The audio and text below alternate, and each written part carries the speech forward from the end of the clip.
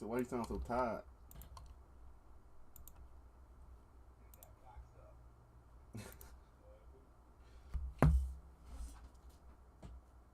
Turn with your ass, nigga. Seems like it.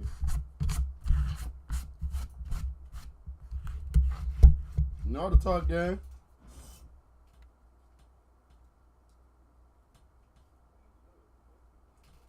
Beat your ass. Let me come over there, man.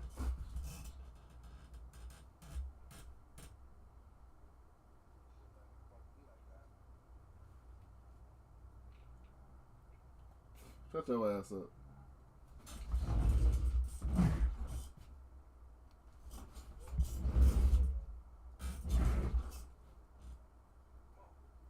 Y'all can run. I'm rolling this blunt. How the fuck am I not on shit? I'm finishing my blood. Like, if y'all want me to hop on, I'll hop on with y'all. Y'all on outs? Y'all on outs? Damn.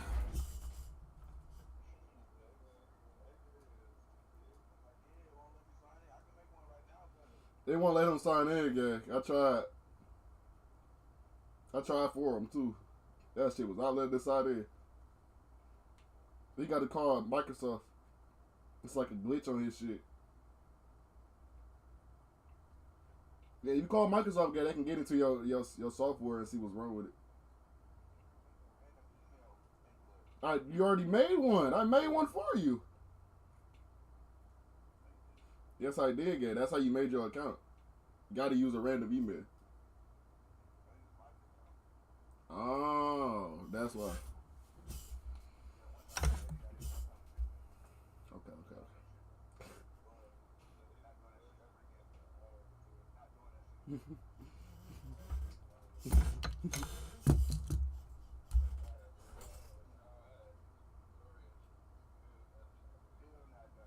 Fucking dead.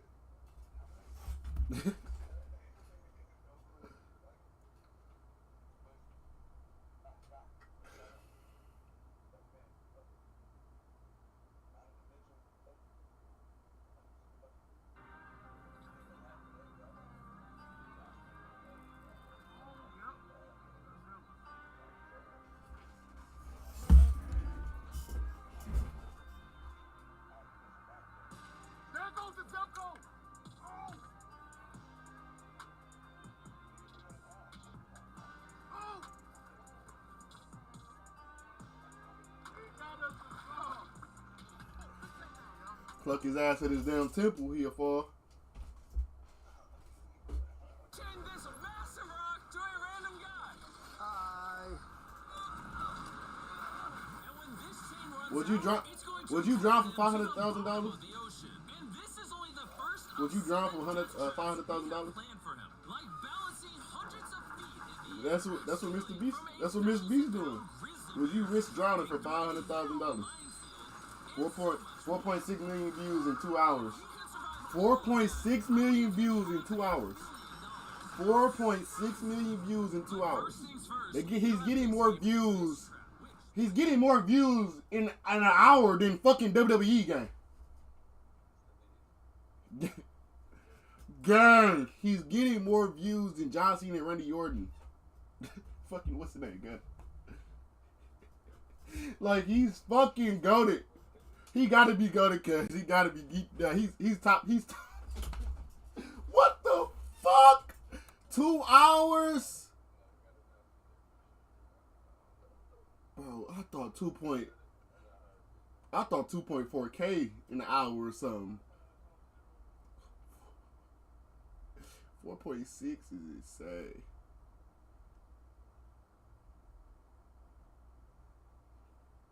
That was as close as it gets. We're on this remote island, and suddenly confirmed.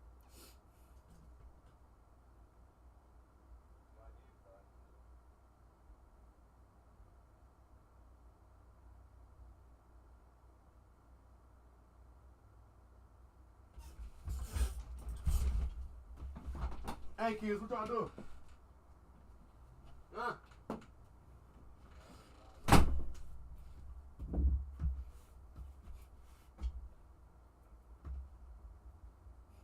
Oregon.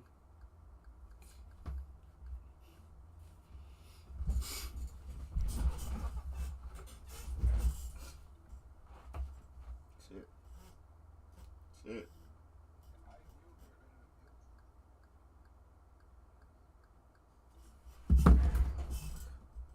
IQ can see him mute. She can't get rid of him like whatever.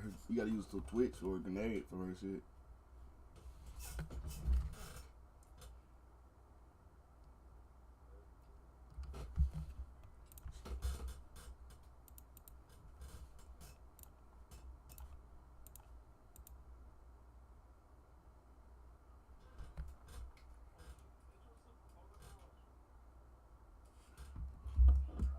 Why did the Browns pick him so late, though?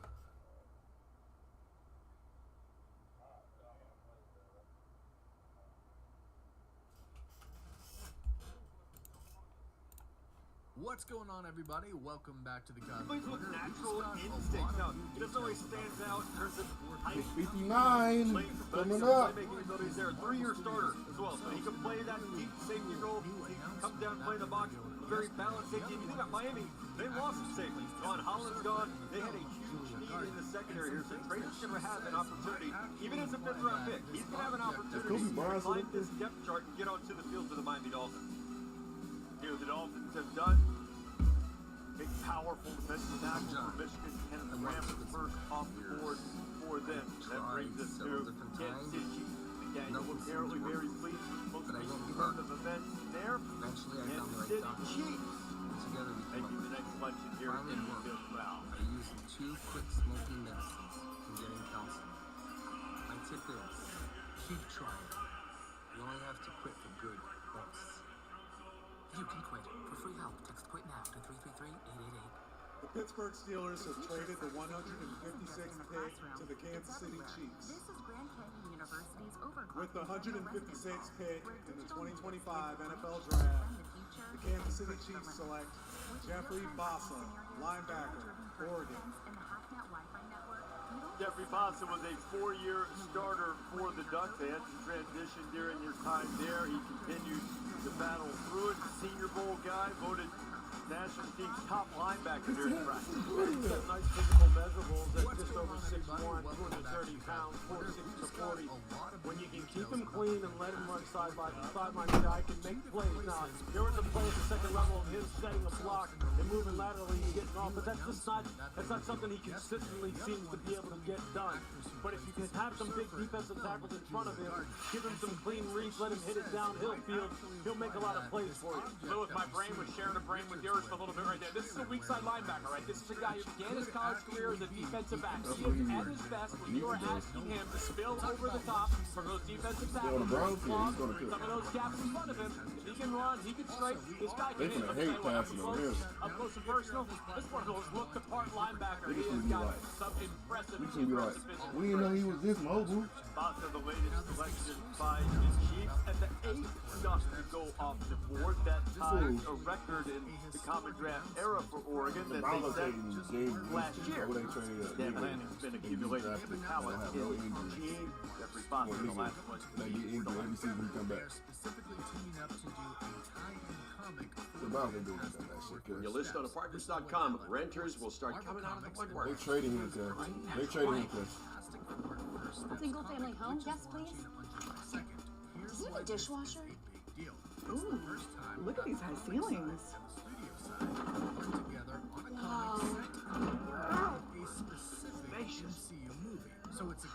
But I got one question. Are utilities included? Apartments.com. A place to list the place. It's a really cool deal, and it's actually written by Matt Old Fraction. ideas The drawings are are by Mark everywhere. Buckingham. You didn't have to. And what's interesting Let's is go. it's a one-shot Legacy comic book thinking. that is published by the Future Foundation. You're not careful, So this is just a they can cool sneak idea, in but in everything. this announcement, they revealed something But when you're not bound to the past, bold ideas can't hold you back. Exquisite design with the soul of the sports car. The new GV70. Welcome to Genesis. Taco Bell brought back crispy chicken nuggets, and I can't believe how good they are. Why can't you believe it? Because you're Taco Bell. Taco Bell. Yeah, but a taco place can do nuggets, right? Yeah, the Hidden Valley Fire Ranch is awesome. Okay, they're good, but we're not a chicken place. When did you guys become a chicken place? Can't a taco place do good nuggets? Are we not allowed to do both? What do you mean? You think it's cool to do both, right? Why are you looking at me like that? No, sir. I don't think so. We're totally a taco place that's a chicken place that's also a taco place. Weeding is the worst. But now, they're spruce. You'll see visible results in 1 hour, dead weeds in 1 day, and it's safe for use around people and pets. Spruce, the new hardworking, worry-free weed and grass killer. Because at this point in time, they are You've earned this. established. Hold it up high. And that is also This isn't because just a the restoration. entire world It's a revival. Because you know there's value in making space for your people. You are a fighter. This is your reward. Medella, a remarkable fighter.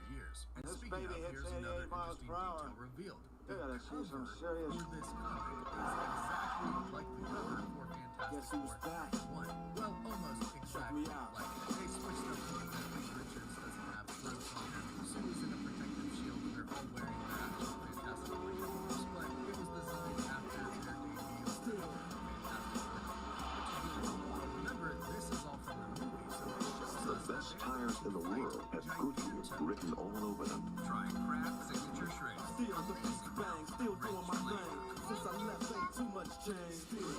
Now, on the first day of the week, very early in the morning, they and certain other women with Bill came to And even when I was close to defeat, I rose to my feet.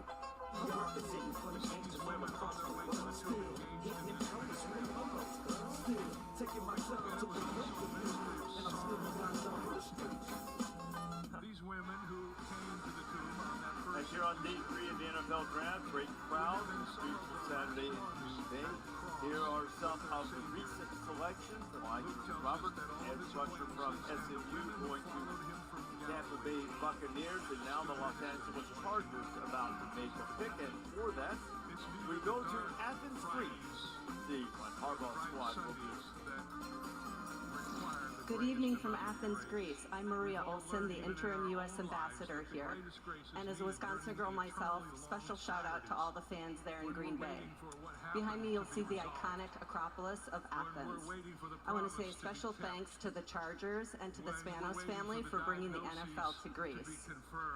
And now, with the 158th pick in the 2025 NFL Draft, the Los Angeles Chargers select Keandre Lambert-Smith, wide receiver, Auburn. Bolt up. Say that with me.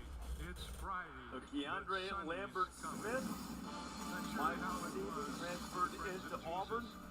Roman making waves to David Nord and company in a difficult season for the side. It started at Penn State. It sure was. That's right. Auburn via Penn State, a 4-year member of the Penn State program, and this guy's the only player in Penn State program history with multiple catches of at least 80 yards. He's instant offense, and there's a difference between a guy that just runs a 4.37 and a guy who runs a 4.37, but it never looks like he is efforting to get to that top speed. Lewis, he's long, a little bit lanky, not the most physical of wide receivers. I was surprised throughout the pre-draft process, though, how little this guy buzzed, at least in terms of the draft media discourse. Yeah, he has got downfield speed from 4-4.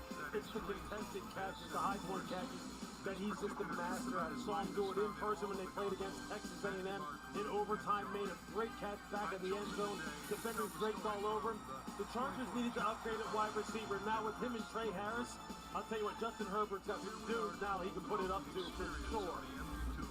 The nephew of Cam Chancellor, he heads the bloodline. Gulf area. You think strong arm Justin Herbert's happy with the pair of receivers that play on the perimeter, especially Lambert. How did you make it so down the field? And they've attacked that. And Amarian Hampton to go along with Najee Harris. I mean, he's got hammers everywhere. This is now a Jim Harbaugh team. I mean, he's big, physical, guys who can win at the point of attack, huge quarterback who can toss it, who he talks about. Have you ever listened to Jim Harbaugh talk about Justin Herbert? I have never seen a coach who's more effusive in his praise of his quarterback than Jim Harbaugh. It is absolutely, like, it's breathtaking how much he loves that guy. Like you with Tyler Shuck, Lou, but it's well, okay, all right. You know what? I'm not gonna. As they say, you're not wrong. Okay, you're not wrong with a single pass. But I would do say Damari Caldwell. They couldn't stop the run. Yeah, they could not stop the run. Soft in the belly of that defense. Damari Caldwell was the big shot. Put a Ford gone in free agency. Now Damari Caldwell slides right in to take that spot at nose tackle. Green Bay on the clock, and for that pick, we go to Frankfurt, Germany. Good evening from Germany. We're coming to you live from the home of the Frankfurt Galaxy, having a great day watching day 3 of the draft. It's a pleasure to announce the following pick. With the 159th pick of the 2025 NFL Draft, the Green Bay Packers select Colin Oliver, defensive end, Oklahoma State. From Frankfurt, We got a left linebacker. Colin Oliver. We going all defenses right here. Good. Lining up the linebacker for the Packers. Yeah, player who missed some time this year with a foot injury that affected his production. I think that's why he slips in the draft a little bit, but he's versatile. They list him as an edge. I think he can play as a linebacker as well with excellent burst and speed coming around the corner. And he's a weapon as both a pass rusher and a run defender. He's got good ability to quickly diagnose plays, get to the ball with hands and physicality. Field, I know he's a player we both liked. I think the big question is, how's the foot? Is he going to be okay long term? But he fits this hybrid mold of playing linebacker and edge rusher. He ended up running a 4.56 in the pre-draft process, an indication that foot injury had come along. I had to make a decision at some point in my evaluation. Am I writing him up as a linebacker, or am I writing him up as an edge? I ended up Got going the with him second as most an edge fastest rusher. Because of the linebacker lack of the in the size, he is not going to be the kind of guy that's going to be playing a bunch in base downs. But when it's third and long, or maybe even a second and long situation, Colin Oliver, the kind of player you'd like to see unleashed. The Packers drafted 2 edge rushers so far on day 3. Baron Soler first in the 4th round, and now Colin Oliver, one of a couple of Oklahoma State defenders that have heard their name called since last night. Baron Terrell was here, got a great reaction from the Green Bay fans as he walked amongst them after making that pick. San Francisco 49ers will make the next selection. We'll certainly keep you up to date on all the picks, but early in the 1st round on Thursday night, 3rd overall pick, New York Giants. The Giants certainly active on the first night of the draft.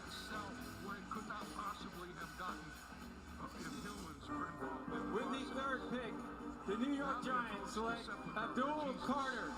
Yeah, I'm all New York. New York getting everything from me. All the passion I have, all the love that I have. The New York Giants have just traded back into the 1st round. The New York Giants select Jackson Dart.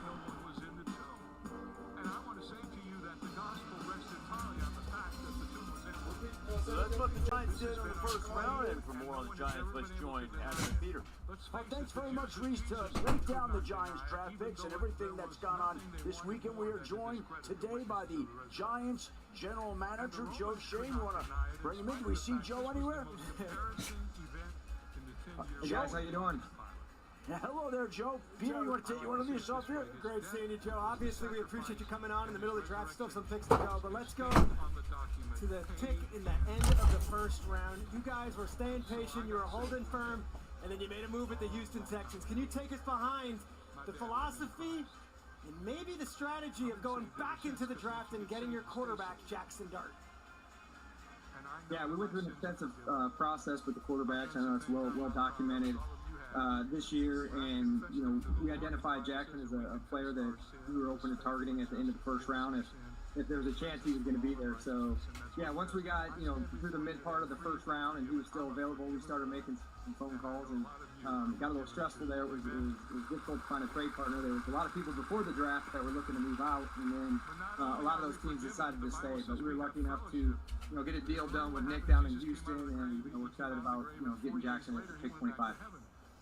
Can you tell us about what you liked about Dart? We know there was a lot made of all your meetings with Shedeur Sanders, but you guys also took a serious investment of time to get to know Jackson Dart over the course of the last year, maybe year plus. Can you take us through those moments and those key milestones in the process? Yeah, one of the biggest things that stands out in every game that you watch with Jackson is just his toughness, his physicality, his competitiveness, and the way he plays the game. Obviously, the physical tools are there. He's got arm strength. He's accurate. He was very productive, at Ole Miss, one of the all-time leading passer there. And again, just getting to know him, the on-field stuff was outstanding. The personality, the way he did it in the classroom, the way he conducted himself, and it just really fit with what we were looking for in the quarterback position. And we were able to make a move to go up and get it. Joe, what stands out about your other first-round pick, Abdul Carter, the number 3 overall selection? Yeah, I mean, he's explosive. He can bend. He's versatile. He's a dog. There's a lot to like about the kid. So, he's one of those kids that early on in his career as a freshman, if you're just watching film at Penn State, you see that number 11 and automatically catches your eye, and then he's just moving at a different speed than everybody else. So, looking forward to him, and along with some of the other defensive linemen that we already have on the roster. And, in the secondary, some of the players that we added in the offseason. So we're excited to get Abdul. Looking forward to getting him here and competing, and just another pass rush to our defense. Joe, before we let you go, I have to ask you. Last year, Carson Shane was pushing for Jaden Daniels. This year, he posted a video about Jackson Dart. Who does Carson Shane have ranked atop the quarterback board for the 2026 NFL Draft? At least now you have a quarterback, you'll be out of it. His early favorites are Arch and Nuts. He goes to that Manning pass every year, the FBA. So he gets around these kids, and whoever's nice to him, he likes. So those were 2 of his favorites from last year that he's got his eye on. Manning Passing Academy, we always appreciate it. Joe Shane, thank you so much. Go make a couple more picks and enjoy. All right, thanks, guys. We'll be back with the picks in the NFL Draft from Green Bay coming up. Shedeur Sanders off the board. More interviews ahead, more picks ahead when we get back after this. I'm not afraid to die. I'm not anxious to die. Who is a monster. That's infected. So this gives us Maybe getting a tattoo at a 3-day music festival is a bad idea. Most of the Jets missed the playoffs for the first Lucky for you, an Amazon One medical virtual visit can happen anywhere. Even here. An Amazon pharmacy will deliver antibiotics right to you. So you can breathe easy. Well, sort of.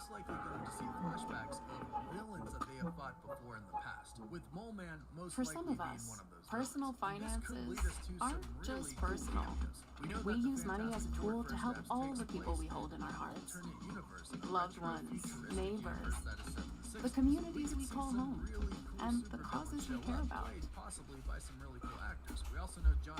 At Thrivent, we help you plan your financial picture with the bigger picture in mind. Because the most important thing isn't what you're planning for, it's who. Thrivent, where money is more. Nationwide is so much more than a great insurance company.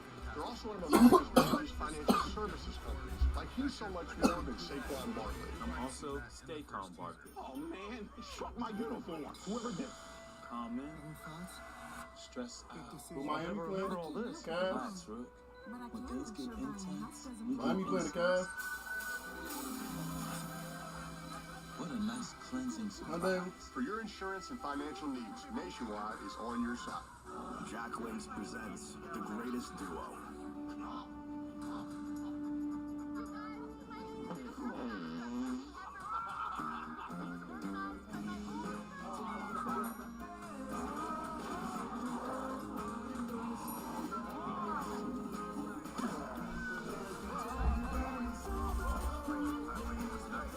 There's nothing like a great duo. 2 flavors, 1 bag. New Jack Links Duos. Hims was a fantastic find. Hims makes me feel prepared and comfortable for dating.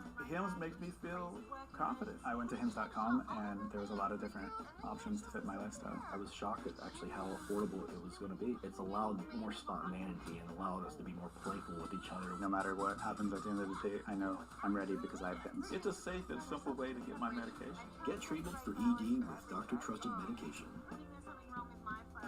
Get started today at hims.com. With Mochi Health, I've lost 30 pounds. I have no desire to be skinny. I've loved being a plus-size girl. I just wanted to be healthier for me. When my grandmother died, I knew that diabetes was hereditary. That was my wake-up call. For these medications, they are designed for long-term use. With Mochi Health, I never feel alone. It's about progress, not perfection. I've lost 30 pounds, and I'm more me. Check out joinmochi.com. You're watching the 2025 NFL Draft. Presented by Courtyard by Marriott. Yeah, best available, YA Black, nose tackle, really old school nose tackle, that 3-4 scheme will really be a guy because he can free up those linebackers. And Miles Frazier still on the board out of LSU, but Torrey Horton added to the list. Would have gone higher had not been for the knee injury around week 7. This pitch here was having a great year up until that point. And Robert Longerbeam from Rutgers, underrated, coming out of Rutgers, really like the way the kid plays the game. Spunky will tackle, and he's really good in terms of coverage, anticipating the route, and first thing on the football. He's got a really good chance, I think, to be a nickel corner, slot corner in the NFL. All skills for Robert Longerbeam. Catching you up on some of the recent picks as we are moving at a more expeditious pace as we get deeper and deeper into the draft. Niggas talking it. Oliver, he was followed by another Big 12 defender, Marquise going to San Francisco, and then Who modeled like shocking turn of development. This just into the draft. The Eagles select a defensive player from Georgia. Smile Monday. It's shocking to me. First time ever happened. Finally, the pipeline has been established here, Reese. Jets got Francisco Malinois from Miami and Mitchell Evans, tight end from Notre Dame, went to the Panthers. Let's have a look at Smile Monday, who makes a lot of defensive coordinators smile. And Reese, let's start here. It's a 5th round pick, so I don't want to go overboard about the idea this guy should become a starter. But keep in mind, Eagles reference Jahad Campbell, who's banged up right now. He underwent labrum surgery after the combine. We'll see whether he is ready to be available to the start of this upcoming regular season. But inside linebacker remained a need for Philadelphia after that selection. Munted down there at the Senior Bowl, the kind of guy who's very comfortable covering a lot of ground in the passing game. Played for Kirby Smart, so by default, he has some football instincts and some football intelligence as well. Has excellent size. Smile Munted, a player that I thought would go quite a bit earlier than this. Item number 79, Fields. The minimum 161 is incredible value. You're right, 5th round is going to become a starter on a defense like Philly's that's loaded. Well, they clearly like what Kirby Smart does, so they know that these players are ready to come in and at least fit the culture and the system that they're trying to establish. The way he does the running chase linebacker, what he does on the interior, cleaning up the trash and run game is really impressive. You know, there's sometimes college fans wonder what would happen like a merger of Alabama within the unstoppable. Super Bowl would suggest that maybe so, with all of those players. It's been a formula that has worked with the Eagles for sure. And the guys that got knocked to those two was also impressive. Ty Robinson. So the Eagles had their eye on him for quite some time. There was no way today he was getting past him, and he didn't. Also took Makuba. By the way, Mac McWilliams, the pick after Shedeur Sanders, so understandably didn't get a chance to really discuss him. I think of Amik Robertson, most recently of the Detroit Lions right now. When I thought of Mac McWilliams' tape during his days at UCF. Undersized, yeah, but man, that guy is a pest in the secondary. He was up for the challenge regardless of the size of the players who were playing opposite of him. Had some feistiness to him in the running game as well. Very good ball skills. One of 2 UCF defensive backs who could be drafted his teammate BJ Adams perhaps a little bit later on in this exercise. A nickel corner, by the way. The team traded away Chauncey Gardner-Johnson back to Houston, or to the Houston Texans earlier this offseason. All defense for Philadelphia Eagles. When you think about where they are right now, the football team, Lou, they're bringing the kind of personnel. They are afforded the opportunity to wait on Jahad Campbell. But would have gone much higher. That was kind of the theme of this draft. A lot of guys banged up that were being pushed down the board because of an injury, and Campbell being one of the top guys in that area would have gone probably top 15 overall. Look, I think that Andrew Makuba, it's just, I know there's a lot of teams right now and a lot of fan bases that are going, how did we not get Andrew? How did Andrew Makuba wind up in Philadelphia? Like, how are they cornering the market on guys like this? Pound for pound, maybe the toughest player in this draft, one of the most explosive players in this draft, and one of the best hits I've seen in college football in years in that SEC title game. I tell you what, man, they had a couple of guys back there in the secondary for that team. Tremendous on Janae Barron. Gets selected as well earlier in this draft. Most recent pick off the board, Mitchell Evans, outstanding, kind of quintessential big fella tight end from Notre Dame, going to Carolina. And now the Pittsburgh Steelers about to make a pick in a place that is thrown to love American football, Dublin, Ireland. Hello, everyone. I'm here in beautiful Dublin, Ireland at the historic Croke Park Stadium. where the Pittsburgh Steelers will take the field this fall in the NFL's first ever regular season game in Dublin, with the 164th pick in the 2025 NFL Draft, the six-time Super Bowl champion Pittsburgh Steelers select Y.A. Black, defensive end, Iowa. Oh, here we go.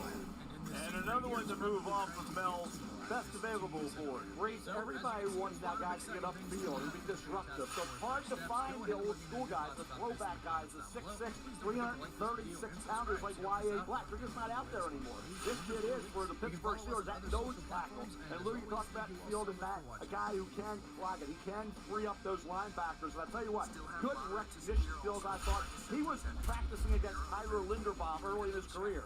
He got beat up a little bit by Tyler, right? He grew from that and developed this season into a guy that became more productive, 34 tackles, 7 tackles for loss. Y.A. Black, like, underrated because, again, you cannot find guys this size, that type of talent for that 3-4 scheme on a regular basis. Well, and he had his best year, and that's what I always want to see with these guys. Are you an ascending prospect? Now, he struggles with pad level a little bit. Mel mentioned the size.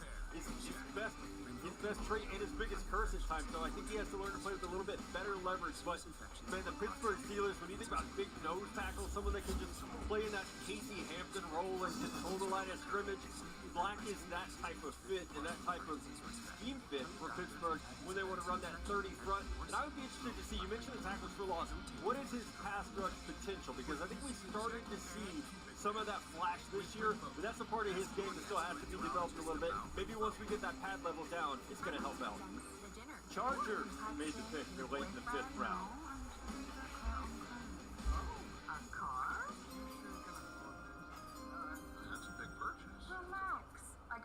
The Philadelphia Eagles have traded the 165th pick to the Los Angeles Chargers.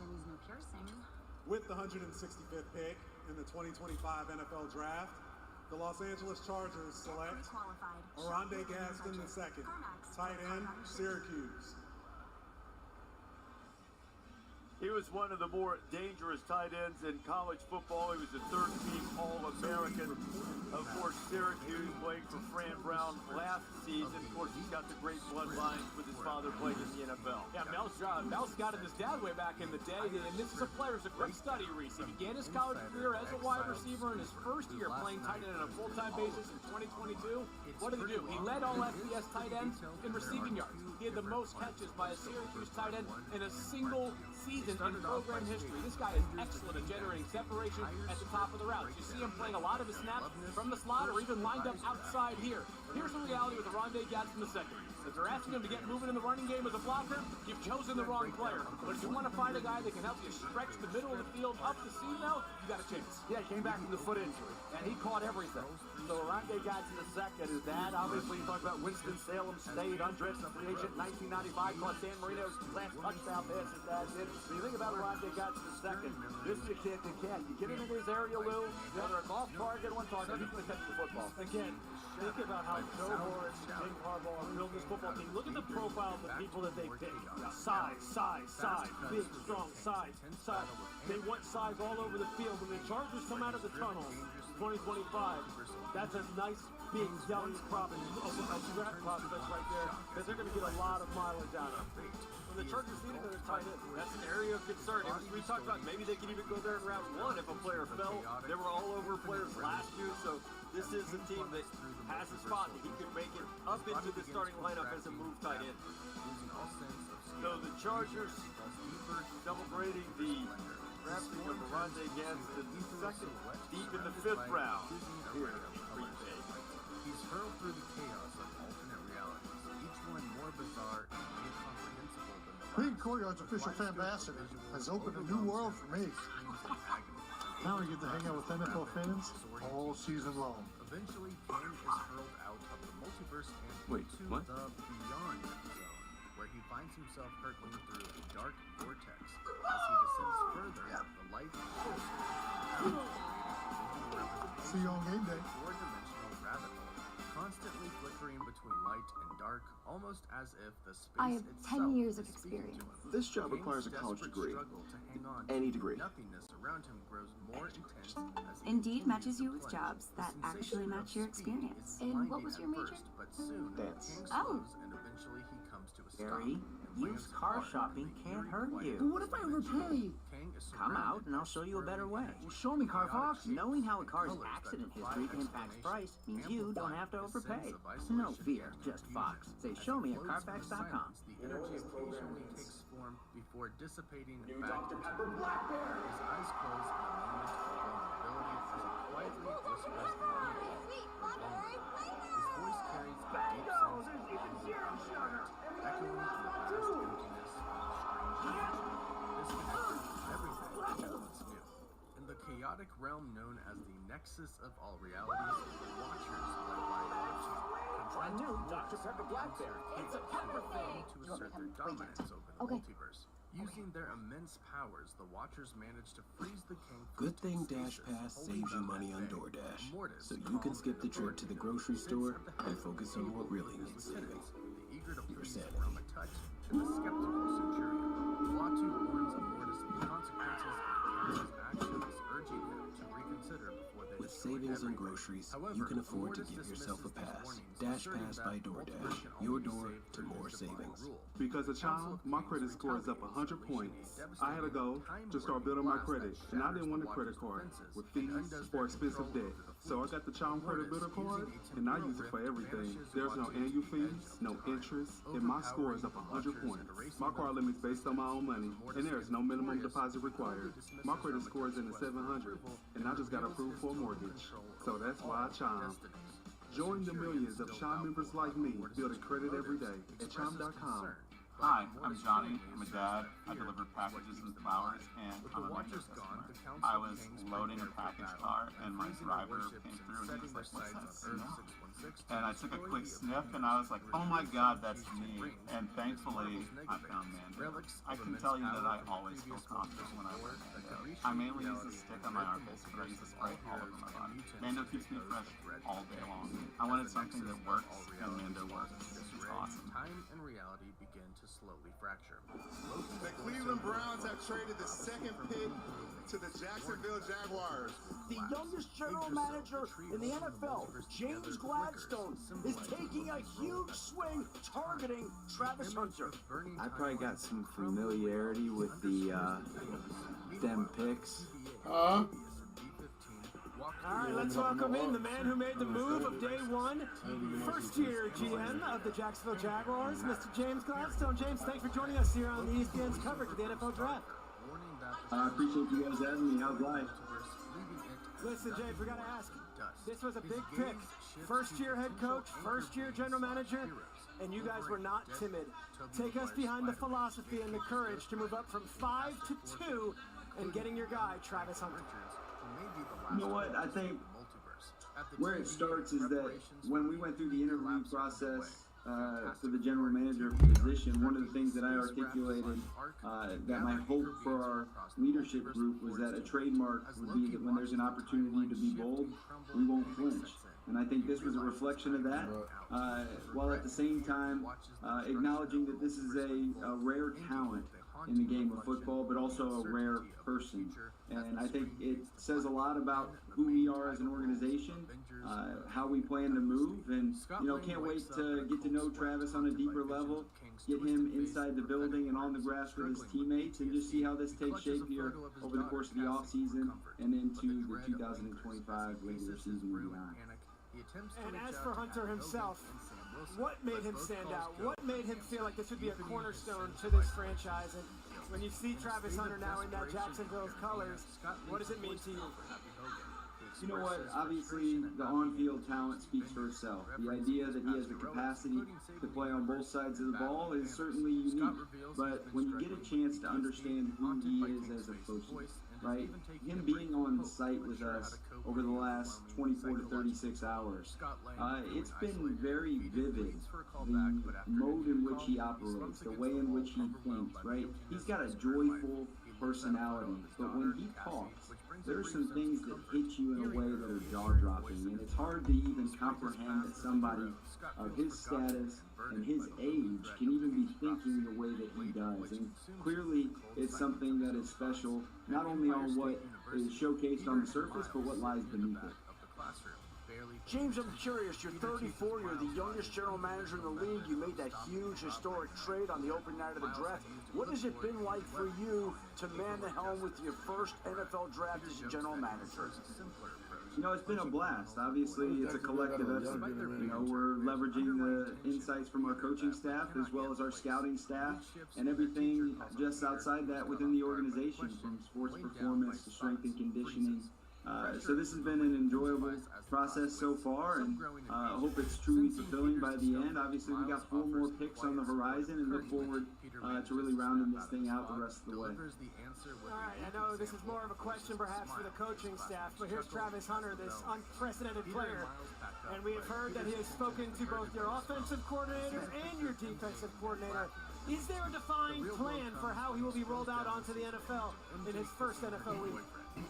Yeah, it's a logical question to ask, and I think his intent is on playing both sides of the ball, as is ours. Now, when it comes to his onboarding process, we'll give him a heavy dose of offense and sprinkle in the defensive side of the ball, knowing that by the time we get to the regular season, those should be balanced out. But that's the initial onboarding plan. But doesn't fully internalize the reassurance. As they leave the classroom, Peter and Miles walk through the bustling campus. They're already in their Spider-Man suits beneath their clothes. They pass a corner and exchange a knowing glance before swinging into the air. As they swing through the city, time for lunch at Joe's Pizza Shop, where they work hard to time. Kamala Khan has been recently struggling with disturbing visions that blur the lines between her own reality. In her recent nightmares, she finds herself looking through someone else's eyes, watching a figure with powers similar to hers struggle in a crumbling city. A distorted voice, Monica Rambeau's, reaches out to her, warning her of something urgent. But the dream abruptly cuts off, leaving Kamala confused and desperate for answers. The next day, Kamala seeks answers from Carol/Captain Marvel, expressing her concerns about the dreams and the figure she keeps seeing. Kamala convinces Carol to investigate, and together, they travel to Comertage, hoping to consult Dr. Strange, or someone who might have insight into the strange occurrence. Upon the arrival at the Comertage, Wong greets them, initially with sarcasm, but quickly shifts to a more serious tone as Kamala explains her situation. She reveals her bangle's role in her visions, and Wong quickly deduces that the bangle is more than just an heirloom. It's a powerful beacon, potentially attracting attention from across the multiverse. He warns Kamala to stop using it, fearing that her actions could destabilize the multiverse even further. Meanwhile, on the West Coast, Shang-Chi is with Bruce Banner/the Hulk and She-Hulk, who have all been testing and investigating the 10 rings. When Wong urgently contacts him, Shang-Chi, despite his initial reluctance, Wong's serious tone makes him realize the rings may be tied to something bigger than them. He agrees to wait for Wong before they run We'll push him back. In the vibrant push back. Sam Wilson, now the new Captain America, stands before his team in deep thought. Sam has been working endlessly since the events of Brave New World to bring together the currently scattered Avengers. As he watches his new recruits, including Joaquin Torres, the new Falcon, and Riri Williams, Ironheart, Rhodey, also known as War Machine, making adjustments to their tech, and a sense of heaviness hangs over him. Despite his determination, the weight of Steve Rogers' legacy looms large. As the team assembles, Sam expresses his worry over the absence of key Avengers like Doctor Strange and Thor scattered across the galaxy. Riri suggests solving the problem with a portal or two, but Sam knows it's more complicated than that. Oh, Jack came from behind me. He right, he coming in. Damn, he just walked in and walked out. He got bombed. Him of his strength and heart. Shuri remains skeptical, questioning how more cams. Oh, they shot all the cams. Complete team against unimaginable foes. Sam is resolute. He may not have godlike strength or mystic powers, but he has the people around him, and together they will fight for each other. And yeah, I killed Lion. Head tapped him. I didn't hear what's name behind me. There I go. I put my super in on. Desolate beyond zone, where the haunting sounds of distant screams grow louder with each step. These cries stir painful memories of his lost world. Which way y'all wanna go? Bathroom or upstairs? Presence drowning him in sorrow and regret. The weight of these sounds forces him to stop, overwhelmed by emotional toll they take on him, as fleeting images of his past life flash in his mind, a stark reminder of the devastation he's endured. Amid the overwhelming cacophony, Kang is confronted by the spectral figure of a child. The child's gaze is filled with sadness and unspoken accusations, causing Kang to hesitate. As the boy's eyes hold him, memories of happier times flood his mind, but they are quickly overshadowed by the guilt of his broken promises. Unable to bear the emotional weight, Kang collapses, his grief and regret consuming him. His voice trembles as he asks, "Am I dead?" The child shakes his head. Kang, in a whisper, asks, "Do you know where I am?" The child responds cryptically, hinting at a deeper connection, speaking of how his mother said he has Kang's eyes. In disbelief, Kang mutters, "You're not real," and tries to distance himself from the apparition. But the boy's words cut through him like a blade, accusing him of failing his family. "Why didn't you come back for us?" the child demands, each word intensifying Kang's guilt. The child's voice trembles with sorrow as he sits beside Kang, accusing him of allowing their deaths. Kang, filled with desperation, pleads that he will find a way to bring them back. But the world feels empty now, hollow, just as the weight of Kang's failure threatens to consume him. A familiar voice echoes from the darkness, speaking of destiny. The voice abruptly cuts off, and Kang frantically calls out, "Ravonna," but his search yields nothing but silence, leaving him alone in the endless void, trapped in the haunting shadows of his past. The energy from the probability storm crackles in the air, and something shifts within Kang. His mind fractures, breaking open as the storm gives him the power to manifest multiplicities, clones of himself, much like the distorted versions he once saw. Where? At first, it's disorienting, the clones materializing around him like ghostly reflections, each one a distorted, twisted version of Kang. They all are him, but not him. Their eyes filled with the same hunger for control that pulses within his own chest. The clones begin to multiply, their forms flooding the barren landscape, each one asserting dominance, fighting to claim control over the other. Kang is surrounded, trapped in a chaos of his own creation. His mind begins to unravel as the clones fight for supremacy, each one an echo of his worst impulses, each one a version of himself that he cannot escape.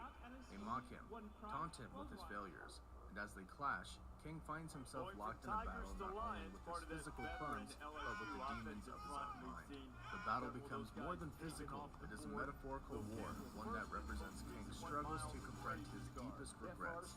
Every punch, what side they taking over there? is a manifestation of his guilt, his inability to save his wife, his child, his civilization. The sheer weight of these failures becomes unbearable, as the clones, now swarming like an uncontrollable tide, begin to reflect his darkest fears. They become the voices in his head, amplifying the terror and sorrow he's buried deep within. As the clones close in on him, Kang's mind is plunged into bomb on me, bomb on me, bomb on me, Dylan. Distorts reality. It's right in the corner. His perception until he is lost within a maelstrom of his own making. He is no longer sure what is real. His mind, a fractured labyrinth of fractured selves. His past, his failures, his sins all blur together. 30 seconds again. We gotta win this. They finna run in. Dad, bomb down. Becomes an endless cycle of violence and regret, each moment amplifying the horror of his mind's descent into madness. Back on Earth 616, Miles and Peter's boss has warned them not to be late again or they'll lose their jobs. Both of them desperately need the money to pay rent or face being kicked out of their apartments. As they swing through the bustling streets, they spot a petty crime in progress. A thief is attempting to steal from the store. In a coordinated effort, Peter and Miles doing the thief, and eventually both of them end up getting fired. Peter and Miles exit Joe's Pizza, visibly upset. Their boss storms off, snatching the pizza boxes from their hands, leaving them alone in the busy city. Miles tries to I tried to put on my shoddy, bruh. She ran through the door. To vent his eternal conflict. He accuses Miles of not taking their duty seriously enough, emphasizing the weight of responsibility that comes with being Spider-Man. Miles, taken aback by Peter's words, stands. Yeah, get your ass off the game, bro. You're done. Go play Gran Turismo. Go play Gran Turismo, guy. Sorry, Pete. I just want us to get through this together. His words reveal both vulnerability and resolve, showing he's ready to carry the burden alongside Peter. Peter hesitates for a moment, but ultimately, consumed by his own stress, including the personal issue of MJ being a new boyfriend, he turns away, disappearing into the crowd. Miles watches Peter walk away. Doctor Strange and Clea return to Comertage after their dangerous journey through the Dark Dimension, their faces marked with urgency and concern. They immediately seek out Wong, aware that time is critical. The two of them reveal the alarming details about the Council of Kings, a multiversal force growing in power and posing a threat not just to their world, but to countless others across the multiverse. As they discuss the imminent threat, Doctor Strange's focus slips as he experiences a disturbing vision of the multiverse. He sees an interconnected web of worlds on the brink of destruction, each one ravaged by the Council of Kings' malevolent influence. The vision highlights how fragile their reality is and the extent of the damage caused by the Council's actions. Wong, observing the unfolding vision, becomes acutely aware Come on my side, man. Stairs. and the stakes involved.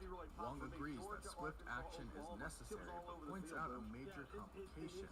The Avengers are scattered across the universe, with many members off planet, leaving their team fractured and unable to respond quickly. Wong also raises the possibility that the beacon from Shang-Chi's rings might be signaling the Council of Kings, a thought that immediately captures Doctor Strange's attention. As the conversation intensifies, the atmosphere outside changes dramatically. The sky darkens and the air crackles with energy as a mysterious shape begins to emerge from the stormy clouds. Clint Barton, Hawkeye, having returned to his quiet hometown in Iowa for a brief respite, walks into town to grab a few items from the local shop, hoping for a moment of normalcy away from the chaos of his past as an Avenger. As he approaches the small store, he notices an unusual stillness in the air. Jekyll got me. As if a storm were brewing. It's an eerie contrast to the calm day he had expected. His attention is drawn to the growing crowd of townspeople gathered outside, their eyes fixed on something in the sky. A mix of curiosity and unease builds with Clint as murmurs and whispers ripple through the crowd. Then a scream pierces the air, followed by more panicked cries. People are running, scrambling to find one window, Dokkaebi. One drop, Jackal drop. Jackal drop, man. Instincts kick in. He steps outside, squinting against the oppressive air, and his gaze behind you, Will. drawn upward. The terror in his chest deepens as he stares in horror at the sky. You gotta swing, nigga. Swing, nigga. Take shape. An image of pure malevolence unlike anything he's ever seen. In LA, come on, baby. You gotta do better than that, Will. Come on. He crouching and shit. Swing they at. They hit leases and shit. In the days following the incident, Simon has isolated got the himself shotty. from his friends, including Wong, Shang-Chi, She-Hulk, and Hulk, unable to cope with the grief. His longtime best friend, Trevor Slattery, noticing Simon's emotional withdrawal, convinces him to join a group outing.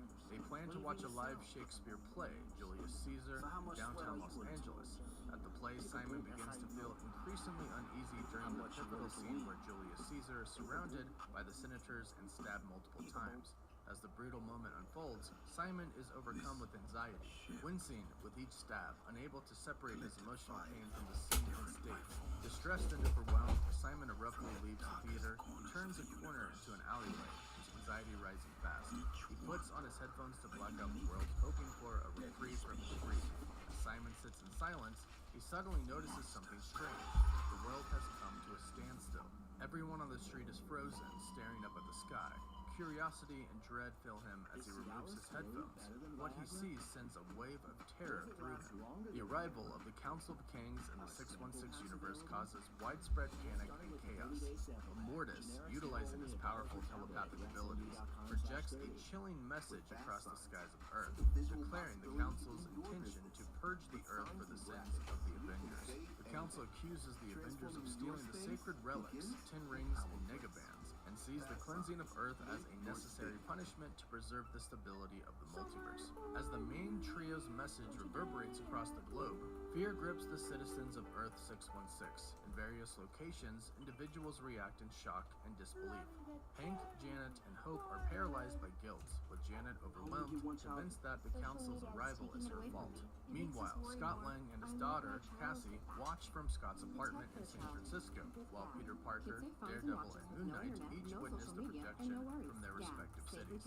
Sam Wilson, Shuri, and Riri and Wakanda are also glued to the television as the broadcast spreads worldwide. The global panic escalates as cities descend into chaos. Social media and news outlets amplify the fear, causing widespread civil unrest. Emergency services are overwhelmed, and families struggle to find safety as law and order break down in the wake of the Council's terrifying message.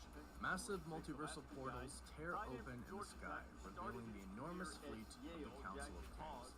The sheer scale of the warships cast an ominous shadow over Earth, sending waves of fear and disbelief across the globe.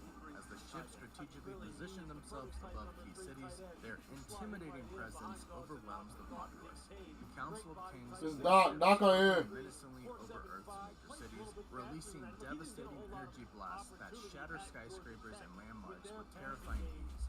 The attacks are immediate and catastrophic, as iconic structures crumble and entire cityscapes are reduced to rubble. Civilians caught in chaos flee for their lives, running through streets filled with debris, their faces etched with fear and confusion. Elsewhere, Star-Lord and his grandfather sit in a tense, suffocating silence in a church, surrounded by congregations staring blankly at their phones. The Council of Kings has issued a cold, merciless warning. Earth's destruction is imminent. Pastors' attempts to guide the service toward prayer feel utterly futile, drowned by the looming terror that fills the room. There is no comfort to be found, only a growing sense of dread as the reality of their fate. What the fuck? How did I miss? The world crashing down on him as the quiet murmur of the congregation only amplifies the despair. Swing wheel, swing wheel, swing wheel. Watches him, silent, the sadness between them unspoken. Outside, the flash of an explosion ignites the horizon. Peter's heart sinks as he calculates the blast radius, a grim certainty settling over him. He turns to his grandfather, their eyes meeting in shared resignation. The explosion shatters the church windows, and the chaos erupts in an instant. People scramble for the door, desperate, but it's too late. There's nowhere to run. The blast wave crashes in, and the church, their last sanctuary, is obliterated in devastation. Across the world, emergency services struggle to maintain control, overwhelmed by the scale of destruction and hampered by collapsed communication networks. The sky is darkened by smoke and flames as the full force of the invasion unfolds, leaving Earth's metropolises in ruins, and the survivors scrambling to survive. Amidst the apocalyptic chaos, New York City's skyline is now crumbling under the might of the Council of Kings' relentless assault. The air seems to twist and crush as buildings buckle and collapse in on themselves. He's only had 10 kills as a team. Reality is being warped. The King's devastating ray beam strikes the city, sending shockwaves through the ground and causing skyscrapers to tilt precariously before toppling, triggering massive explosions as they collide. The destruction spreads quickly, leaving the city in ruins. In the heart of the chaos, Spider-Man swings tirelessly through the wreckage, dodging falling debris and landmarks as he makes his way toward MIT's Ned and MJ. The scene is a frantic race against time, with destruction all around him. Miles Morales, also swinging through the devastation, catches up to Peter, urging him to stop and get to safety. Miles pleads that continuing like this will only lead to their deaths, but Peter ignores him, his determination to save his friends outweighing the perils surrounding him. The two Spider-Men then look up in horror as the Kings activate a second, even more powerful wave of destruction. The city is plunged deeper into the chaos as buildings continue to fall, one after another, their flaming debris raining down on the streets below. The energy pulses grow increasingly violent, and firestorms ravage entire districts, consuming everything in their path. Amid the chaos, Miles is almost crushed by a falling skyscraper, but Peter manages to save him just in time. Meanwhile, Sam Wilson leads his team of Avengers, Shuri, Riri Williams, War Machine, and Joaquin Torres, through the skies in their spacecraft, witnessing the full scale of the Council of Kings' devastating assault on Earth. The massive warships block out the sun, unleashing a wave of destruction that obliterates entire cities. Buildings and landmarks are torn from their foundations and hurled into the sky, with entire districts You be so fast up. the warship's gravitational pull. The team can barely process the chaos below as the cities they once knew are reduced to ruin in seconds. As their spacecraft struggles to stay in control, the Avengers realize they've been caught in the warship's gravitational field, spiraling uncontrollably through the sky. The destruction below intensifies as buildings, landmarks, and people are sucked into the vacuum, tumbling through the air toward the approaching warships. Their ship is thrown across Departing from Wakanda and plummeting toward Tokyo, the Avengers' ship is violently tossed, battling against the overwhelming pool of the warships as it heads towards the devastated city. The warship's relentless assault casts an enormous shadow over Tokyo, where entire buildings are ripped from the ground and sucked into the sky. As the Avengers' spacecraft approaches, they navigate through a deadly storm of falling skyscrapers, violent tremors, and energy blasts from the warships, which incinerate everything in their path. Shuri and Torres work tirelessly to steer the craft, narrowly avoiding disaster as the city crumbles beneath them. Tokyo is engulfed in flames, and the Avengers struggle to hold on as the destruction continues. On the west coast, Cassie, Janet, Hope, and Hank are killed, victims of the unrelenting chaos that has torn the world apart. From the heart of the destruction, Scott finds Cassie, cradles her in his arms, his tears mingling with dust and ash that surrounds them. In a matter of hours, billions are killed as the destruction continues on an unimaginable scale. Most of Earth is transformed into a post-apocalyptic wasteland, with the few remaining nations easily conquered by the Council of Kings.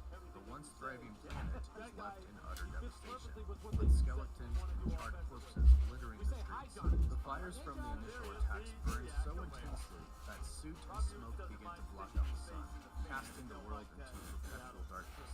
Nuclear fallout ensues, ushering in a deadly winter, further exacerbating the catastrophe. After the Council of Kings devastating invasion, surviving Avengers, world leaders, and remnants of S.H.I.E.L.D. retreated to Wakanda, the only sanctuary untouched by the destruction. With communications systems shattered and the Avengers scattered, he sends out a desperate distress call, urging any surviving heroes to return. One by one, they began to arrive. Thor, his daughter Love, Adam Warlock, Rocket, Groot, Lavelle, Cosmo, Shang-Chi, Wonder Man, Wong, America Chavez, Doctor Strange, Clea, Spider-Man, Miles Morales, Daredevil, Punisher, Ant-Man, Hawkeye, Kate Bishop, Star-Lord, Captain Marvel, Miss Marvel, She-Hulk, and Hulk. The rest are either dead or lost to the chaos. In Wakanda, the Avengers gathered in silence, weighed down by the grief and the devastating losses they had suffered at the hands of the Council of Kings. Sam Wilson steps forward and reminds the team that while the Kings may have shattered their world, they hadn't broken their spirits. Sam's words reignite a spark within the Avengers, urging them to rise again, as they had in the past when faced with insurmountable odds. He emphasized that they were not defeated, and that now, more than ever, it was time to take the fight to the Kings. Sam, Spider-Man, and Doctor Strange declared that the Avengers would no longer wait for the Kings to strike again. They would lead the charge. Armed with the powerful 10 rings and Megabands, Sam urges the team to use these weapons, which the Kings sought to control, to turn the tide in their favor. This battle wasn't just about revenge, it was about protecting the future of the world and their loved ones. With his shield raised, Sam's rallying cry filled the team with determination. The Avengers are ready to strike back. Sam, Doctor Strange, and Spider-Man organized the Avengers into 3 teams, with Spider-Man leading the street-level team to infiltrate the main King Fortress built on the ruins of Washington, D.C. There, the main trio, Immortus, Ramatut, and the Centurion, are using the fortress as a conduit to merge the 10 rings and Megabands into a weapon capable of reshaping reality. The Avengers need to stop them before it's too late. The teams break down. Earthbound team, target Immortus. Objective, destroy Damakiel's base and keep the Megabands safe. Captain America, Captain Marvel, Hulk, Wonder Man, Black Panther, Miss Marvel, Star-Lord, She-Hulk, Rocket Raccoon, Groot, Falcon. Street level team, target Ramatut. Objective, destroy Ramatut's fortress and the conduit.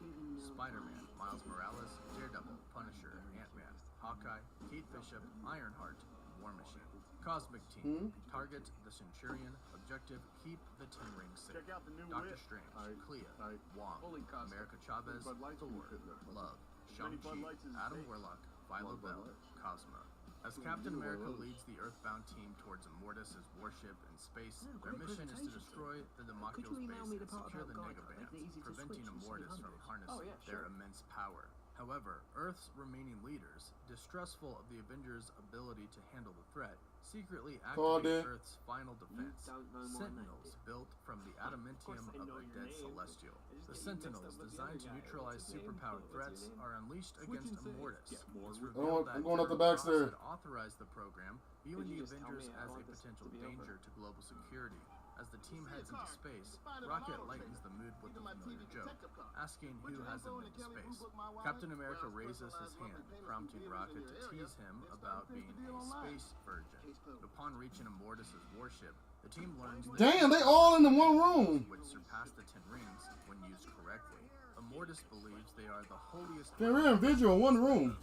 The battle rages on between That room you're looking at, Will. the street-level team as they face off against Ramatut and his Kang army as they try to break into the fortress. The battle intensifies with Daredevil and Punisher fighting fiercely to hold their ground. Daredevil uses every ounce of his training, relying on his senses and reflexes to dodge and counter as the Kang variants close in from all directions. The fight reaches a fever pitch as they both become surrounded, outnumbered, but never yielding. In the final moments, Daredevil summons every remaining ounce of strength, leaping into a series of rapid strikes that incapacitate the last two wave of variants. His breath is ragged, his body bruised and battered, and he is engulfed by the many Kang variants. During the chaos, Ramatut strikes Spider-Man with a powerful blow from a scepter weapon, sending the hero flying across the battlefield. Spider-Man, who is badly beat up and bloody, struggles to get back on his feet, but his injuries are severe and he collapses, barely able to move. Fueled by rage and desperation, Miles Morales steps forward, enraged and determined to confront Ramatut. He challenges the we're villain done. with defiance and I can't do it no more. refusing to back down despite the overwhelming danger. Ramatut, unimpressed, mocks Miles' bravery, finding his actions both Ruining niggas' days. I don't know what the fuck going on with you, Will. Conscious watches in horror as Miles stands firm against the tyrant. He reaches out weakly, shouting for Miles to stop, but it's too late. Miles is impaled by Ramatut's scepter and killed. Spider-Man watches in horror, unable to Tuck it, going in with a shotgun. and Cleo lead the Cosmic Team in battle against the Centurion in many different realms, including the Gap Junction.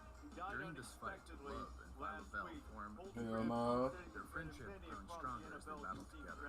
The Centurion is initially overpowered by Doctor Strange, Cleo, Thor, and the others, particularly due to the power of Shang-Chi's 10 rings. As the fight escalates, the entire group is transported to the Quantum Realm. Despite the Centurion's strength, he manages to kill most of the team except for Doctor Strange, Thor, and Shang-Chi, who has leveled up with the aid of the 10 rings. In a moment of defiance, Shang-Chi prevents the Centurion from claiming his father's rings, shouting back in resistance. As Clea succumbs to her injuries, she uses her blade to create a portal back to Earth 616, allowing the surviving heroes a chance to escape. However, the Centurion steals Doctor Strange's sling ring, an important multiversal relic similar to the 10 rings and Megabands. Doctor Strange convinces the team to leave him behind so he can pursue Centurion through the multiverse, hoping to stop him before it's too late. Along the way, Doctor Strange encounters the Fantastic Four, who inform Doctor Strange of an impending catastrophe that could threaten the survival of his friends and the entire multiverse. Doctor Strange manages to reclaim his sling ring just as the Centurion escapes to Immortus' warship. The Fantastic Four introduce Strange to the TVA, warning him that something monumental is about to occur. They ask for his help, as only he may be able to prevent the disaster and ensure his friends' survival. During the intense battle in space, the Earthbound team suffers heavy casualties, with most of the Avengers dying, including Black Panther, Star-Lord, and Captain Marvel.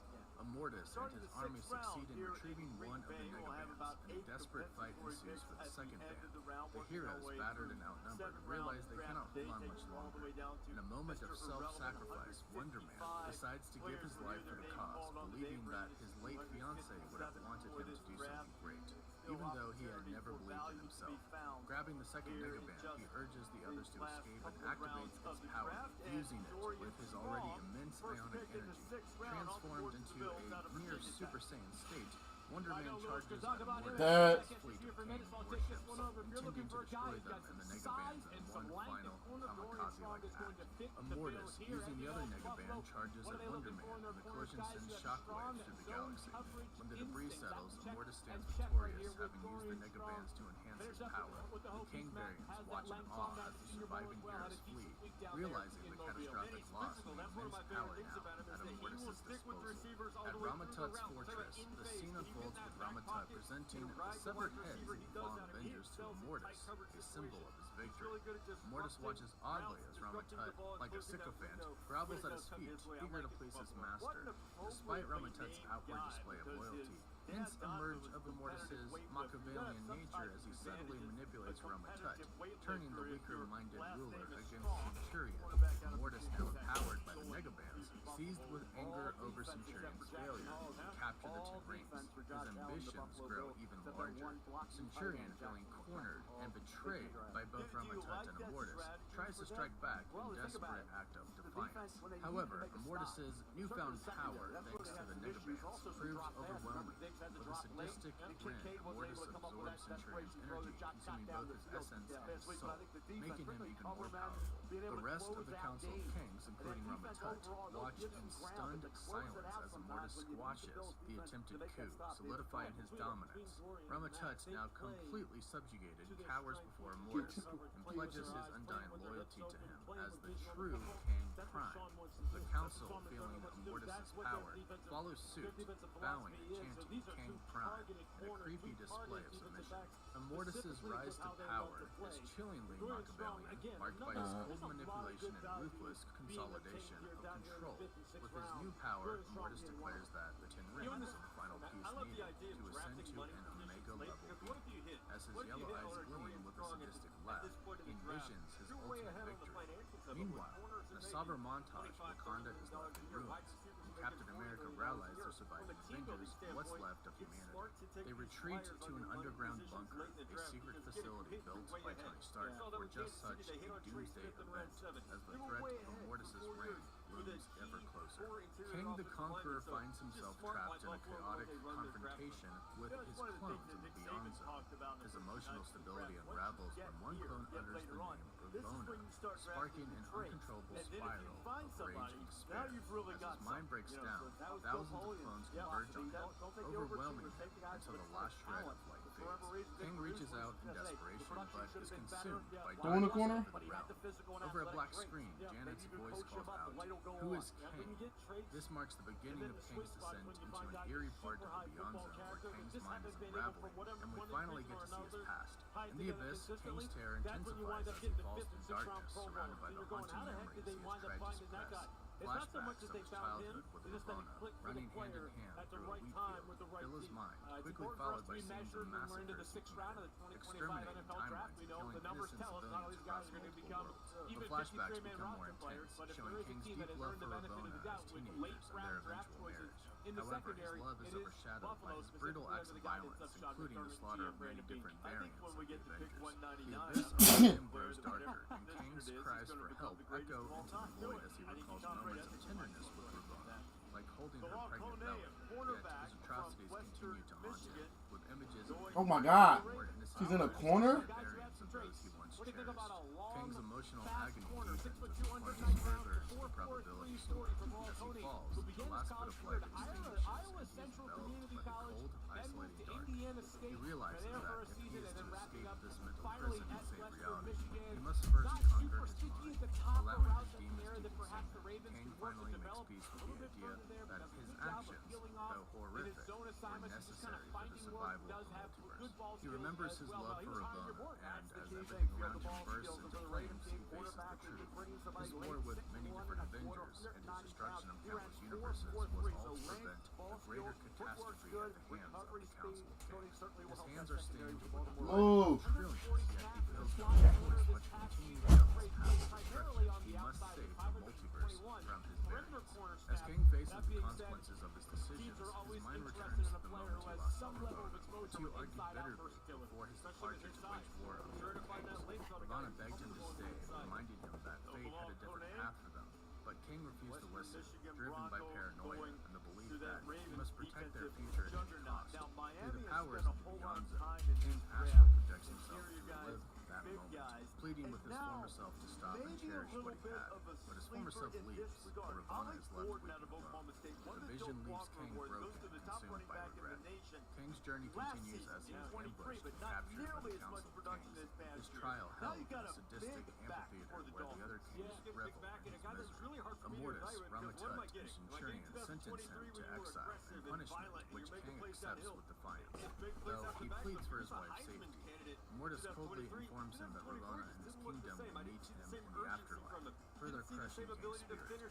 As he is led to his execution, King remembers moments of tenderness with Ravonna, when he held her pregnant belly, and when he leapt from his throne to catch her as she fell. Just as he faces exile, Kang makes a daring escape, blasting off into the multiverse, hands outstretched in a desperate attempt to save everyone's lives.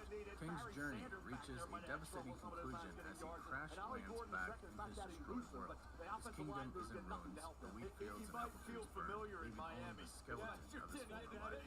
Terrified, he approaches the site where Ramona's body is hanged, barely recognizable in its horrific state.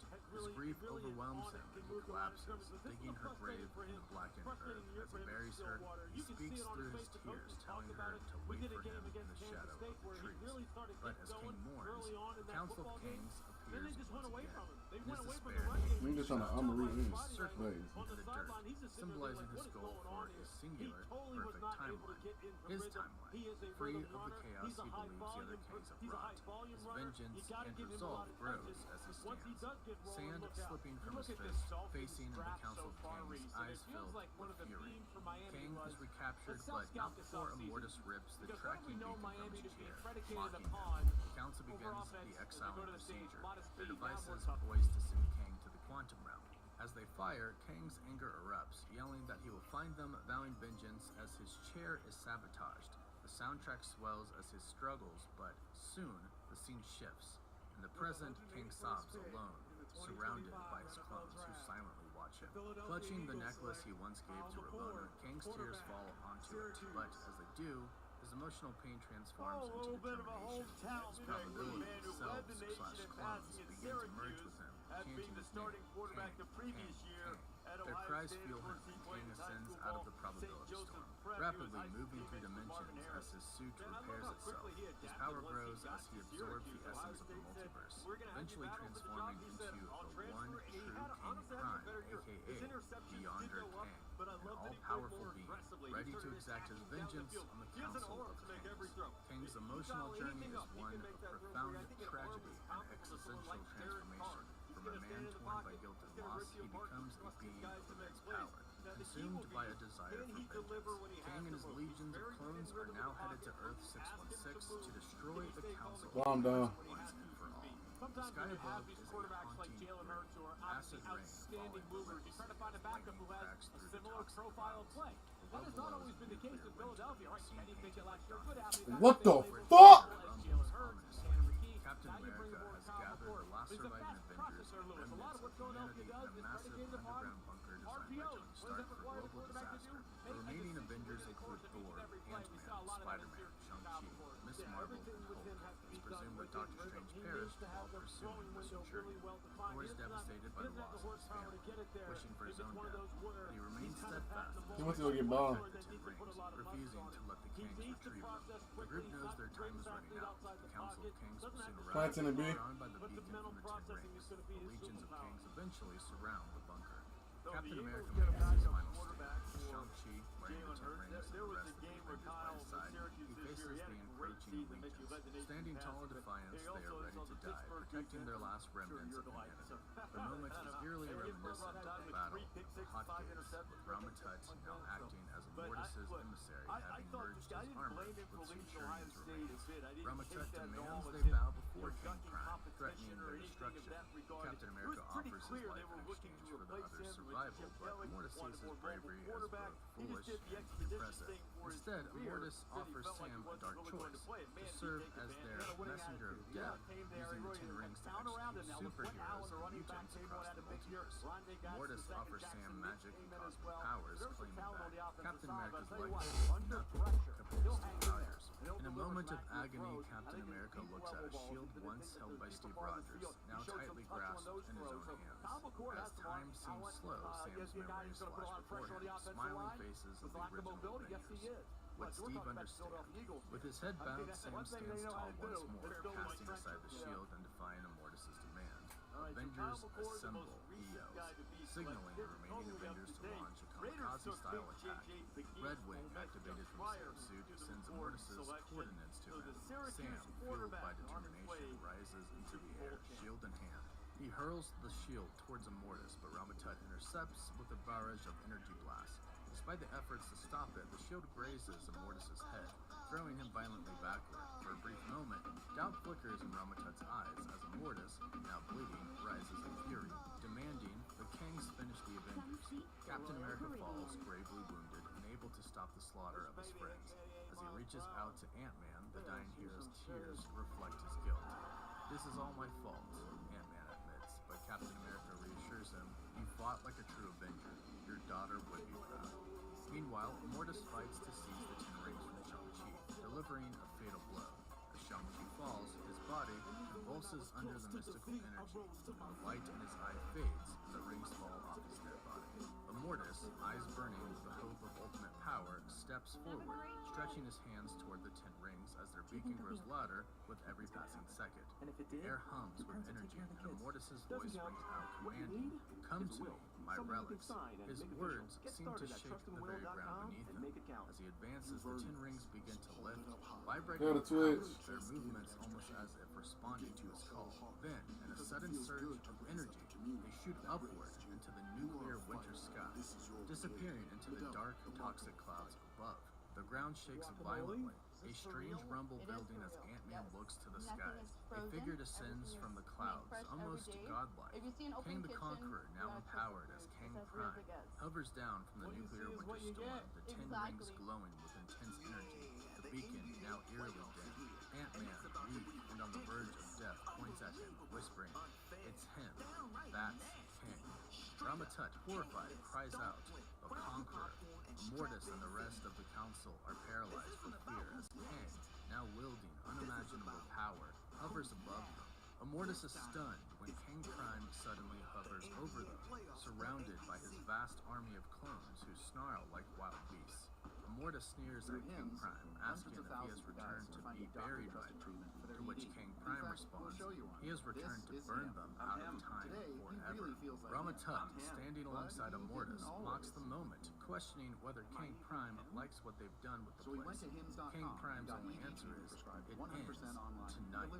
Immortus, ever confident, vows to erase Kang from all timelines in existence, even going as far as to claim that history will forget Kang and his world. He cruelly taunts Kang by revealing that Ravonna, Kang's beloved, was tortured and degraded by them. This infuriates King Prime, who unleashes a legion of his clones, forming a protective barrier around him. He proclaims, "Now, you all will know that I am the king who wins." With his clones, King Prime charges at Immortus and the rest of the council. The great multiversal war has begun. King Prime, who commands his clones from the Beyond Zone, who overwhelm the King Council, tearing them apart in brutal, bloody battle. King Prime faces off with Immortus and Ramatut in an epic confrontation that spans across My fucking, what's the name? So ass right now. I'm trying to figure out what's wrong with my shit. The battle grows so intense that it begins to destabilize reality itself. Meanwhile, Loki struggles to hold onto the timelines as they collapse. Desperate, the TVA, Doctor Strange, the Fantastic Four, Deadpool, Wolverine, Nick Cage's Ghost Rider, and Tobey Maguire's Spider-Man arrive, attempting to save the remaining Avengers in a vessel known as the Ark, a life raft created to protect essential beings. Captain America tragically dies before the Ark can save him, but Miss Marvel and Spider-Man are rescued. Reed Richards warns that time is running out and that the Ark is their only hope for survival. As Earth 616 is consumed by incursions, the TVA transports the survivors to a safe space between realities. Meanwhile, King Prime and Immortus continue their battle, Immortus wielding Miss Marvel's megabands and King Prime possessing Shang-Chi's 10 rings. Their fight takes them through and around the multiversal tree, causing the very fabric of the multiverse to deteriorate due to the immense power of the relics. King Prime delivers a crushing blow to Immortus, sending him hurtling through the multiversal branches. Immortus recovers and launches another assault, but their collision shatters timelines and creates a devastating storm that tears apart universes. As the battle reaches its climax, they fight in midair, locked in a relentless struggle, racing higher and higher through the branches of Yggdrasil, oblivious to the destruction they cause. At the top of the tree, King Prime lands a series of brutal strikes that leave Immortus stunned and vulnerable. In a final, thunderous clash, King Prime kills Immortus by choking him with the timelines and then tearing him apart with the negabands. The multiverse begins to collapse entirely as the decay of Yggdrasil spreads, and the Avengers aboard the Ark watch helplessly as universes collide, leading to their inevitable destruction. Reed Richards struggles to keep the arc afloat, but the power is fading fast. Loki's powers are absorbed by King Prime in a failed attempt to revive the timelines. In the desperate final act, Beyonder King uses his power to take control of the arc and creates a protective force field around it. He then merges the Negabands and Ten Rings into a device capable of reshaping reality.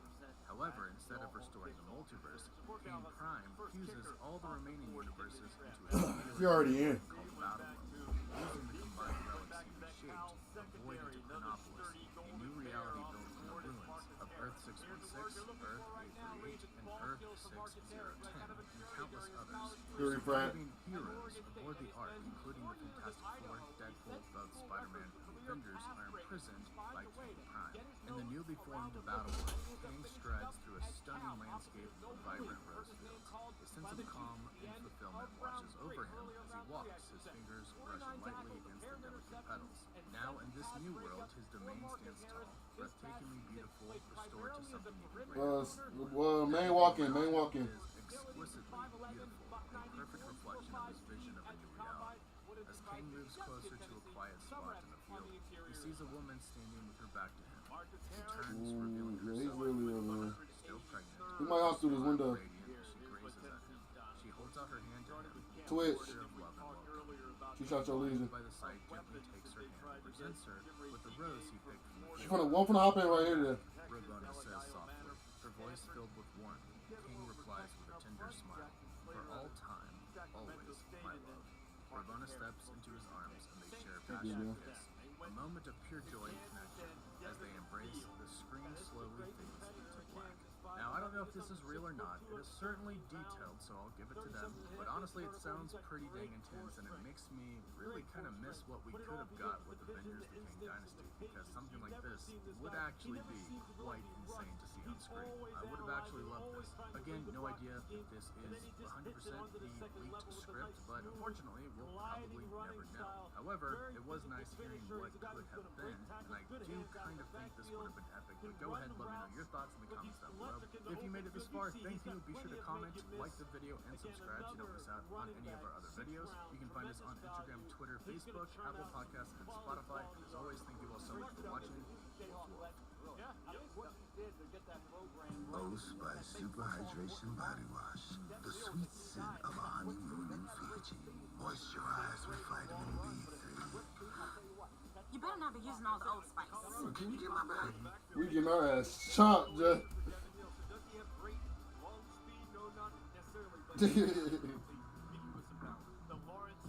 Oh God. Oh, bro.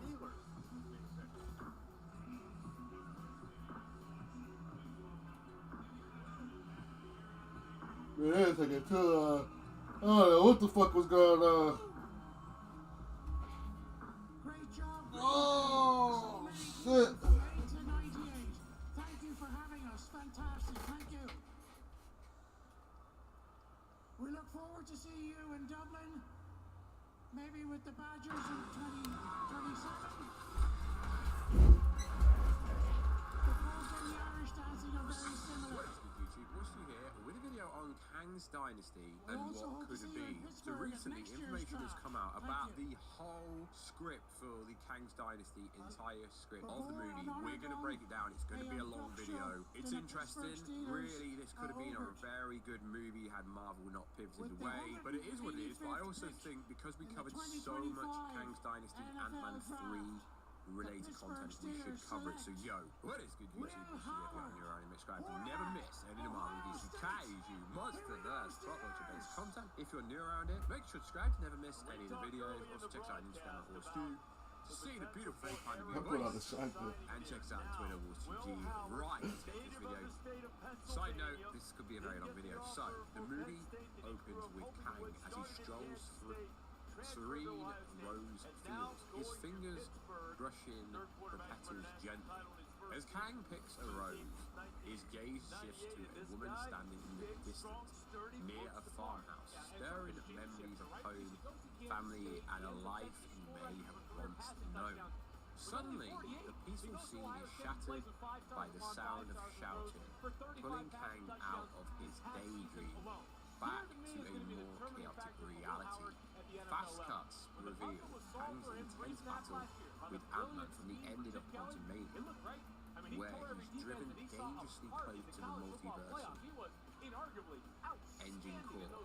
Kang once confident expression turns to one of shock as he realizes his inward fate. He is engulfed by the core's energy, his body distorted and shrinking as he's drawn into the chaotic and infinite realms beyond. As Kang plummets through the multiverse engine core, his body begins contracting rapidly, losing all sense of scale and cohesiveness as he falls deeper into the multiverse blender. His form turns into an ether, somehow, surrounded by a dazzling array of colors and lights. He's hurled through the chaos of alternate reality, each one more bizarre and incomprehensible than the last. The kaleidoscope of visuals overwhelmed as he screams in agony, unable to process the rapid, disorientating shift. Eventually, Kang is hurled out of the multiverse and into the Beyond Zone, where he finds himself hurt through a dark vortex. As he descends further, the light shifts in and out, creating a visual representation of a four-dimensional rabbit hole, consistently flickering between light and dark, almost as if the space itself is speaking to him. Kang desperately struggles to hang on. Like, what the fuck is the planner doing? Grows more intense as he continues to plummet. You see him looking into a hole, Jack? But soon Kang slopes and eventually comes to a stop and lands. Almost got me murked. Have to shoot a shotgun shot at his ass. Kang is surrounded by swirling energy, chaotic shapes and colors that defty explanation amplify his sense of isolation and confusion. As he floats in the silence, the energy occasionally takes form before dissipating back into the void. His eyes close in a moment of vulnerability as he quietly whispers a name, Ravona. His voice carries a deep sense of longing and regret, echoing in the vast emptiness of the strange dimension, disconnected from everything he once knew. In the chaotic realm known as the Nexus of all realities, the Watcher, led by Uradu, confronts Immortus and the Council of Kang, who have come to assert their dominance over the multiverse. Using their immense powers, the Watcher manages to freeze the Kang's fleet. In status, holding them at bay, Immortus, Khan, and Authority sits at the head of the table with his lieutenants, the eager to please Ramatur and the skeptical Centaurian. Iolu warns Immortus of the consequences of the Council's actions, urging them to reconsider before they destroy everything. However, Immortus dismisses these warnings, asserting that the multiverse can only be saved through his divine rule. The Council of Kangs retaliates, unleashing a devastating, time-wrapping blast that shatters the Watcher defenses and undoes their control over the fleet. Immortus, using a temporal rift, banishes the two to the edges of time, overpowering the Watchers and erasing them from existence. As Immortus stands victoriously, he coldly dismisses Ramatur's quest for approval and reveals his total control over all destinies. The Centaurian, still doubtful about Immortus' true motivation or motive, expresses concern, but Immortus chillingly asserts that fear is what keeps them alive. With the Watcher gone, the Council of Kangs prepare for a battle, unfreezing their warships and setting their sights on Earth 616 to destroy the Avengers and retrieve Shang-Chi's Ten Rings and Miss Marvel Mega Bands, relics of immense power from the previous multiversal war that could reshape reality and rid the multiverse of all the heroes and morons as they pose a threat to the canon. As the nexus of all realities into disarray, time and reality begin to slowly fracture. Loki voiceover reflects on the prophecy from Here's Evie your guy. remains Big warning leg, raising the consistency for long. will collapse. Idrisil, the tree holding the multiverse together. Philippus, symbolizing Loki's role as god of time. The image of burning timelines, crumbling reality underscores the chaos. Meanwhile, as TVA, Mobius, and B-15 walk through the headquarters concerned about the growing crisis, TVA agents analyze data on the Kang's variant patterns, preparing for a battle ahead. Loki's voiceover grows darker, warning the Council Kang will destroy the multiverse, leaving it as nothing more than dust. His gaze shifts to potential anchor beings, stroke heroes, Wolverine, Deadpool, Tobey Maguire, Spider-Man, Ghost Rider, and the Fantastic Four family, including a young Franklin Richards, who may be the last hope for the multiverse. As the TVA makes preparations for the imminent collapse are underway, the Fantastic Four and TVA are constructing a space raft arm to gather anchor beings across the multiverse before it is too late. As Loki watches the time shift frozen, panic sets in and he realizes time is running out. With regret and fear, he watches the destruction of the multiverse unfold, ending with a haunting reflection of the uncertainty of their future. As the screen fades to black, main title rolls, Avengers, the Kang's Dynasty.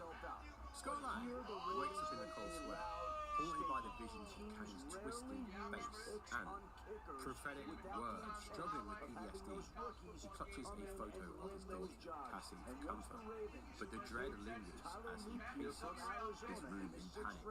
He attempts to reach out to Happy Hogan and Sam Wilson. Both calls go unanswered, deepening his sense of isolation and guilt. In a state of desperation and paranoia, Scott leaves a voicemail for Happy Hogan.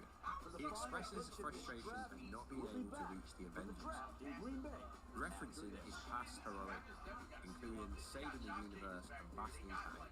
Scott reveals he's been struggling with PTSD, haunted by Kang's face and voice, and is even taking a break from home, unsure how to cope with the overwhelming psychological toll. Scott Lang, feeling isolated and defeated, pleads for a call back, but after ending the call, he slams against the wall, overwhelmed by the emptiness of his current life. He looks at a photo of his daughter Cassie, which brings a brief sense of comfort, hearing her reassuring voice in his mind. Despite his past as a hero, Scott feels forgotten and buried by the looming threat of Kang's prophecy, the weight of which consumes him in a cold silence of his own thoughts. At the Empire State University, Peter and Miles sit near the back of the classroom. Barely spring attention, Peter teases Miles about his unconventional method of stopping robbery the night before. Miles had used a clipboard and was webbing coordinated justice to prevent the crime. Peter jokes that he prefers a simpler approach, punching criminals and avoiding the paperwork. Despite the banter, there's an underlying tension with Peter that we cannot yet place.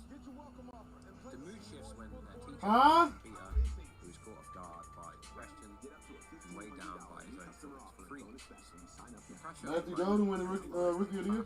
Waits with some growing impatience. Your team's Miles offers a quiet, supportive coach. nobody. I ain't even down for QB. Y'all for the side right. The answer with a weak example that forces a smile. Love. Fast-paced chuckle as Rebel rings. Have fun with that. Back up but Peter attention is diverted by his phone. He sees a picture of MJ and Ned. Oh yeah, right, Jack Sawyer. Ain't he from Wisconsin? When he scrolls down, he sees an image of MJ and Ohio. his new boyfriend, Peter. He's visibly shaken by the emotional weight, struggling to process his feelings. Meanwhile, Miles... No, y'all gonna get rid of George Pickens. Duo like Spider-Man. They said they trying to trade George Pickens again. Responds weekly with Spider-Man. Like, damn. Miles sensed something's on. Y'all finna get Romeo Dobbs. What you mean? He's more than just Spider-Man, and that he is everything he needs. You don't want Romeo? Peter nods, but doesn't fully internalize the reassurance. As they leave the classroom, Peter and Miles walk through a bustling campus. They're already in their Spider-Man suits beneath their close. They pass a corner and exchange a knowing glance before swinging into the air. As they swing through the city, Miles jokes about being on time for once at Joe's pizza shop where they work part-time. Kamala Khan, they ride that niggas. struggling with disturbing The fuck do you mean, who? blur the lines between Jordan Nelson? Are you okay? she finds herself looking through something else. You're done. Be quiet. No, you're done. You're done. You're done. You're fucking done. No, you're fucking done. Just be quiet. Bro, Jordan Nelson's one of the best second options next to Devontae Adams. What are you talking about? And they figure she keeps seeing. Kamala convinces Carol to investigate and to Yeah, that's all. to She Hey, y'all want to see something? We run up. Let's run up. Will, come on. Go up green. Come on, Will. We up green. We don't give a fuck. Come on, Will. Yeah, he ain't fucking with me. Come on, we up green with. One greets them initially with sarcasm, but quickly shifts to a more serious tone as Kamala explains her situation. She reveals her bangle's role in her vision, and one quickly deduces that their bangle is more than just an heirloom. It's a powerful beacon, potentially attracting attention from across the whole multiverse. He warns Kamala to stop using it, fearing that her actions could destabilize the multiverse even further. Call him. On the West Coast, Shang-Chi is with Bruce Banner, aka Hulk, and She-Hulk, who have been since testing and investigating the Ten Rings. When Wong urgently contacted him, Shang-Chi, despite his initial reluctance to see Wong's serious tone makes him realize the ring may be tied to something bigger than them. He agrees to wait for Wong before they run any more tests on the rings. And that's kind of linked to a post-credit scene that we've seen before. In the vibrant nation.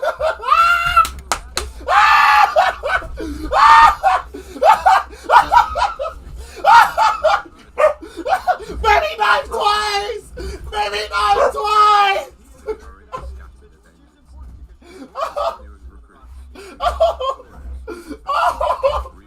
I was fucking fat! Did y'all see me knife them niggas, bruh? Ready to circle and knife they ass! What wrong with them? Dumbasses?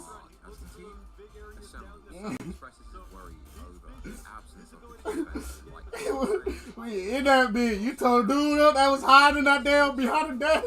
Put that ball. I was cool again. I told go your head. He couldn't even see the sunlight. Hey, Goyo couldn't even see shit.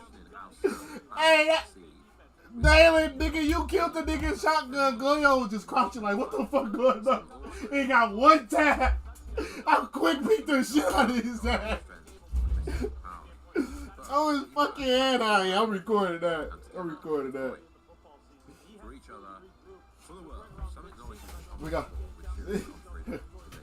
We got.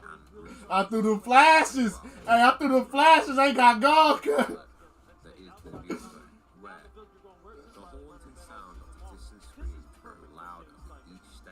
These cries stir powerful memories of his lost world, intensifying until they become a Magdalene presence, drowning in sorrow and regret.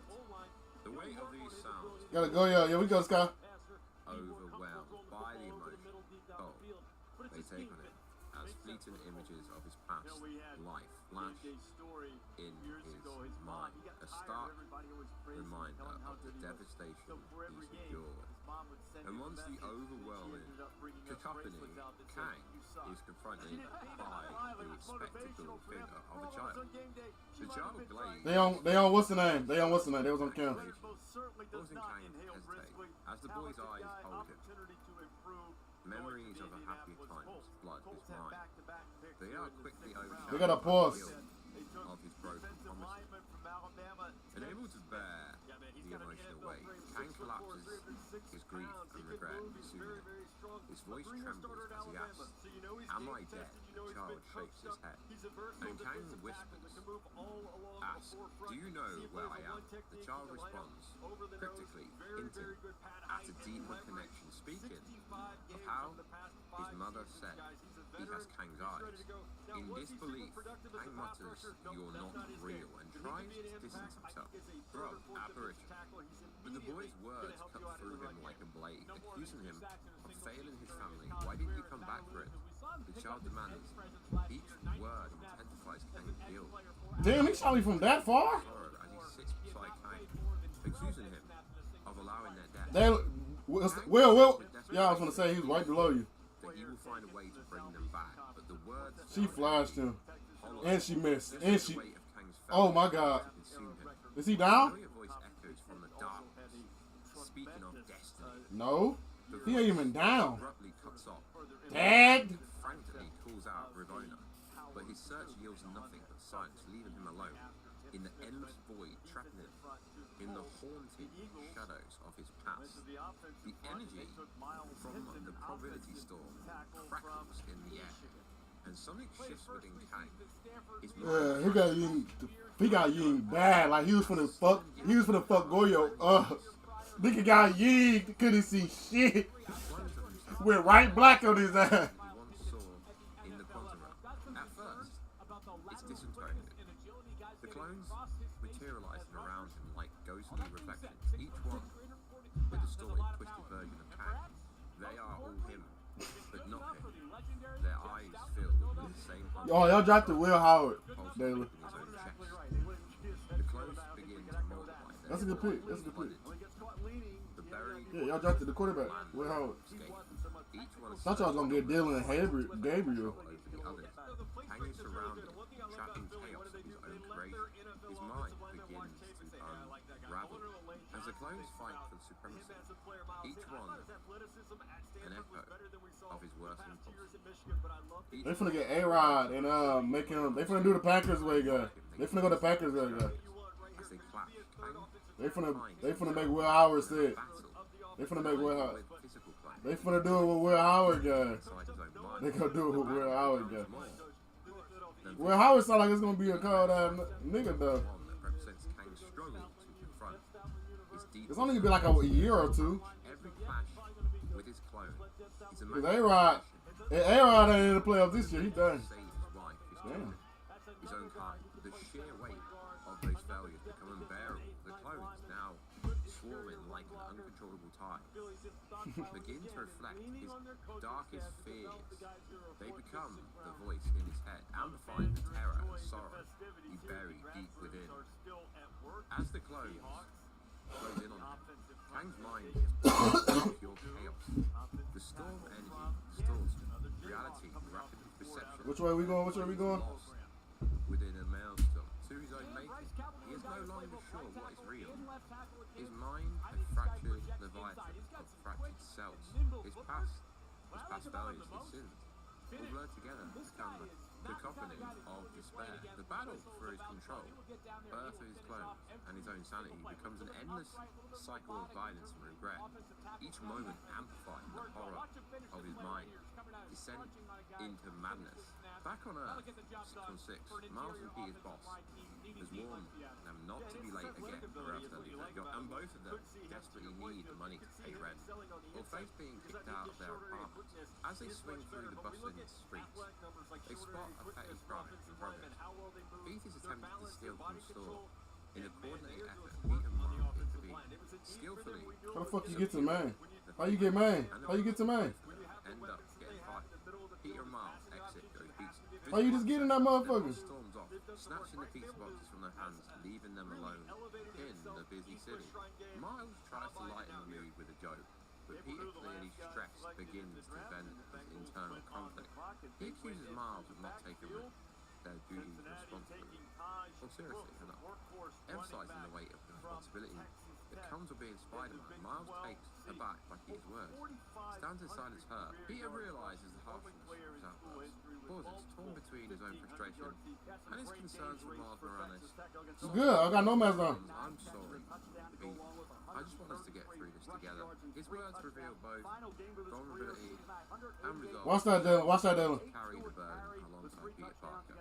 Hesitates for a Watch this, Dylan. normally consumed by his own stress, including personal issues with MJ having a new boyfriend. He turns away, whispering in his cloud. Miles watches Peter walk away. Doctor Strange and Clea return to Kamar-Taj. After their dangerous journey through the Dark Dimension, their faces marked with urgency and concern. This would have picked up straight after Doctor Strange 3. They immediately seek after one, aware time is critical. The two of them reveal the alarming details about the Council of Kangs, a multiversal force growing in power, posing a threat not just to their world, but to countless others across the whole multiverse. They discuss the imminent threat. Doctor Strange focuses and he experiences a disturbing vision of the multiverse. He sees a connected web of worlds on the brink of destruction, each one revenged by the Council of Kangs, malevolent influence. The vision highlights how fragile the reality is, and the extent of the damage caused by the Council's action. One observing the unfolding vision becomes acutely aware of the immense threat they face and the stakes involved. One agrees swift action is necessary, but points out a major complication. The Avengers are scattered across the universe, with many members on the planet. Even their team fractured and unable to respond quickly. One also raises the possibility that the beacon from Shang-Chi's rings might be signaling the Council of Kangs, a thought that immediately captures Doctor Strange's attention. As the conversation intensifies, the atmosphere outside dramatically. The sky darkens and the air crackles with energy as a mystical shape begins to emerge. Nigga, they could have grabbed Quinn Elwes. Martin, aka Hawkeye, having returned to his bright hometown for a brief time, walks into a town to grab a few items from a local shop, hoping for a moment of normalcy, away from the chaos and past of being an Avenger. As he I forgot what thing he went to. Who the fuck he go to? Who Ibuka went to? I forgot. In the air, the sky gradually darkens with a storm, your ruin, in an eerie contrast to the calm day he'd expected. His attention is drawn to the growing crowd of townspeople gathered outside, their eyes fixated on something in the sky. A mix of curiosity and unease builds within Clint as he mumbers and whispers, ripples through the crowd, then a scream pierces the air, followed by more panicked cries. People are running, scrambling to find shelter or escape whatever the threat looms above. Clint's heart skips a beat as his instincts kick in. He steps outside, squinting against the oppressive air. As he glazes, is immediately drawn upward. The terror in his chest deepens as he freezes in horror. The sky, watching as an enormous, otherworldly presence takes shape, an image of pure malevolence, unlike anything he's ever seen. In LA, Simon Williams, also known as Wonder Man, is struggling with deep depression after the recent tragic loss of his fiancée in a car crash. In the days following the incident, Simon had isolated himself from friends, including Wong, Shang-Chi, She-Hulk, unable to cope with the grief. His longtime best friend, Trevor, noticing Simon's emotional withdrawal, Yeah, y'all done. to join the group. It's official. They plan to watch a live Shakespeare play, Julius Caesar, in downtown LA. As the play, Simon seeks to feel peace and relief during a pivotal scene where Julius Caesar is surrounded by senators stacked multiple times. As the brutal moments unfold, Simon is overcome with anxiety. Yeah, y'all done. It's official. In each stack, You're done. enabling him to separate his You're emotional done. pain from the scene to the stage. Distressed and You're overwhelmed, done. Simon is abruptly leaves the theatre as he turns What the fuck? into an You're done. alleyway. His anxiety Fucking done. he puts on his headphones, Get off the game. hoping No, well, you go crazy though. What the fuck was that? You weren't even near it. You weren't even near it. He wasn't even near it. He wasn't even near it though. He ran away from that motherfucker. As he removes his headphones, what he sees sends a wave of terror through him. The arrival Oh, go back downstairs. They got us fucked up. 616 causes widespread panic and chaos. They got us fucked The up. Mortos utilizing his We need an Ella. telepathic abilities projects a chilling message across the skies of Earth, declaring the Council's intention to purge the Earth of the sins of the Avengers.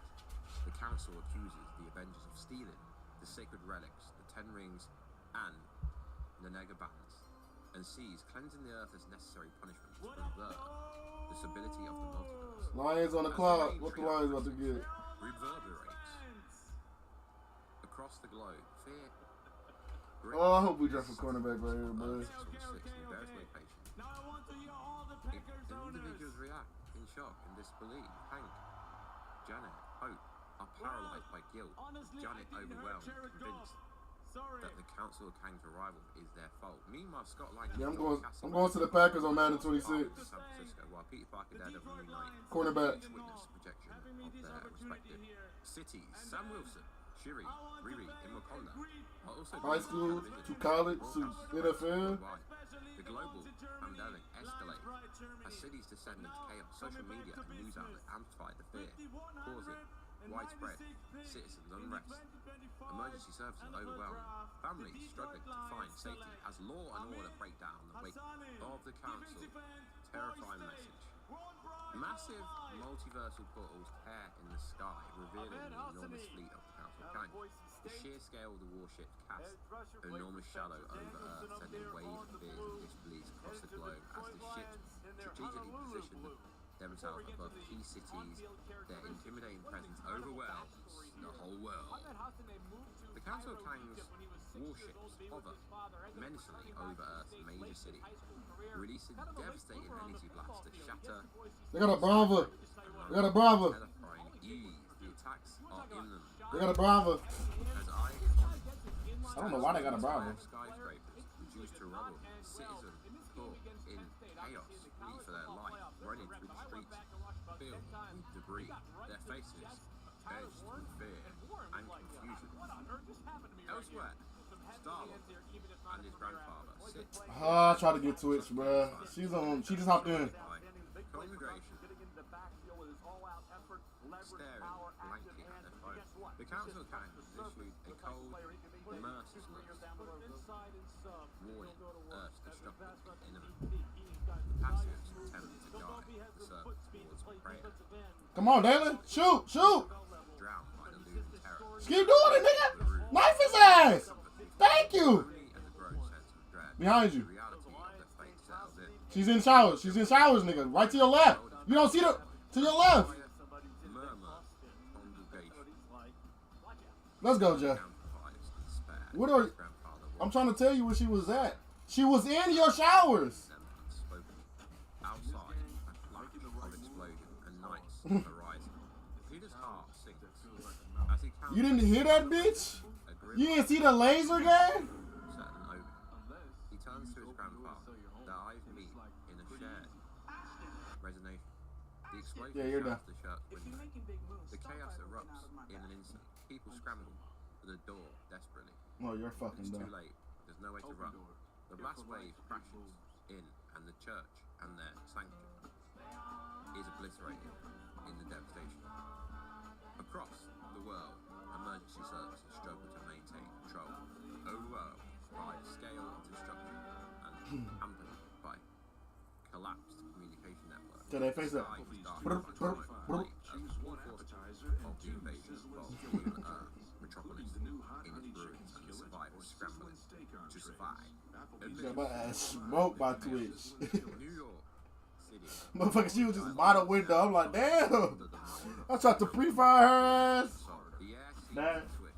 And crushed as buildings collapse themselves as the very fabric of reality is being wrapped. The Council of Yeah. devastating ray beams Nah, that ain't it. sending shockwaves through the ground and causing skyscrapers to spin tilt cautiously before toppling, triggering massive explosions as they collide. The destruction quickly leaves the city in ruin. In the heart of chaos, Biden swings tirelessly through the wreckage, Bro, my dodging controller is tweaking. debris and landmark as he makes his way towards MIT to save Ned and MJ. The scene is a frantic race against time, with the destruction all around him. Miles Morales also swinging through the devastation, catches up to Peter, urging him to stop and get to safety. Bro, my shit terrible right now, yeah. This will only lead to their deaths, but he that ignores it. His determination to save his friends outweigh the peril surrounding them. Two Spider-Men look up in horror as the camp activate a second, even more powerful wave of destruction. The city is plunged deeper into chaos as the buildings continue to fall, one after another, their flaming debris raining down on the streets below. The energy pulse grows increasingly violent, and firestorms ravage entire districts, consuming everything in their path. Amongst the chaos, Miles is almost crushed by a falling skyscraper, but Peter manages to save him just in time. Meanwhile, Sam Wilson leads his team of Avengers, Shuri, Riri, War Machine, Torres, through the skies in their spacecraft, witnessing the full-scale attack of the Council on Kang's devastating assault on Earth. The massive warship block out the sun, unleashing a wave of destruction that obliterates entire cities, buildings, landmarks, are torn from their foundation, hurled into the sky, with entire districts disappearing into the warship's gravitational pull. The team could barely process the chaos below as the city they once knew are reduced to ruin in seconds. As their spacecraft struggles to stay in control, the Avengers realize they've been caught in the warship's gravitational pull, spiraling uncontrollably through the sky. The destruction below intensifies, buildings, landmarks, and people are suddenly evacuated, tumbling through the air towards the approaching warship. Their ship. You like how casual it was, Jack? You like how casual it was, guys? Hey, that was some big cocker some shit. Hey, that was some big cock shit, Jack. What up, Sal? Nigga, what? Dalen, did you see how casual I walked out there, nigga? Choler fucking up. Which incinerate everything in their path.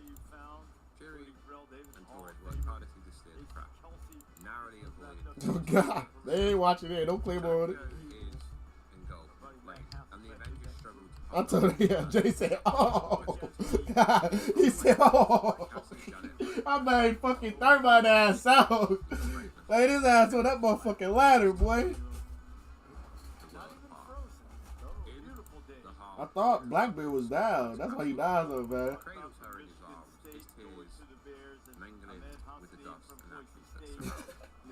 In a matter of hours, millions are killed and destruction continues on an imaginable scale. Most of Earth is transformed into a post-apocalyptic wasteland, with the few remaining nations easily conquered by the Council. One surviving planet is left in a destruction, and charred orphans littering the streets.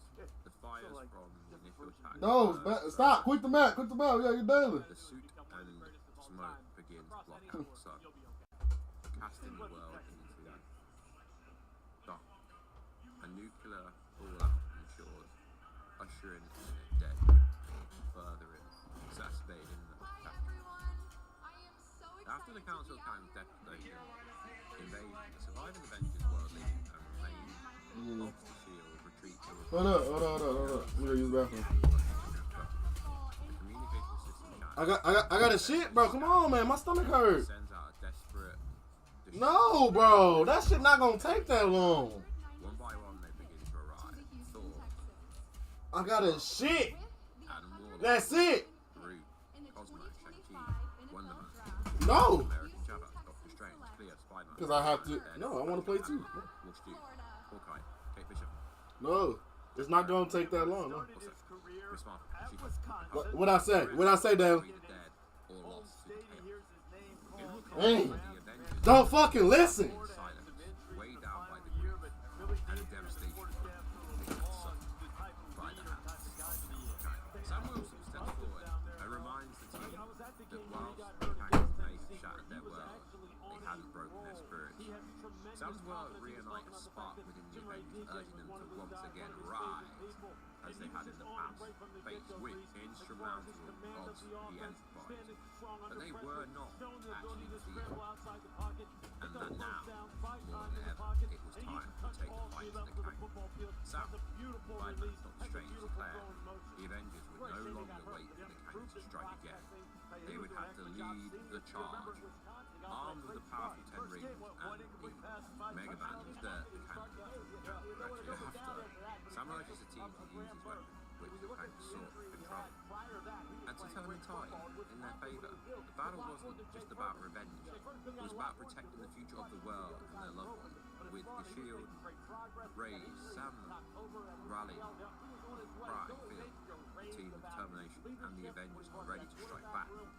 So, Sam, Doctor Strange, Spider-Man organised the Avengers into 3 teams, with Spider-Man leading the street level team to infiltrate the main Kang fortress. Built on the ruins of Washington DC, there the main trio of Morpheus, Ramateur, and Victorian are using the fortress as a conduit to merge Henry and Mega Man into a weapon capable of reshaping reality. The Avengers need to stop them before it's too late. Team Breakstone, Earthbound Team, Target and Morpheus, Object Destroy, Base, and keep the planet safe. Captain America, Sam Wilson, not the real one. Captain Marvel, Hulk, Wonder Man, Black Panther, Fury. Miss Marvel, Star-Lord, She-Hulk, Rocket Fury. Groot, Falcon. Street level team, Target, Ramateur. Object, Destroy, Ramateur, Fortress, and the Convolute. Spider-Man, Miles Morales, Daredevil, Punisher, Ant-Man, Hawkeye, Big Bishop, Ironheart, and War Machine. Cosmic Team, Target, Centurion. Object, Keep 10 Rings Safe. Doctor Strange, Cleo, Rob, American Chavez, Thor, Shang-Chi, Alan Warlock, War Stew, and Cosmic. As Captain America leads the Earthbound team towards Immortals, warship in space, their mission is to destroy the Dermalys base and secure Mega Man, preventing Immortals from harnessing their immense power. However, Earth remaining leaders, distrustful of the Avengers' ability to handle the threat, secretly activate Earth's final defense. Sentinels built from the adamantium of the dead Celestial. The Sentinels, designed to neutralize superpowered threats, are unleashed against Immortals. It's revealed that General Ross had authorized the program, viewing the Avengers as a danger to global security as a team exits space. Rockets light on the news, with the familiar joke asking who has been to space. Captain America raises his hand, prompting Rocket to tease him about being a space virgin. Upon reaching a more warship, the team learns the true power of the Mega Bands, which surpass the 10 rings when used correctly. Immortals believe they are the holiest relic in the Kang's mythos. The battle rages between Spider-Man, Miles Morales, and their street level team as they face off against Ramateur and his army of Kang. As they try to break down the portals, the battle intensifies. Daredevil and Punisher fighting fearlessly to hold their ground. Daredevil uses every ounce of his training, realizing and relying on his sense of reflexes to dodge and counter the Kang's variants. Close in front of all directions. The fight reaches a fever pitch as they both become surrounded, outnumbered, like never yielding in the final moments. Daredevil summons every remaining ounce of strength, leaping into a series of rapid strike that incapacitate the last wave of variants. His breath is ragged, his body bruised, battered as he engulfed by the many Kang variants during the chaos. Ramateur strikes Spider-Man with a powerful blow from his Spectre weapon, sending the hero flying across the battlefield. 72-hour odor protection with only 9 ingredients isn't a myth. Buy one, take one. You get a dish for today and tomorrow, starting at just $14.99. Three defensive players added to help up front. Hey, they feel as though you can rush okay, you'll be all right in the back. You got to offset it with the pieces you might have in place, plus Nate Hobbs, opposed to needing to get a bunch of coverage players to make the pass rush a little bit better. When I thought corner was the top need, When I needed an education degree that aligned with my life and my career goals, WGU was the perfect fit. Their online programs are made for busy people like me, with career-building courses that I can tackle on my own schedule. Learn more at WGU.edu. Spider-Man, who is badly beaten up, bloody, struggles to get back to his feet, but his injuries are subtle and he collapsed barely able to breathe. Fueled by rage, desperation, Wildman steps forward and raises the turn to confront Ramatur. He challenges the villain with defiance in his eyes, refusing to back down despite the overwhelming danger. Ramatur, unimpressed, mocks Miles' bravery, finding his actions to be both foolish and amusing. Spider-Man, barely conscious, watches in horror as Miles stands firm against the tyrant. He reaches out weakeningly, shouting for Miles to stop, but it's too late. Miles is impaled by Ramatuk's spectre and killed. Spider-Man watches in horror, unable to move.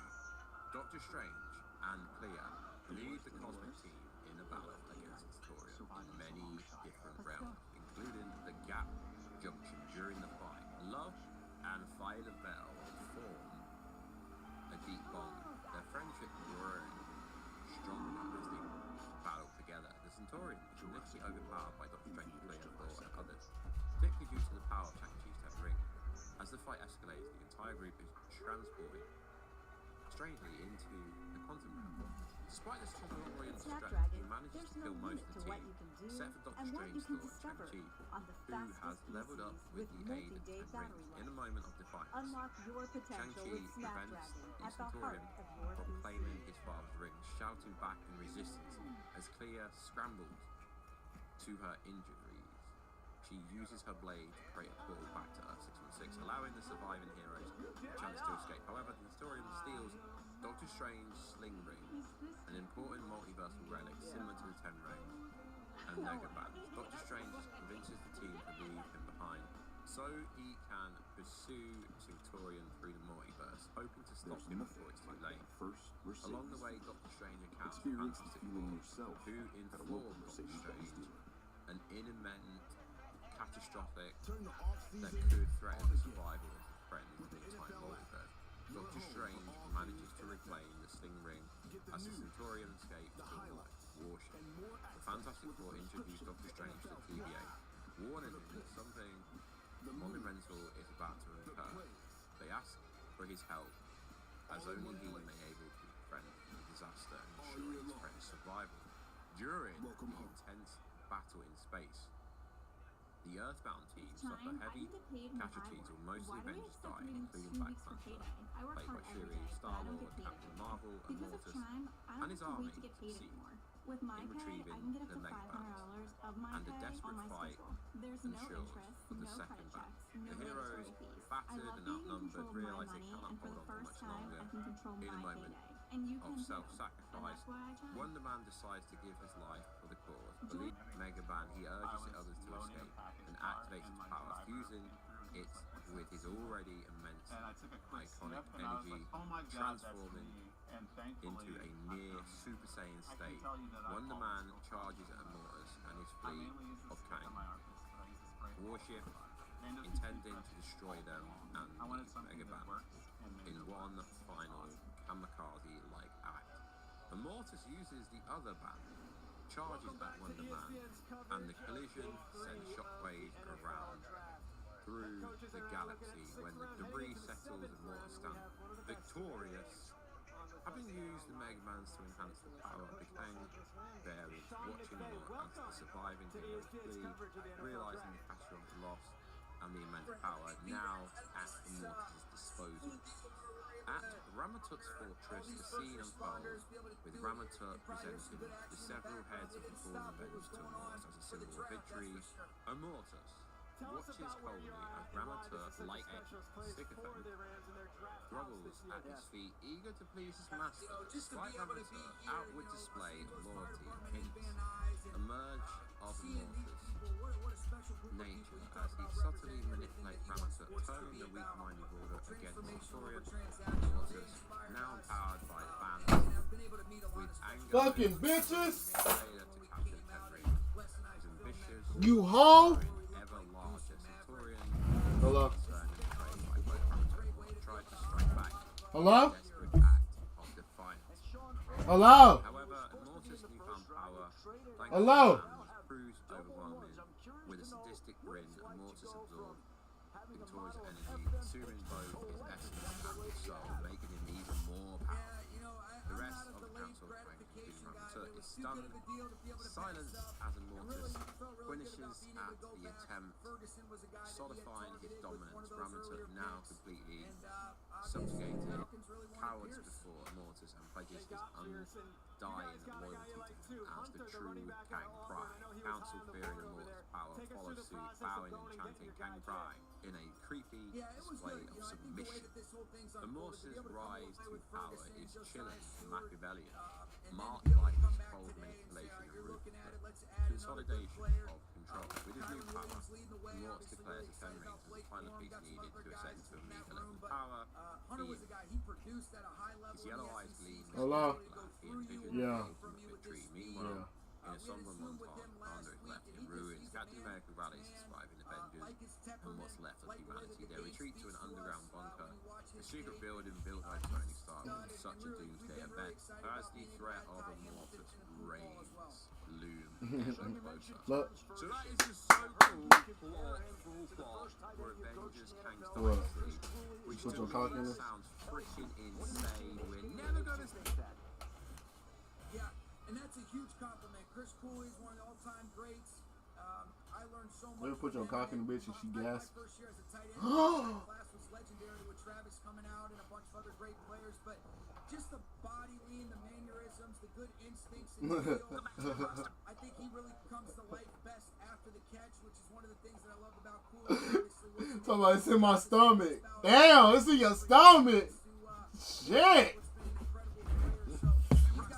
Hey, no, I was reaching all the way up there now.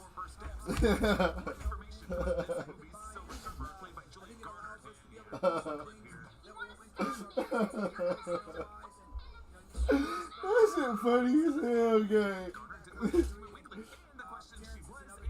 Beans and shit is.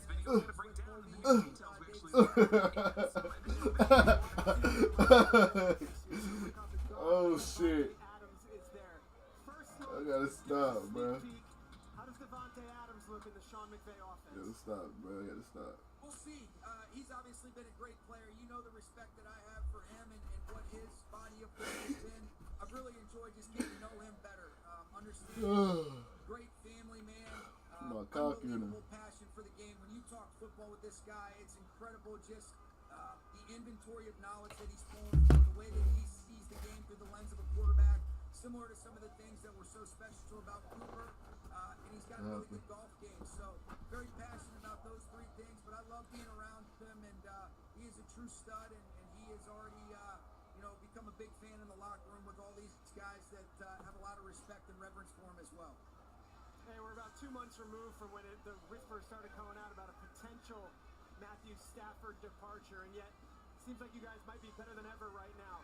Where are we at with Stafford and that whole process, how it went down to then deciding, yeah, you know what, let's run this thing back?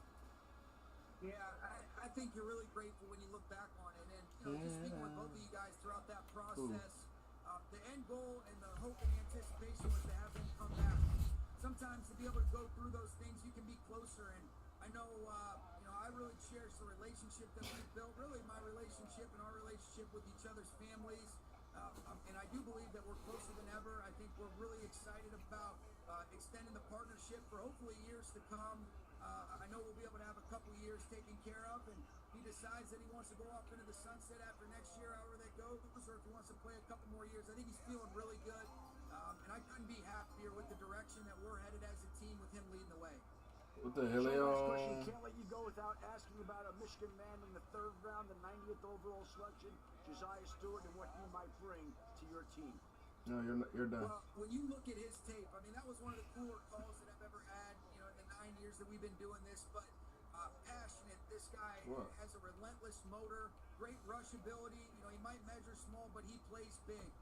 When he's taking on pulling guards or taking on tackles at the point of attack or beating up tight ends in the C area, and then he can get to the quarterback. But the passion that this guy plays with is the same way Paul and Les and myself spoke with him last night. To be able to team him up with Jared Verse and with Byron Young, under Joe Caniglio's leadership and Chris Shula, really excited about that. He's a stud. He's a Ram. He's one of us, and we're excited to bring him into the mix. Sean, I know you're not on social media yourself, but Whitworth has been posting these 5 a.m. videos of you in the gym, like deadlifting. Take us through the Sean McVay morning. You look You look different right now. You're looking a little bit jacked up. What do we got? With the Cockington. I've been working with the big fella. Those were rubber weights. They weighed about 5 pounds apiece, but no, let's not let the truth get in the way of a good story. But it's been awesome hanging with the big fella, trying to stay in shape more for the mental. He's got me fucked as fuck. I appreciate you recognizing the hard work we've been putting in, Peter.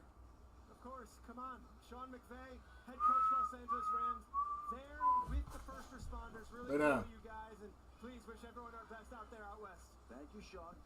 Appreciate you guys having me. Thanks, guys. Lay that booty down. All right, Reese, back to you.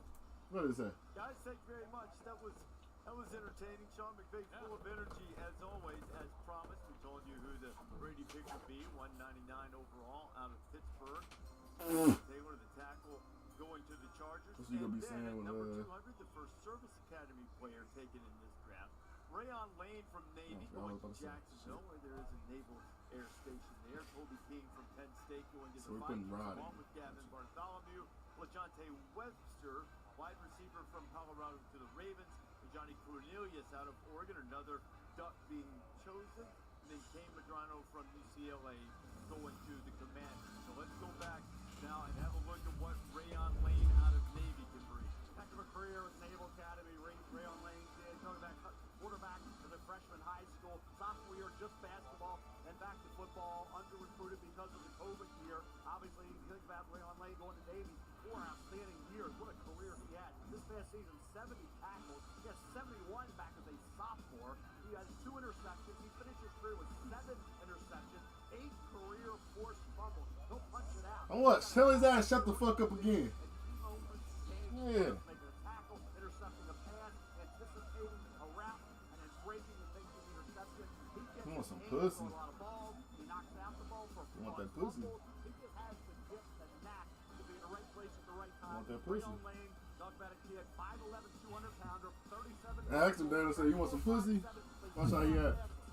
As they go by, we're in the 4.48, 4.45 range. So Rayon Lane, I think he's going to be a gunner on special teams right away. He could be a future safety with the Jaguars. Kobe King, Lewis, to the Vikings out of Penn State. This is a nice philosophical match. What does Kobe King do best? He attacks the line of scrimmage. He's best as an A and B gap blitzer. And what does Brian Flores like to do? He likes to bring some pressure. Now, doesn't he? Lots of zero blitzes, lots of things that put maximum pressure on the quarterback. Put that cock in. Put that cock in there. He's an adequate athlete, I would say. I wouldn't say he has top level, top flight, movement skills in space, but his instincts make up for it. He's a very smart player, very instinctive player, understands pattern matches, understands doing the quarterback, getting his jump on the football.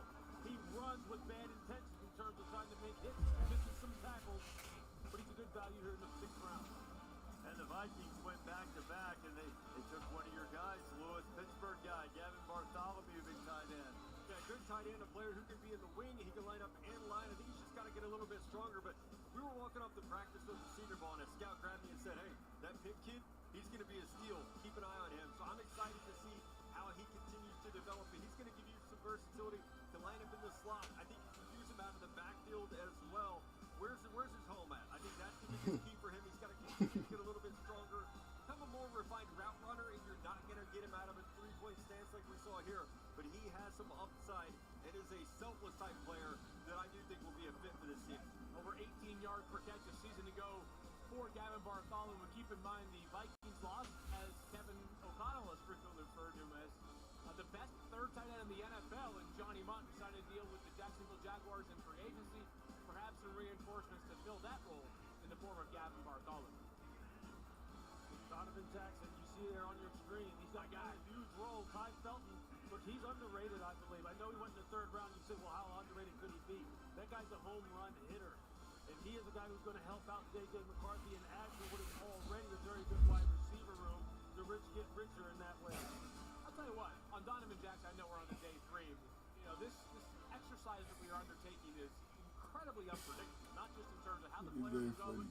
We know it. A lot of players, they don't necessarily meet expectations. So I'm betting on players that have a combination of character and ability on the field.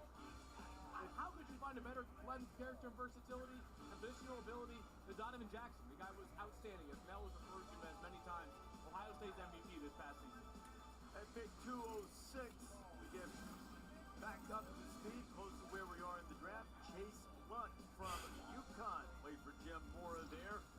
300-pound tackle going to Buffalo. Fixture at right tackle. He helped UConn pass with 2,500, almost 2,600 rushing yards. Highest total in school history. Run blocker. Love this kid.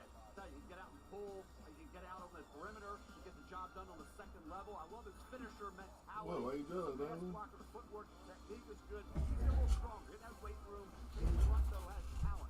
Good athletic ability. I think the best is yet to come for Chase Lunt. He showed what he could do this year as both a run and pass blocker with a guy at right tackle for UConn. Josh Allen's going to like Chase Lunt coming into the fold. They know he's a veteran right tackle with a lot of skill and a lot of potential moving forward. That's the prototype developmental offensive tackle. He has the athletic ability. Now you just build around that frame.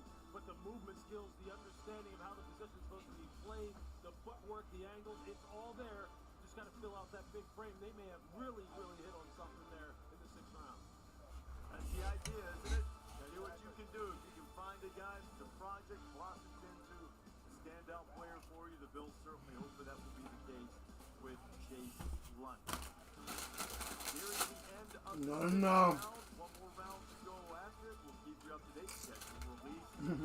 Not enough. On ESPN.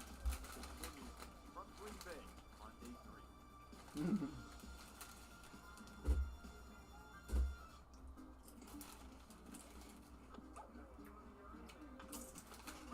Gravity Defier for life.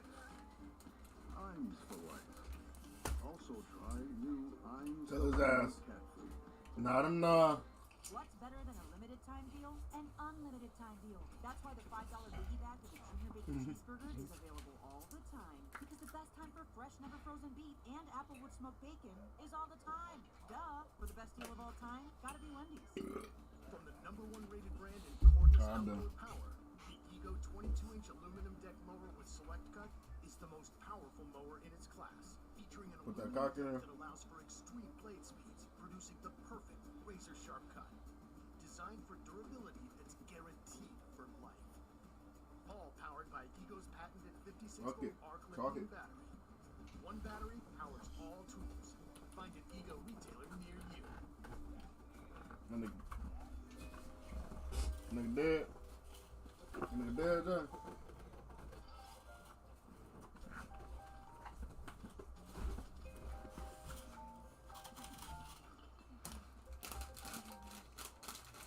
Only getting isolated results?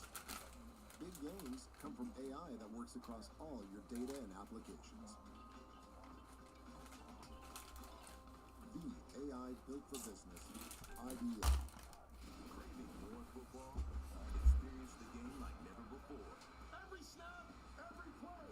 We take you inside the huddle. Bill and Rachel, all ready. On the sidelines. We're going to keep balling. Into the helmets. The access.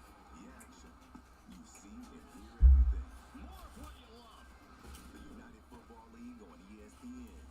Tonight at 7. And tomorrow starting at noon. What would you pay for an iPad Pro? I only paid $42 on DealDash. DealDash.com. Online auction since 2009. This PlayStation 5 sold for only 50 cents. And this smart charcoal grill sold for $16. And this Nintendo Switch sold for less than $20. Deals like these and many more happen in the thousands of daily auctions on DealDash.com.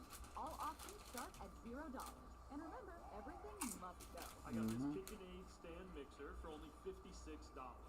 I got this barbecue smoker for 26 cents. And you get a 90-day money-back guarantee with your first purchase. This brand new iPhone sold for less than $42. And this DJI drone sold for less than $21. And I got it for $16 on DealDash. And shipping is always free. Go to DealDash.com right now and see how much you can save.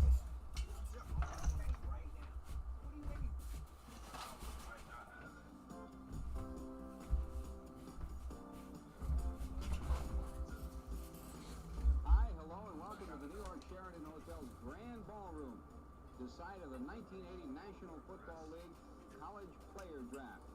I'm George Brand at the ESPN Anchor headquarters for what will be a history-making day, not only for the college, but for the National Football League as well. And let's go up to Pete Rose.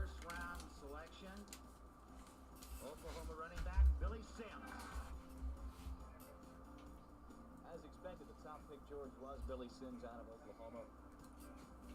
We look around the room and see what's been transpiring.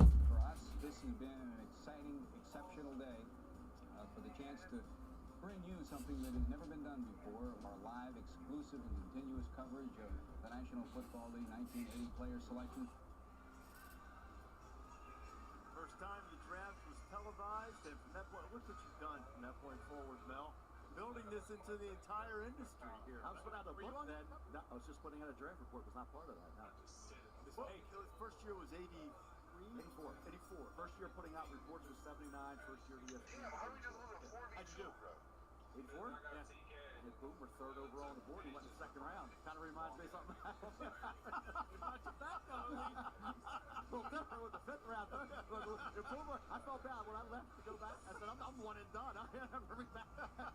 Third overall player on the board, throws in the second round, but it worked out good. Boomer size to save me. You know, it sort of feels as if the draft started when it started being on television in 1980, but actually this is the 90th edition of the NFL draft. I guess back in the day, they probably gathered in a hotel someplace and smoked cigars and banks. I'll take him, you take him. Let's see if we can talk him into playing football. Our research staff, unbelievable, led by Evan Kaplan. Evan, what do we got on the draft history here? Yeah, Reese, let's keep the history theme going in the shadow of Lambeau Field here. And this is the 90th NFL draft, also known as the annual selection meeting. We're talking about 1,370 rounds in draft history, nearly 27,000 selections, 15 different host seeded, including 10 in each of the last 10 years, and 35 different franchises have made a selection. That includes the defunct Brooklyn Dodgers, the defunct Boston Yanks. And what about the first ever NFL draft? We go back to February of 1936. Guys, there were 9 rounds, there were 9 teams, 81 selections. The first ever draft pick, the first Heisman Trophy winner, Niggas. Jay Berwanger. He never played in the NFL. He Damn, bro. become a foam rubber salesman and said, Bitch ass nigga. Nigga, motherfucking nerve. another occupation guy. only 24 of the 81 original NFL draft picks actually played in the league, guys.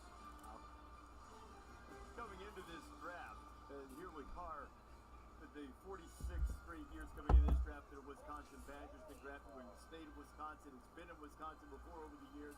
That streak started the first year you put out the draft report. How about that? Gotta keep the Badgers going here.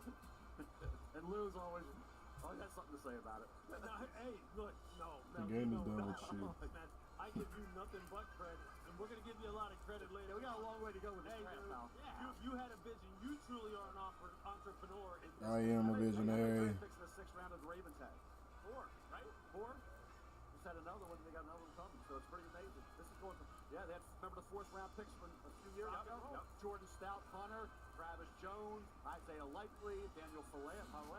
I mean, Derek DeCosta's like a kid in the candy store. You got extra picks in the 4th round and the 6th round. Well, let's get up to date on some of those picks. See some of these guys who've been picked. We'll go through some of them, including one of the offensive tackles, a bookend tackle from Kelvin Banks from Texas, Cameron Williams up front. He struggled at times this year, but he goes to the Eagles. He runs hot and cold, Reese. That much is for sure. This guy is a physical specimen, though. Nearly 6'6" and 320 pounds.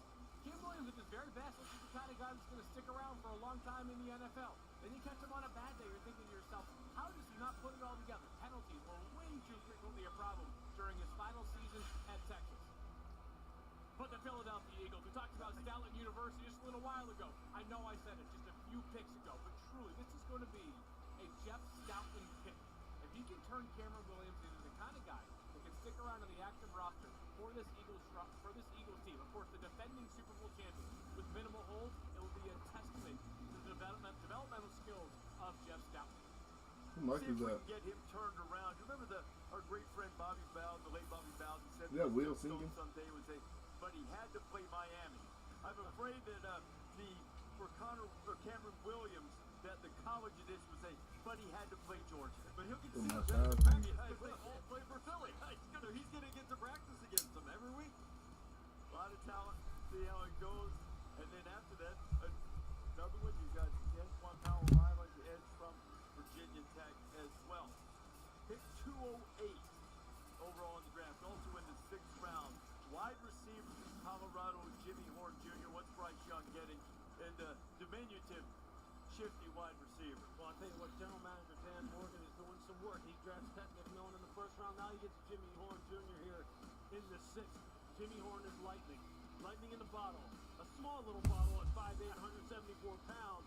But his 4.4 speed, you see it all on the field. He works primarily out of the slot. But man, when he gets the ball in his hands, when Shedeur got the ball to him, he could go. If he's one-on-one versus the safety, you're playing some kind of quarters coverage or zero coverage, he has no shot. This guy is just too quick. He's too fast. He's too shifty. You saw him out there at his pro day make a catch on a 7 route, a pylon route. Where'd Jimmy Horn go? End zone. He dove for it, no pads on, made the catch, jumped right up, flipped the ball back to Shedeur and said, throw me another one.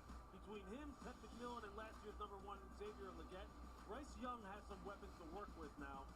Ooh, he went to the Panthers, got some niggas. Jimmy Horn, Xavier, and Tutorial. The Eagles wrap up a moment ago. You see Panthers celebrating getting Jimmy Horn Jr. On that wrap up, the last pick on there that we referenced briefly was Antoine Powell-Ryland, the edge rusher from Virginia Tech.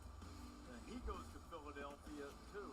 You know, Philadelphia, it just kind of, you sit there and scratch your head going, if they get all the pass rushers, they get all the people who can get heat on the passer. This guy has 29 career sacks. That's on Virginia Tech in Florida, which is where he played in his career. 14 just this past year, 25 hurries, 2 forced fumbles. He's all about the pass rush, whether from a 2-point or a 3-point on the edge. And it's all about getting off the ball with great snap anticipation, and he's got nice hands on the high side. He's able to slap offensive tackles hands down and then get his feet flattened down the line of scrimmage. You see how his feet go parallel to the line of scrimmage, and then just finish on the quarterback with sacks, strip sacks, causing fumbles and turnovers. He's got heavy hands in the run game. He can set the edge. He's not a liability in the run game. And considering how they like to stockpile edge rushers in Philadelphia, he just adds to that group. The Ravens picked after that, and they took Powell-Ryland's Virginia Tech teammate. See the Eagles celebrating that pick, and after Powell-Ryland went as a Hokie, Aeneas Peebles, defensive tackle, who was named after Hall of Famer Aeneas Williams. His dad played defensive tackle at Appalachian State and the Arena League. He started his career with Duke. That's right, 4 seasons for that Duke defensive line. They ended up producing quite a few pros here. We finished up at Virginia Tech. Now, this guy's 6 foot, almost 6 foot flat, 6 foot and a half, 289 pounds. He's not going to blow you away with his stature. What I like about Peoples as a rusher is that he creates chaos, like kind of coming at you from a variety of angles. And watch this spin move sack on Cam Moore. That is a thing of beauty against the #1 overall pick. The spin move, the quickness, the close. Pops over there singing and shit. The push and pull on every prospect. The push is this guy can get some push up the middle. The pull is I don't want this guy taking on 325-pound guards when it's 3rd and 1. 26th defensive tackle taken, and tied for second most 7th round draft era. This is what the Ravens have done up to this point. Mel mentioned all of these picks here in the 6th round. These guys they picked up, including Dante Wester, the wide receiver from Colorado. After Aeneas Peebles was selected, Arizona went offensive line, went to Texas again. This time getting the guard Hayden Conner. Yeah, Hayden Conner, guy who started 43 games for the Longhorns. He was locked in as the left guard for this RPO-based offense. Not the greatest athlete. This is not a player that you're going to want moving and trapping a ton. But he works really well to this interior second level. Very good at pass pro. He's poised. He's patient. He works his hands. Great. He can be an anchor against bull rushers. Arizona, I had as their #4 offensive in this entire draft for offensive guard. They've got to continue to build up the interior. You want to give Kyler Murray those comfortable pockets to step up in. You want to eventually give him some running lanes when things break down. Hayden Conner on a 6th round pick. You're hoping he'll be a backup guard, but I think in Arizona, he's going to have an opportunity to get onto the field. Played some center for them, by the way, in a pinch in the college football playoff against Clemson. There's some positional versatility available for Hayden Conner. They started up front in the SEC with Walter Nolan and Will Johnson. If he turned out to be healthy, could have been a steal in the 2nd round. Arizona's put together a pretty nice draft. You know that the head coach had some influence on this. They had to get more explosive on the defensive side at all 3 levels. I can hear you there. Ample resources to do it so. Hayden Conner, the last guy to be J.J. Watt. Now, himself is a member of the Arizona Cardinals. 6th round winding down. Will come back to Green Bay. Niggas getting off is crazy. Right after this.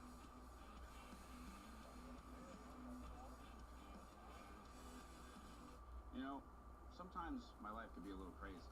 That's why when you find stability, you gotta grab it. Yeah, wrong. Yeah, wrong. Like how Verizon just lets you lock in a low price for 3 years, even if you're already a customer. Is that even real? That's not just for me. And they give you a free phone on any plan. Who's doing that? Nobody.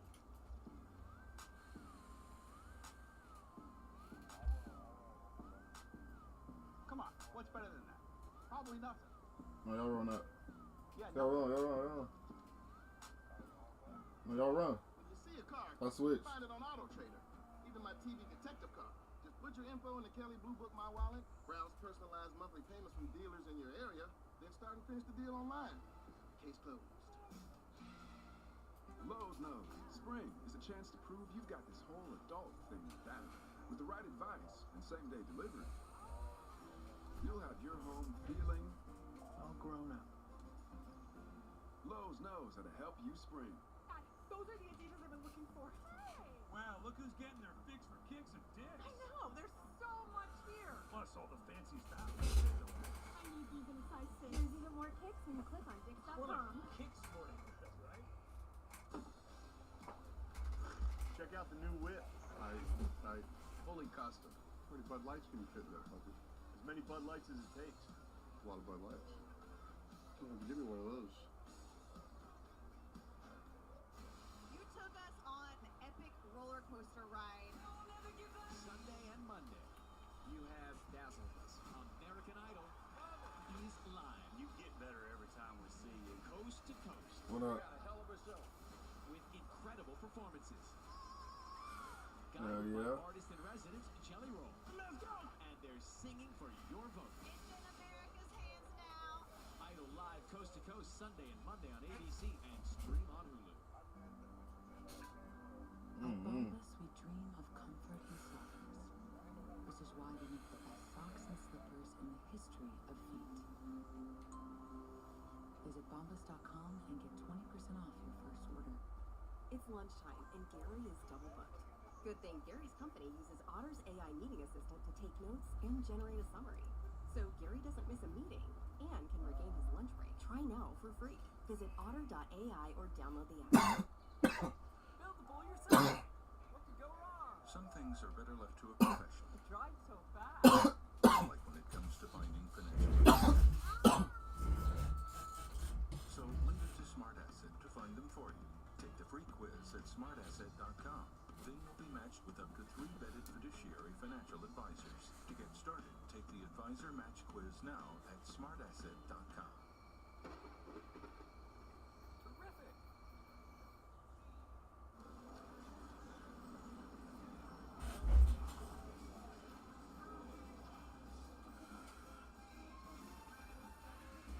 Start by Marion. There it is. It smells best available, and it is indeed brought to you once again by Courtyard by Marion. Blue, you brought up Tez Johnson, wide receiver, Oregon, formerly at Troy.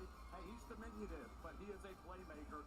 Quinn Allen was a key guy at Syracuse. I think he could be a wide receiver. Then you got Quinn Ewers still on the board, and that Jonah Monheim, the center from USC, short arms obviously affecting him. It's an injury concern, but then Logan Brown, offensive tackle, huge offensive tackle out of Kansas. But Quinn Allen at Syracuse was so versatile with the Orange this year. He was a heck of a runner, but they moved him wide. He made some key catches down the field. Considering some of the tackles that have come off the board, I'm surprised Logan Brown's still on the board. He's a good athlete. And what stands out to me with some of these guys is injury. You told Quinn me. Ewers battled injury all 3 years at Texas, had the oblique this past year, the ankle as well. Did Jonah Monheim, we got mentioned, player who's had some injuries. Good players. These are still good players who are on the board. Have a look at some of the recent selections. Cornerback from Rutgers, Robert Longerbeam, going to the Ravens. That's followed by Tommy Millett, coming out of Montana State, going to the Raiders. Talk about Robert Longerbeam going to Baltimore, yet another 6th-round pick for the Ravens. Yeah, but Jim Reese was the 5th, 6th-round selection for GM Eric DeCosta, who loves getting players. He did it in the 4th round several years ago, and now he does it again in the 6th. Robert Longerbeam is a spunky 5'11", 175-pound slot corner. 4.39 he ran at combine. Feisty, rugged. He had 13 passes defense, led the Big Ten. Talking about playing like a Raven, he does. Doesn't have top size, but he's willing to come up and make a tackle. He is a rough, tough player. Did a great job against Maryland with 8 tackles, 2 pass breakups. Minnesota game was all over the field with 3 pass breakups and led the team with 8 tackles and a game-sealing interception late in the 4th quarter against Virginia Tech. Kid's a natural playmaker, the recovery speed, the ball skills, competitive, like his physical attributes overall in terms of the speed and the ability to make up for his lack of size with a rugged, he plays like he's 200 pounds. Yeah. He will throw the body around, Lou. The only thing is, it doesn't always have a lot of punch behind it because he's like 175. Maybe when he's got his pads on, 180 or something, but you're right.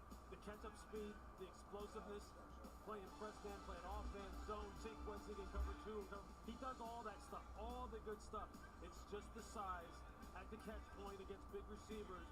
And then when he's sitting there on the edge and there's a lot, somebody's pulling on him, or one of those big backs are coming out there, he's going to try. You just wonder how much he's going to get exposed in that way. Nice selection in the 6th round again. And right after a longer beam win, Las Vegas Raiders took Tommy Millott. Now, Millott was a quarterback at Montana State. He won the Walter Payton Award, which goes to football champ.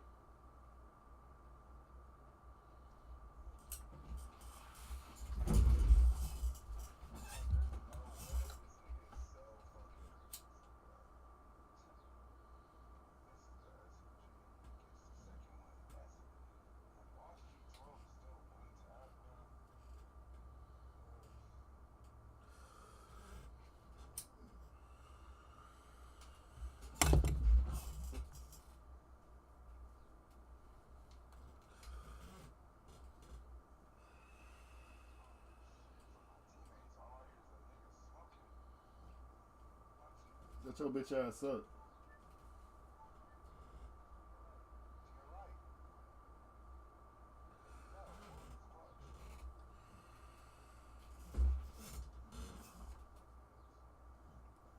They ain't no shit. They ain't no shit.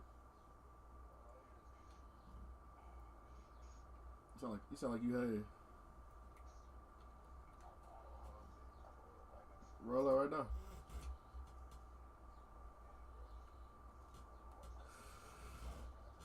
You can talk about shit. Ice cream eating down there.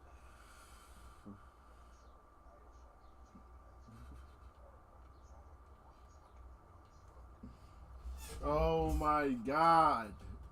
It sounds like you just want to smoke with me, obviously. Yeah, okay.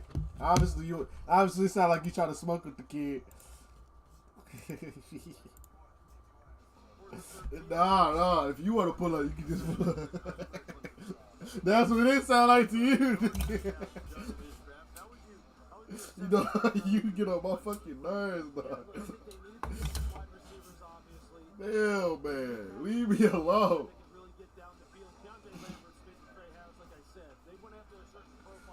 Somebody help this nigga daily. They found those guys. Amarian Hampton, he's a stud. I said he's Joe Mixon in a North Carolina uniform when I watched him last year. That's not bad work at all by management out there in LA. Las Vegas Raiders are digging into the FCS scars. We just told you a second ago about taking Tommy Millott from Montana State, and now they take Cam Miller, the quarterback from the Bison of North Dakota State, and you know what a juggernaut program they've been, perennial national champions at this level.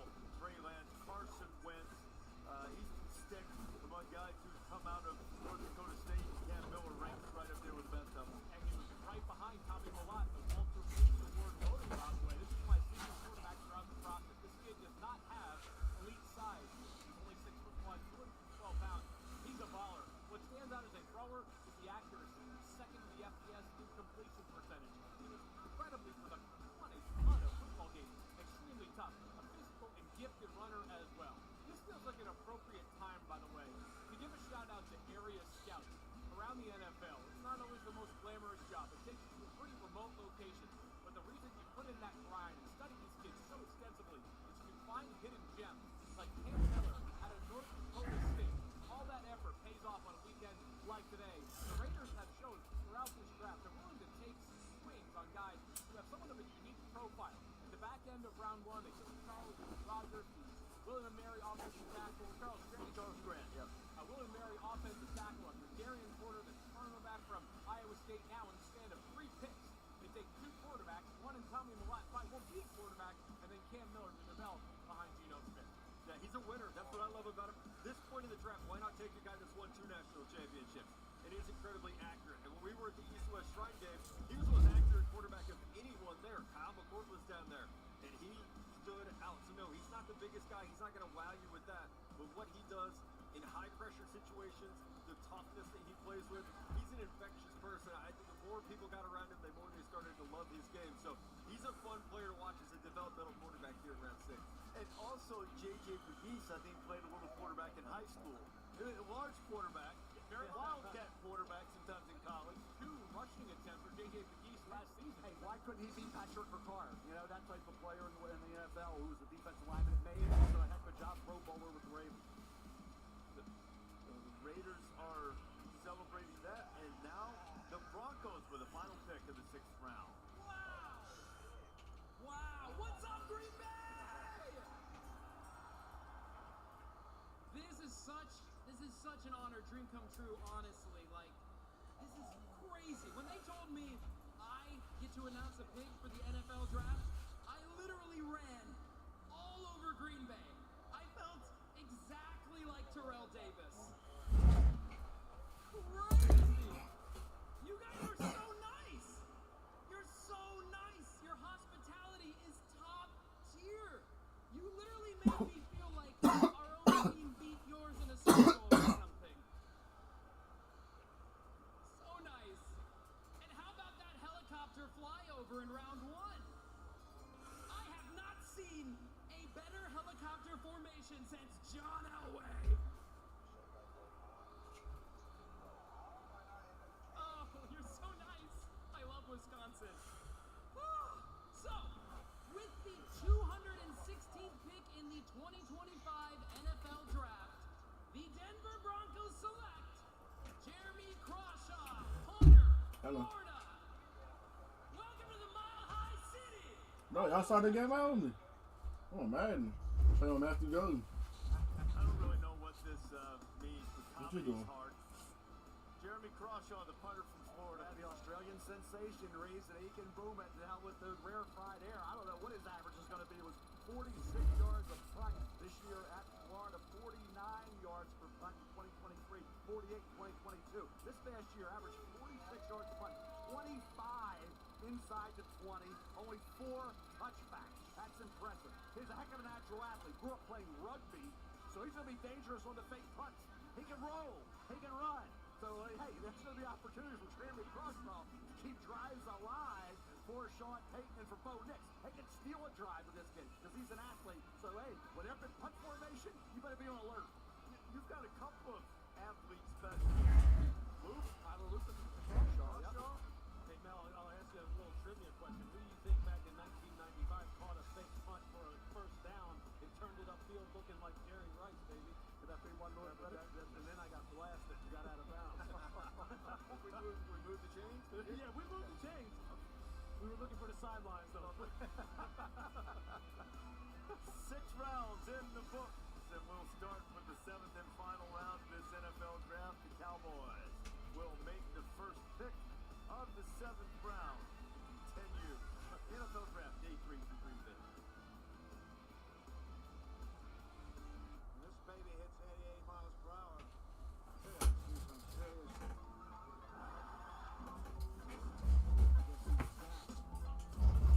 Check me out.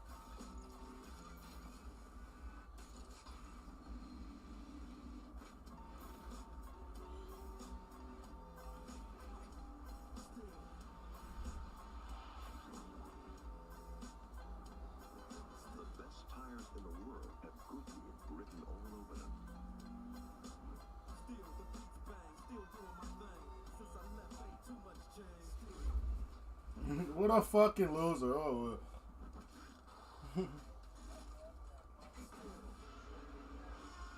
When I was close to defeat, I lifted my feet. Got the city for the gangsters all across the world. Still, hitting the corners in the numbers. Still, taking my time to promote the thing.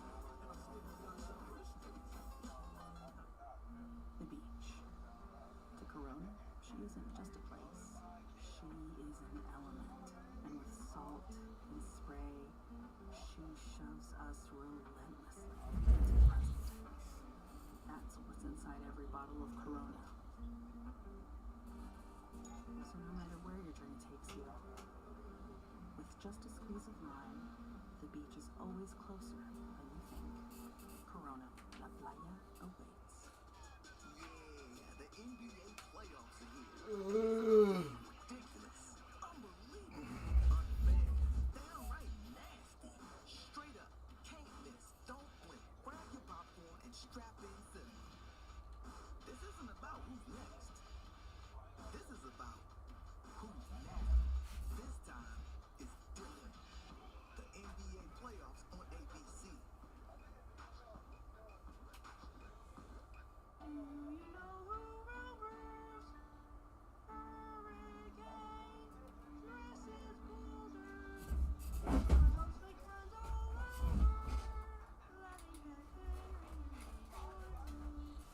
Make money moves with Dave. Scan the QR code to get up to $500 in 5 minutes or less. No interest, credit check, or late fees. And access cash instantly when you transfer to Dave Checking. Download the Dave app today. With Fast Sign, Y'all niggas funny as well. breaking custom visuals that inspire pride district-wide. Fast Signs, make your statement. Think I'm ready to drive this thing. Not yet. Think I'm ready for the chainsaw. Not yet, not yet. I'm ready for the shot. Social media? Not yet. It's okay to say not yet to social media. Kids save phones and watches with no internet, no social media, and no worries. GAL, safely connected.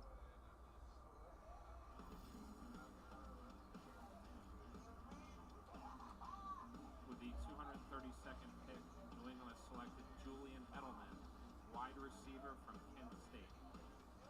He gets the snap, he drops back free, touches up, goes a line right pass, touchdown reception, Julian Edelman. Edelman way back to his 6. Heads to the right, out of the left at the 10, turning it wide, 15, running, he's a big deal, touchdown, Julian Edelman. Good throw for Julian, setting up the screen. He's going to look to throw downfield. Amendola wide open. He's gone! Touchdown! Julian diving for it. Edelman has it. Can he make the catch? He did! The Patriots have won Super Bowl 53. Edelman, one of the patron saints of 7th-round gems with his spectacular career after being a college quarterback. He's not the only one. You got a couple of Pro Football Hall of Famers. You got Brock Purdy, who was drafted just 3 years ago and is emerged as a tremendous quarterback, star quarterback in the San Francisco 49ers.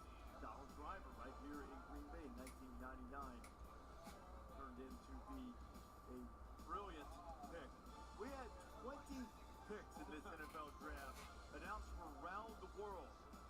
Really indicative of the impact that the NFL has globally and the connection that it's made, not only playing games overseas from time to time, but developing fans, building connections has been obvious throughout this third day of the draft with all of the different announcements overseas, all of the fan announcements on stage. They've had a lot of fun with those.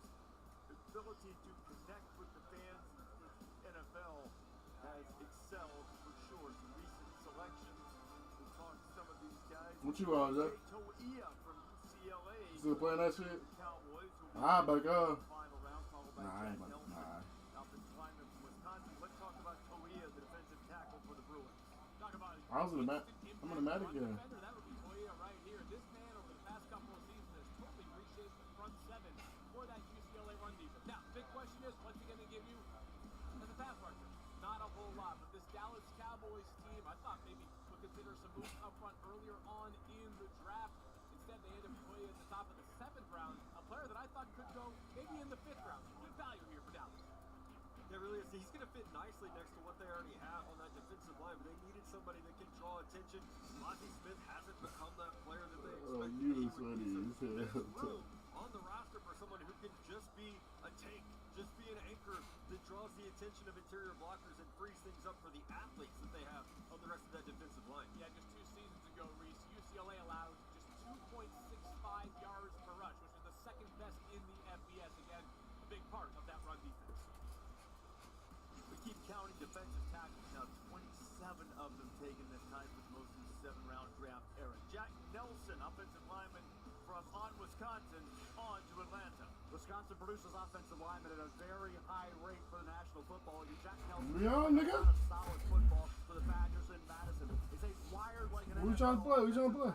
Now, left tackle at Wisconsin, not the most athletic, so right tackle is probably going to be his spot to begin his NFL career. He played for 4 different offensive line coaches at Wisconsin, yet he was steady, he was consistent, and he was reliable. The pass blocker technique, footwork, all working. The what? Field. It's a solid job protecting the edge, but I think right tackle is going to be his spot at the pro level. You scouted his dad Todd, didn't you? Yep, came out with 1989. Yep. Arizona Cardinals draft. Troy Aikman draft. Yep.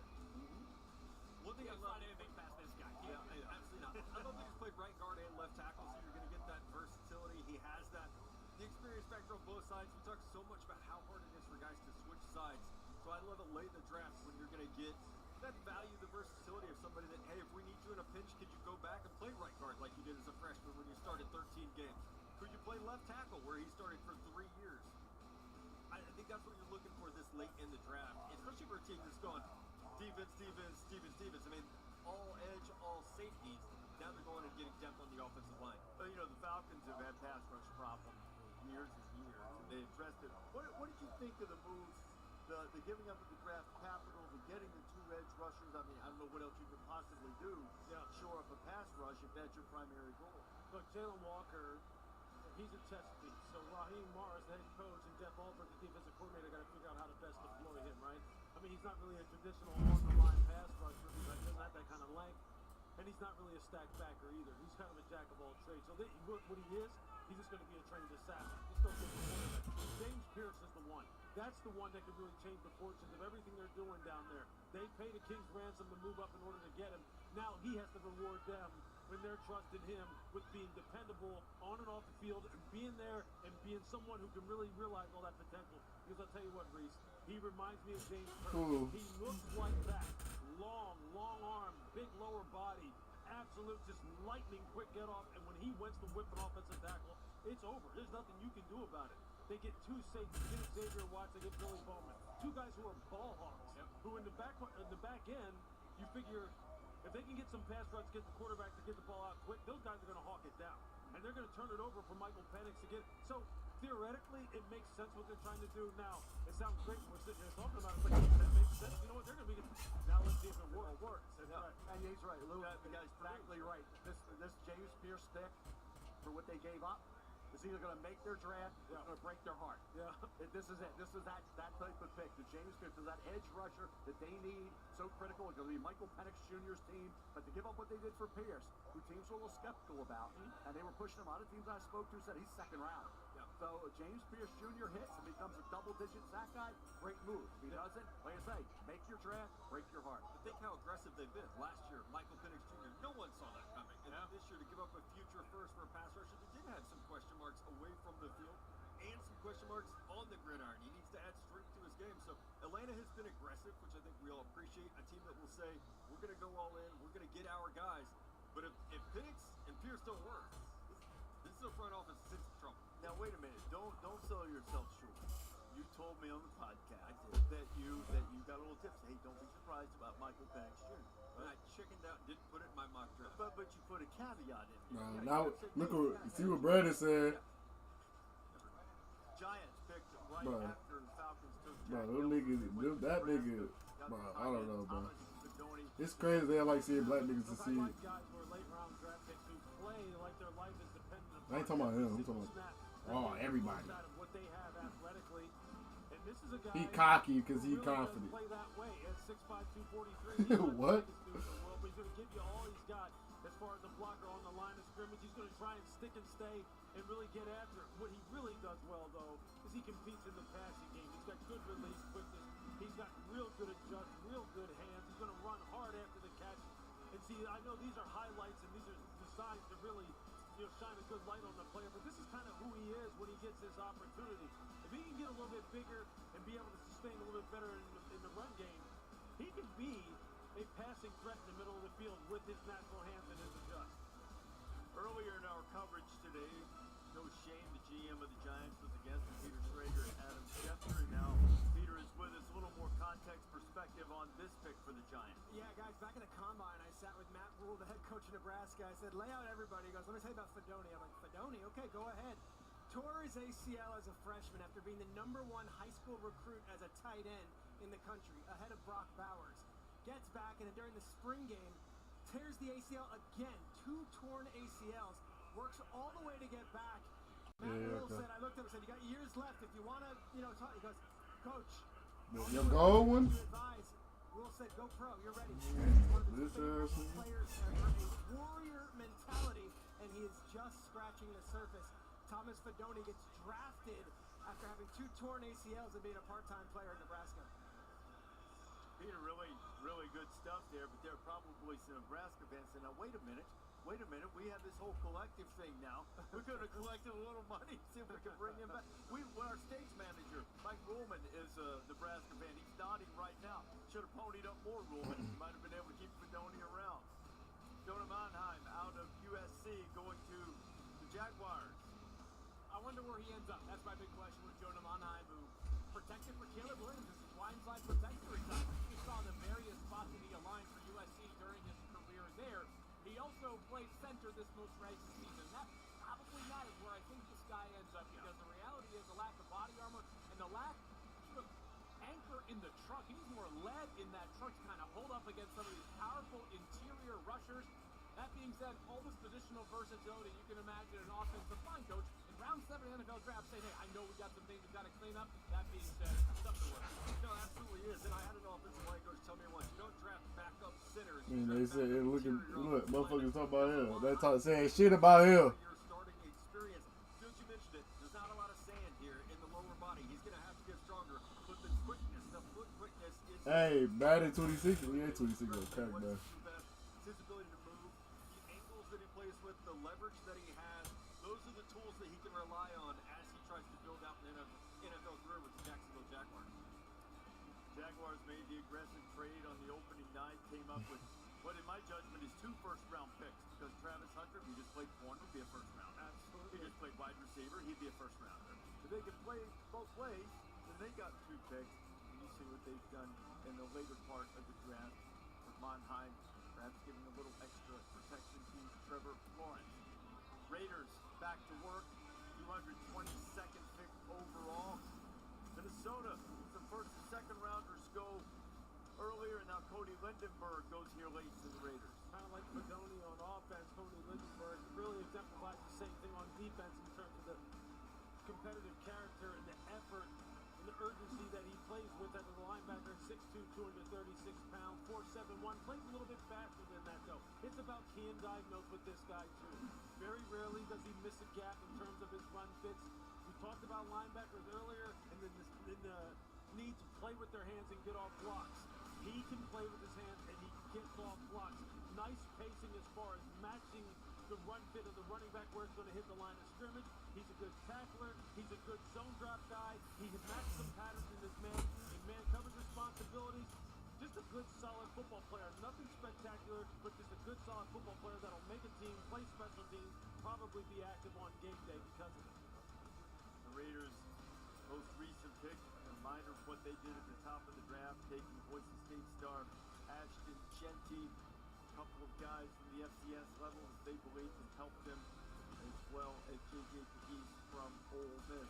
Come on, that shit, guy. Draft, early 7th round, here for Green Bay.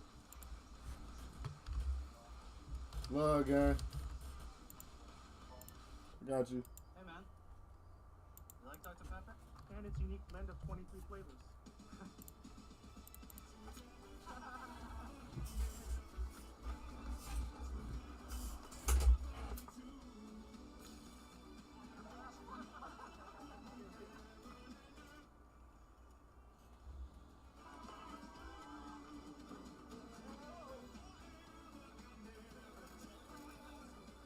It's a pepper thing.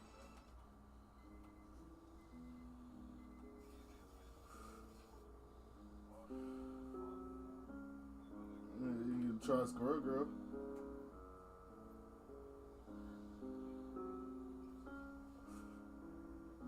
You gotta try, you wanna get good at healing, try Jeff or Rocket first. You wanna get good at DPS, try what's the name? Try Squirrel Girl as DPS.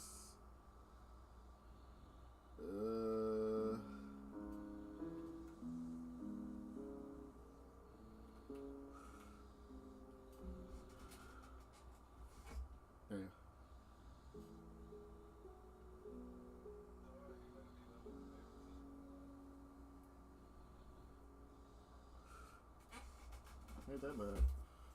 AT&T has a new guarantee because not everything in life is guaranteed. At least he finna learn the game. I'm just finna just get my characters up. Don't sweat it. Get our best deals on smartphones like iPhone 16 Pro on us with your choice of our best plans. That's the AT&T guarantee. And right now, trade in your iPhone any year, any condition, and get up to $1,000 towards your new iPhone. It was just another day on the court till he showed up. He brought Pizza Hut's Cheesy Bites pizza. He also brought his A game. Slicing through the lane, feeding the post. He had him dunking on and off the court. Yo, what's your name, man?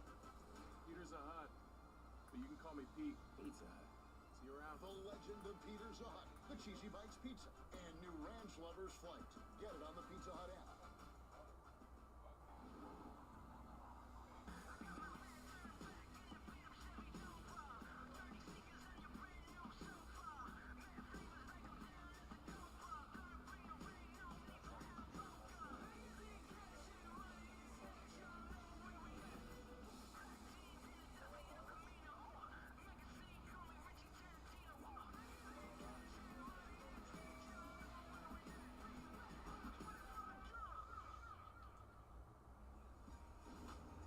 Back here on day 3, round 7 of the draft, final round, working our way toward Mr. Irrelevant. Pick 255.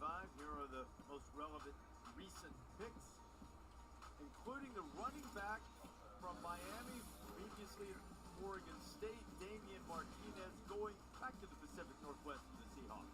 Damian Martinez, he had a heck of a season. It really kind of clicked for him in the middle of the season down there in Miami after he obviously transferred from Oregon State. It was right around the Florida State game, right around week 9, where you really saw it take off. He got into really good shape. You saw him be able to do that.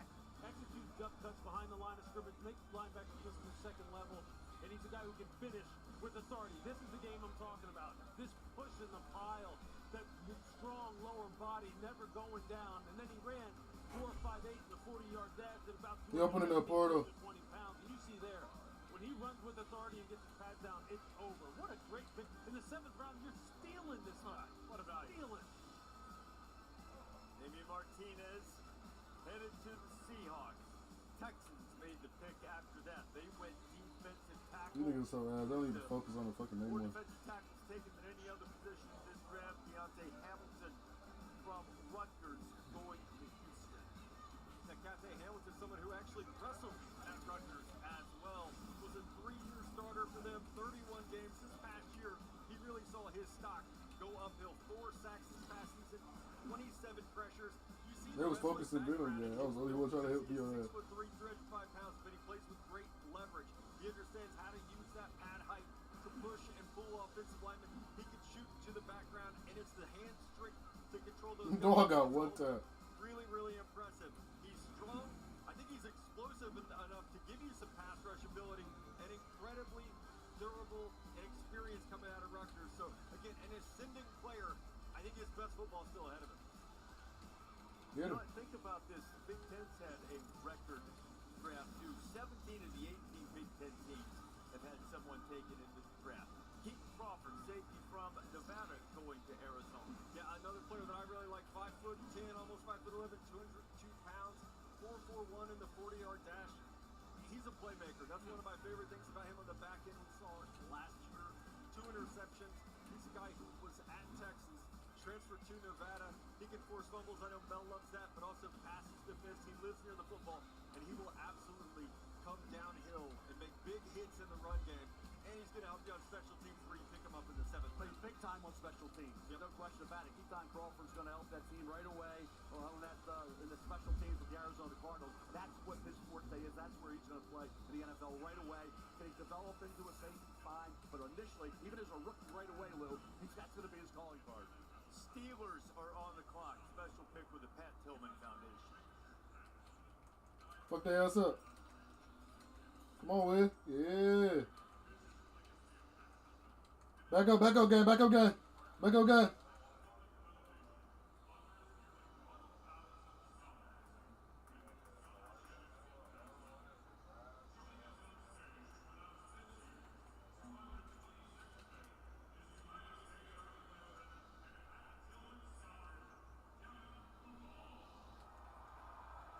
Oh my God, my fucking healer this week. She trying to focus Jeff, bro. To be here in my home state, representing the Pat Tillman Foundation and all the Tillman scholars who continue to carry forward Pat's legacy. And now, with the 226th pick in the 2025 NFL Draft, the Pittsburgh Steelers select Carson Bruner, linebacker, Washington. I think the Steelers ought to have really good intel on Carson Bruner because his dad, Mark, is a scout for the Pittsburgh Steelers, and tackling machine out of UW is now a Steeler. Yeah, incredibly productive. Got a chance to see him in person at the East West Shrine Bowl. Starting only 19 games. Mostly just his Get my past ass year because whooped. of some injuries in his past, but man, he is a downhill player. 226 pounds. He gives you that ability to play sideline to sideline. I think you look at him as a weak side linebacker moving to the next level, but he has speed to run, to chase, to make those plays outside the hashes. His diagnosing ability is very, very disciplined. He has great eyes, and he can do that. He can pull the chain a little bit. Love the instincts here to get the pick and run it back. The question will be, does he have the straight line speed to play in coverage? But I think if he's a downhill player, Bruner is somebody that has a shot to make it. Carson Bruner going to the Steelers. San Francisco 49ers will make the next pick. A little bit quicker pace on these picks as you look at what the Steelers have done in this draft, including getting Will Howard, quarterback from Ohio State. We'll continue on coverage of the final day and final round of the NFL Draft right after this.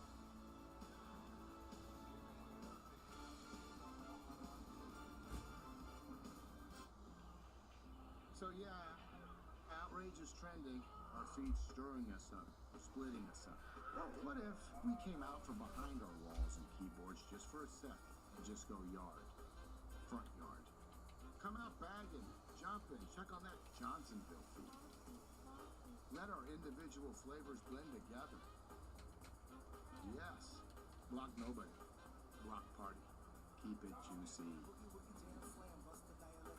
Products range from product not yet rated to heavy.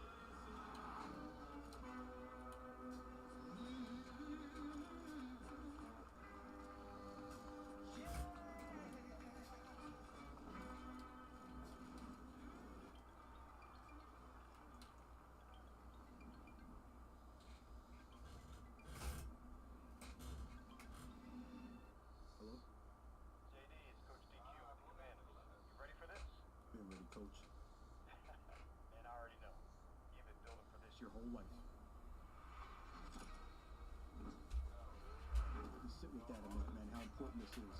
Because anyone don't make it this far.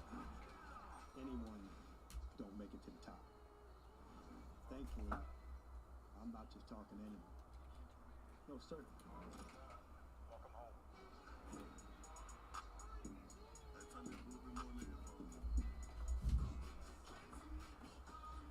This is Formula One.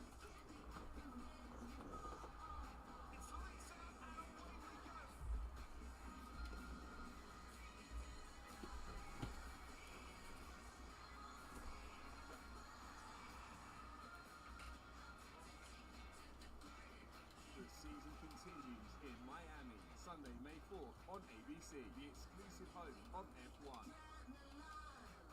What would you pay for an iPad Pro? I only paid $42 on DealDash. DealDash.com. Online auction since 2009. This PlayStation 5 sold for only 50 cents. And this smart charcoal grill sold for $16.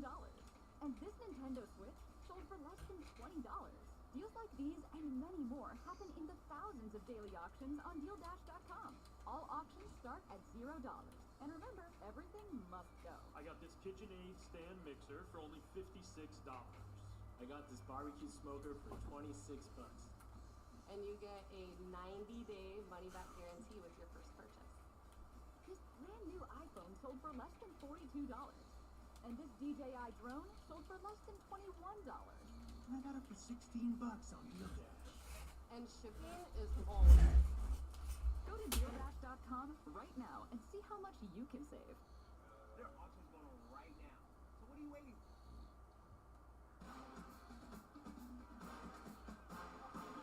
Caught in the back of the end zone. 2025 NFL Flag Championships are returning to Canton, Ohio, July 18th through the 20th. You're watching the 2025 NFL Draft, presented by Courtyard by Marriott. Never-ending fountain of information, Mel's best available. Presented by Courtyard by Marriott. And we see a couple Just of lost interesting it. guys. Tez Johnson, the size is going to be the factor now. Tez Johnson, but I'll tell you what a playmaker he was. You go to Logan Brown. I know, Lou, you're surprised he's still there with his ability. And then look at Quinn Ewers and Jake Majors, center and the quarterback in Texas, still on the board at this point. Quinn Ewers, Locked in, boy. powering throws, muscling throws, finessing too many throws. Doesn't have that ability to hit those tight windows. There were receivers. Friday ass what they were. Good receivers to throw to. He had Gunnar Helm, the tight end. He had skill talent all over the place. So for Quinn Ewers, are you a product of the talent and all the ability they had around them, or can you transition to the NFL, Lou? What's your take on Quinn Ewers? You know, I just look personally. I just didn't see it. I just didn't see. Look, and I'm not someone who gets too caught up in horsepower in someone's arm, right? Because I think it's about passing the football, not throwing the football. But it just never seemed like he was able. You just gotta be in the back by the Hillies. The play style just seemed. You just keep shooting your shit. So Towards the fucking what's the name? in the NFL that they would eat him up. If Yeah, it look at the wasn't movie. over for him immediately, it reminded me a little bit of like it was like little Chad Pennington-esque. What the fuck you just But doing? Chad was a very effective quarterback. Quinn just didn't do it for me. I just don't know what the projection really looks like for him. I don't ever see him being a starter in the NFL, quite honestly. And I'm not surprised to see him sitting here still without a team. He was tough to evaluate too. Yeah, he's never healthy. Yeah. So you would see games. There were throws in the Michigan game where you would say, "Oh my gosh, okay, that was the guy that was the #1 quarterback in his high school recruiting class." There were throws against Alabama the year before that where you would say, "Dang, there it is. He's got it figured out." But then he would get hurt, or then he would have. Does that come on? Damn. Or he would throw a game away with a bad decision. So Quinn Ewers is a Texas legend for getting them back to the college football, top tier, back-to-back college football semifinal performances. But I do think the injuries in each season held him back from ever being what he could have been. And you wonder if the injuries, Mel, were the reason sometimes you didn't see him rip those throws, because some of them were core oblique type injuries at times. So that point, Reese and Matt, when you watched them in Tuscaloosa against Alabama 2 years ago, Nick Saban's defense had no answer. Well, I mean, he put 30-plus points on the board that game. He was throwing accurate strikes to various spots of the field. He looked like a future early round prospect. And the year before, also against Alabama, before Dallas Turner knocked him out of the game, he was spinning beat that day too. Right. Wonder if we might see the trickle down of what do they want to call it, a fall, or the reality here for Quinn Ewers at the collegiate level. We've all talked about this deep quarterback class for 2026.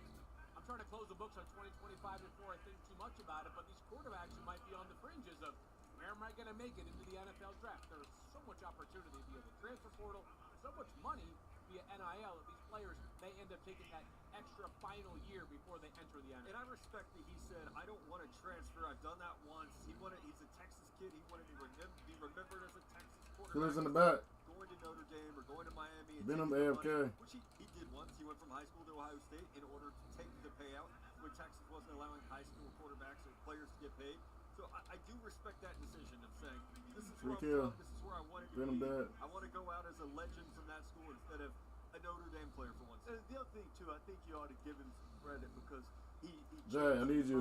Jay, I need you. While it was the dyed mullet, there were a lot of things circulating around his last couple of years. I was pushing the point by myself. Shit. They whooped my ass. Let's go with it. You might read it. Told you that bitch easy. Like you're being disrespectful when you Dad. see it in a player. And you're not really. You're just trying to effectively be honest. Nigga dead as a bitch. This is a valuation exercise, and the NFL is valuing in the way, in terms of them saying the same thing. We just don't see it right now. That's what we're not seeing. Hopefully he can find. Come on. So I put something down for you. Stage now, and the Miami Dolphins making a selection.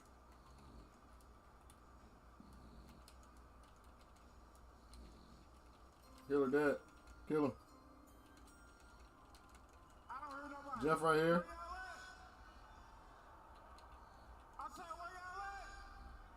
Jeff Dad. I want to give a special shout out to Forgive Code, Verizon, and the NFL.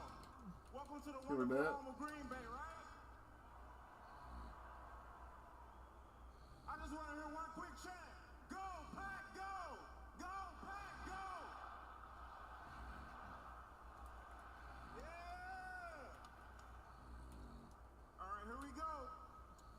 231st pick in the 2025 NFL Draft, the Miami Dolphins select Quinn Ewers, QB, Texas. Yeah! Sometimes Nigga jumped off. slows down Nigga jumped off. What the fuck? I was trying to say your ass, guy. He said love. He said love, nigga.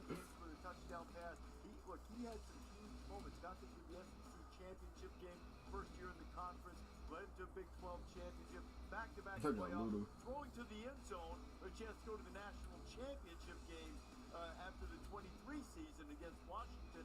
Ended up losing that game by points. So for all of he's maligned at times. A lot of accomplishments too for him. He really did. You got to give him credit for being just tough and again gutting it out when he was not 100%. He had some good games this year. Go back to the early season game against Michigan. At Michigan at the Big House, completed 67% of his passes, 3 touchdowns, no picks. SEC championship game and his 3 playoff games thereafter, 7 touchdowns and 5 picks. So some inconsistency there in big spots. He has the touch. He can throw on the move, off platform. Toughness this season, as I said, to play through injury. Decision making under pressure at times a little questionable. And like I said, I want to see him throw that 99-mile-an-hour fastball once in a while. We didn't see it. We saw the touch. We saw some accuracy on those throws. I saw that Alabama game where he wowed me over. I didn't see him build on that. The injuries play a factor. Maybe. Here he is rolling up against his body. Throws a touchdown pass. He had Gunnar Helm. He had Matthew Gold. So can he be a backup in the NFL? Yeah. Is he starting material? That's the debate. No, but in Miami they need a backup because Tua is often injured, and Quinn Ewers has proven he can be a point guard. This isn't actually a very, very good fit for him because what he's able to do is stand in the pocket, play on time, and play in the Yeah. Oh, right behind his dumb ass. What are you doing? with the ball, and he's going to give you speedy options to get there. To your point, Mel, we saw the highlight package there. Quinn Ewers has absolutely made throws where you say, yep, there it is. Like, that's the guy that can get it done. The key will be getting the coaching, getting the development so that he can make that happen. He's not happy right now, but the dust is going to settle, and he's going to be, you know what, Miami is a really good landing spot for him. And you know what? Look, they ought to celebrate this. I understand. #1 player, Nah, see, you got Squirrel Girl. You can be a Squirrel Girl man. I'm a Namor man. I use Squirrel Girl, but I can't get Namor man. You can have it. I don't care. I'll use Moon Knight or something. Very similar in a lot of ways. I know it wasn't as publicized. Or I go fucking tank. I mean, stuff happens. Now you deal with it. Take advantage This of shit. this opportunity, eh? Oh my god, damn. Oh, they got me fucked up. Oh, no, Haley. We talked about that earlier. We got past They got me fucked. I mean, they did a whole documentary about that. You know, the Brady says. Yeah, I know it. So God. congratulations to Quinn Ewers. Glad to see that. Headed to Miami. Trying to make that squad. Mike again. Look at that is slick. Love. Nicely. Backing up to a Tagovailoa as he starts his NFL career. We'll get you caught up Oh, my on blood all on the this things one now. here in the final round of the NFL draft from Green Bay. Get a look at Texas quarterback Quinn Ewers, who's off the Dolphins.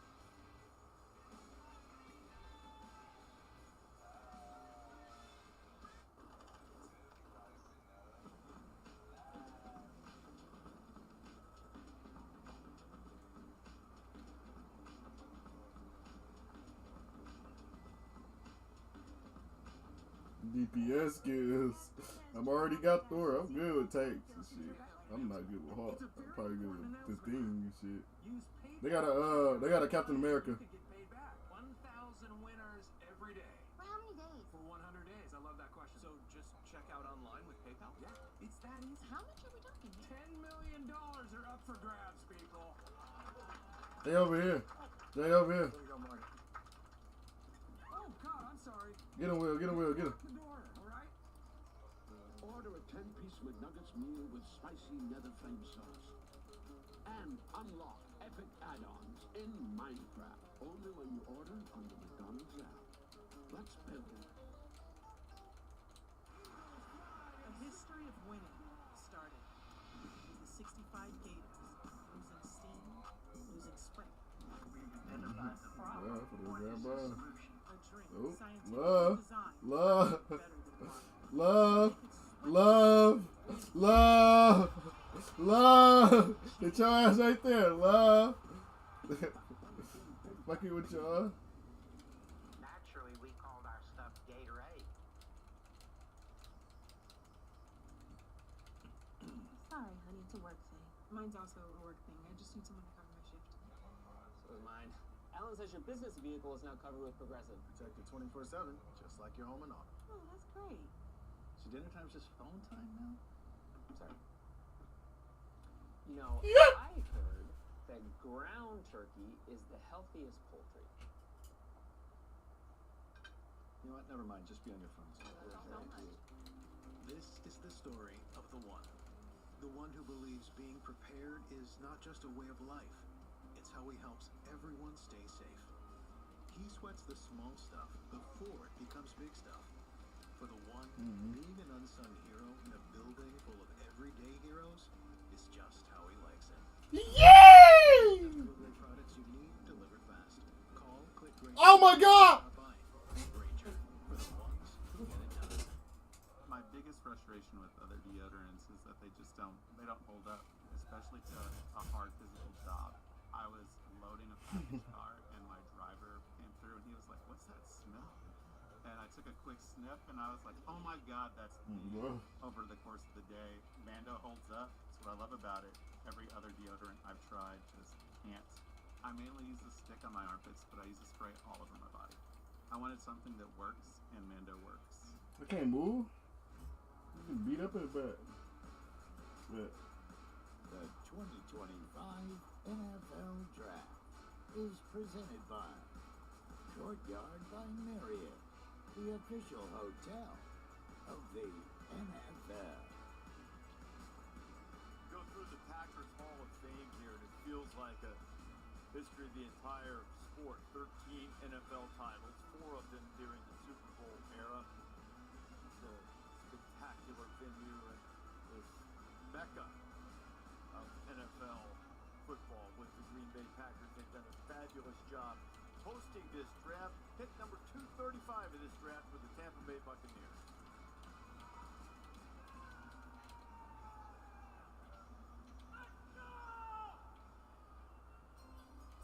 Packer fans, thank you for your warmth and hospitality in Pringle this week. Also, thank you for letting us beat you in the 2020 NFC Divisional Championship.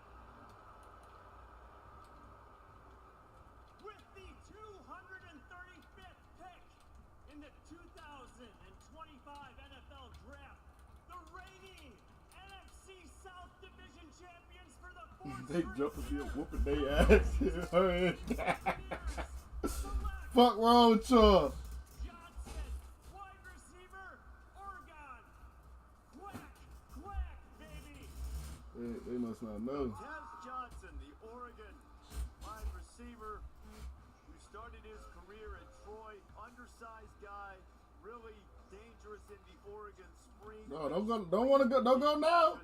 No, no. Connection with his former Oregon quarterback Bo Nix that extended well beyond anything that happened on the football field.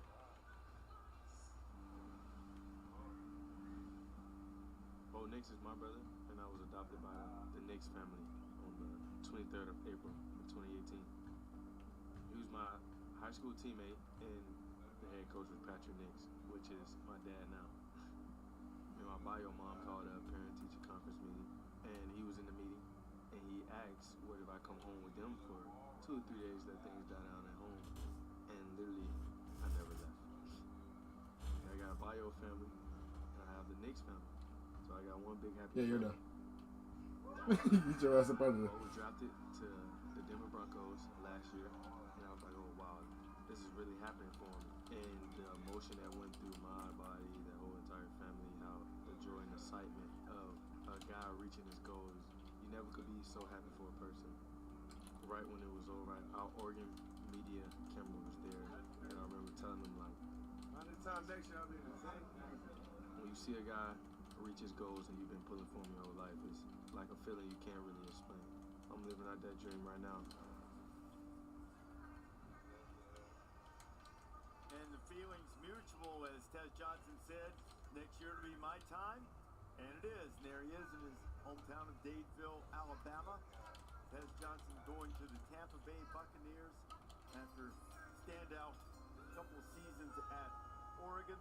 Only weighed 154 pounds at the combine. Probably didn't run his best either, but been really productive at the college. I'm gonna chase him. Go.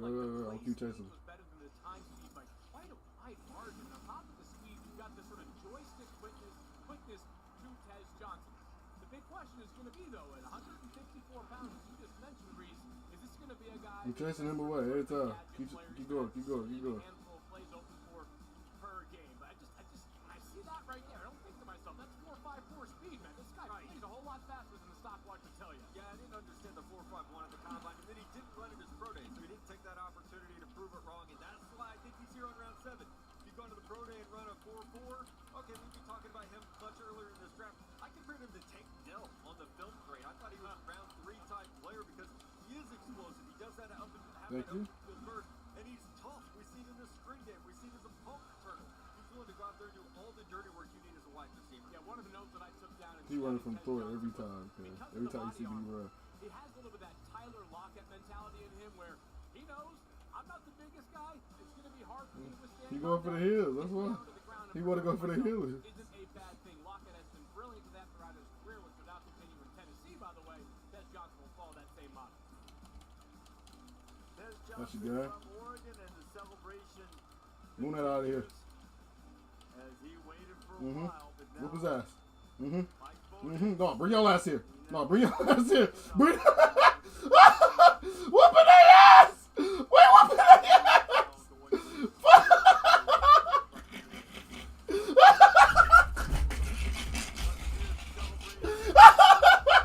I just jumped that shit. They just jumped my boy. Fuck around with them shit.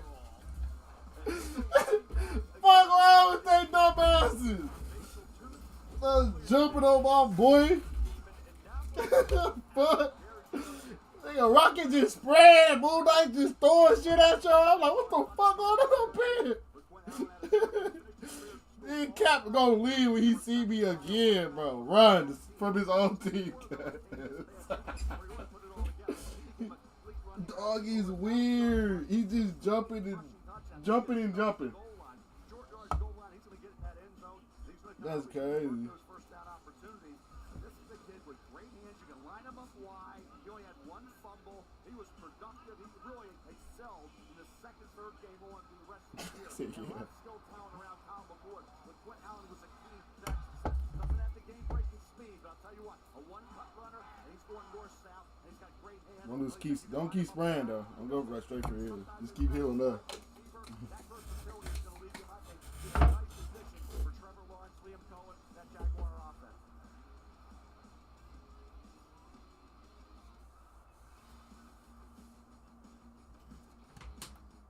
Gary, used car shopping can't hurt you. What if I overpay? Come out and I'll show you a better way. Well, you said. I know. I said nearly half of all used cars have been in an accident, but there's no reason to shop with fear. Well, show me, Carfox. Knowing how a car's accident history impacts price means you don't have to overpay. I wasn't scared. Sure. Can we talk about the PJs? I'll talk about them as long as you keep it positive, because I like these things. No fear, just Fox. Say show me at Carfax.com. 24-hour moisturizing body wash that locks in 7 times moisturization. Wow, and about half the ingredients. Clean moisturizing body wash isn't a myth. It's made. Let's talk salary. Great. What do you typically offer for this role? It's competitive. And if it was a number, it would be... A competitive number.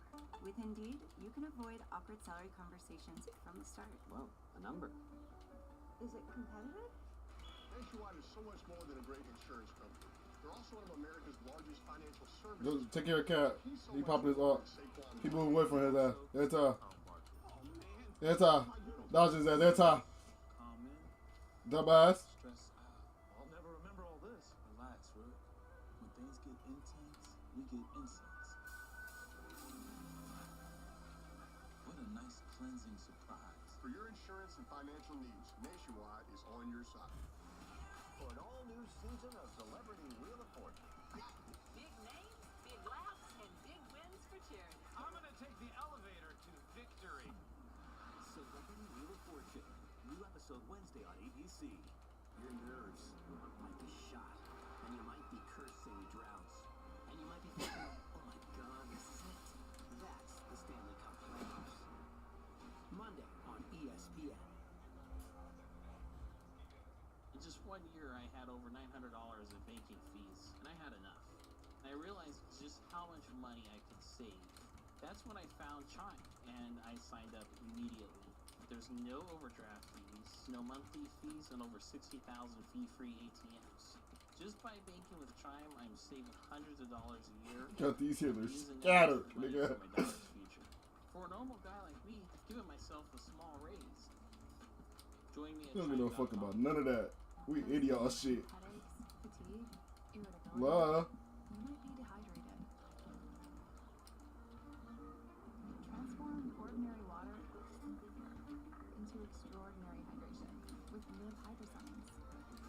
With an optimized ratio of electrolytes, essential vitamins, clinically tested nutrients, superior hydration than water alone. Get more out of your water. Tear, pour, live more. Liquid IV.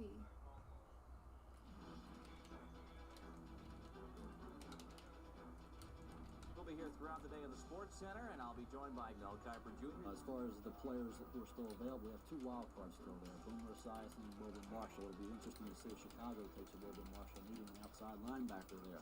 Where Boomer Esiason's going to go right now, he's going to slide down. I'm fighting like a motherfucker. I don't think this selection makes any sense whatsoever. It's, well, typical. Way to mince words, Mel. You cannot go with Jim Harbaugh and pass up Trent Dilfer. Forget it. That's why the Colts are the laughing stock of the league year in and year out. Who in the hell is Mel Kiper? We don't have to take anybody that Mel Kiper says we have to take. That's why the Colts are picking second every year in the draft. Jeff 2-12, Rocket 0-7. This is good. 5-9. If we come back 2 years from now, you can play this back right in my face if you want. I will say that Roethlisberger, Rivers, and Manning, none of the three will be fun. Forget the franchise. Aaron Rodgers is solid. How far he drops is going to be the storyline of the day. I like Aaron Rodgers a lot. Somebody's going to What's wrong with Will? He's sick. It's already up there. It's Aaron Rodgers. Who made that rule anyway? You can't. What's wrong? Will, talk. Why you ain't talking to me? I personally, if I were a GM, Why you not talking to me? I would never take a running back in round 1. What's going on with you, man? Who I thought was the most entertaining quarterback to watch in a long What's going on with you, man? I'm tired of watching bubble screens and short passes. I think it's done. And always 70% completion percentage. Just makes you sick, John. This guy will throw the ball down the field. He will play football the way we like to see it played. And this kid has, I think, a lot more potential moving forward than people think, considering the fact that a lot of people will write him off because of the system he comes from, saying, hey, where's the successful quarterback coming out of this? Basically, run and shoot type offense, John. And that's the issue that What's the name? She can play DPS, kinda. Nobody else can do. This kid can throw the ball all over the yard. He has no conscience about throwing into traffic. He sees 3 defenders and a receiver. He'll try to stick it in there, and he'll take chances, sometimes unwarranted. That kid's got guts at throwing the football. Man, Kite, how about that, man? Working through the same thing. Come on, Shador. Let's go, baby. 42nd consecutive draft, 340 rounds, like 75 Pro Football Hall of Famers here in your tenure. How many times did you give a Hall of Fame grade to? I hope all of them. 75. I hope. You know my favorite thing about Mel is after the draft they'll say, well, who was overrated, who was underrated? Nobody. Perfectly rated. I rated them the way I rated them, right? Oh, my gosh. You're already looking ahead to 2026. These guys are. I used to do it, and they give me grief for doing it. They're thinking about next year. You are too. Fire away, Matt. Hey, no. Arch Manning, no. We're thinking he's going back. Stay in college. No, but it is the time of the draft where undrafted free agents. And that's the list that I start compiling tonight. And you guys will as well. Because you spent a lot of time. These guys have been working tirelessly. Lou, you studied a ton of players who won't get drafted. You know it. Yeah. You want to find out where they go. Because you used to have 17 and 12 rounds. These undrafted free agents, teams spend countless hours, and it's not wasted time. These guys are going to come in. They're going to have a round on their back. They're going to come in as what would have been 8, 9, 10, 11, 12th rounders. And they'll beat out some of the 3rd, 4th, 5th rounders. Man, I just got jumped over here with my heels. You said good players still on the board? Absolutely. A ton of them. When this draft is over and we're packing up and heading on out of here, personnel departments are still at work, man. And they're fighting hard to get some of these undrafted free agents into their building. And I'll tell you what, the advantage for those guys is that they can really pick and choose and negotiate with multiple different teams to try to figure out what's the best fit for them instead of getting drafted. Sometimes that works to your advantage. They're looking to see who filled needs. That's right. They had their agents. Where was the best shot to make? That's trying right. to make a team. Yeah. Now, they're stockpiled to the position. Don't go there. Go there. And these teams are sitting with these kids throughout the layout portion right now to get them. You know that. Yep. Get them signed. No right doubt. away. No doubt. But back to Mel for a second. Oh my God.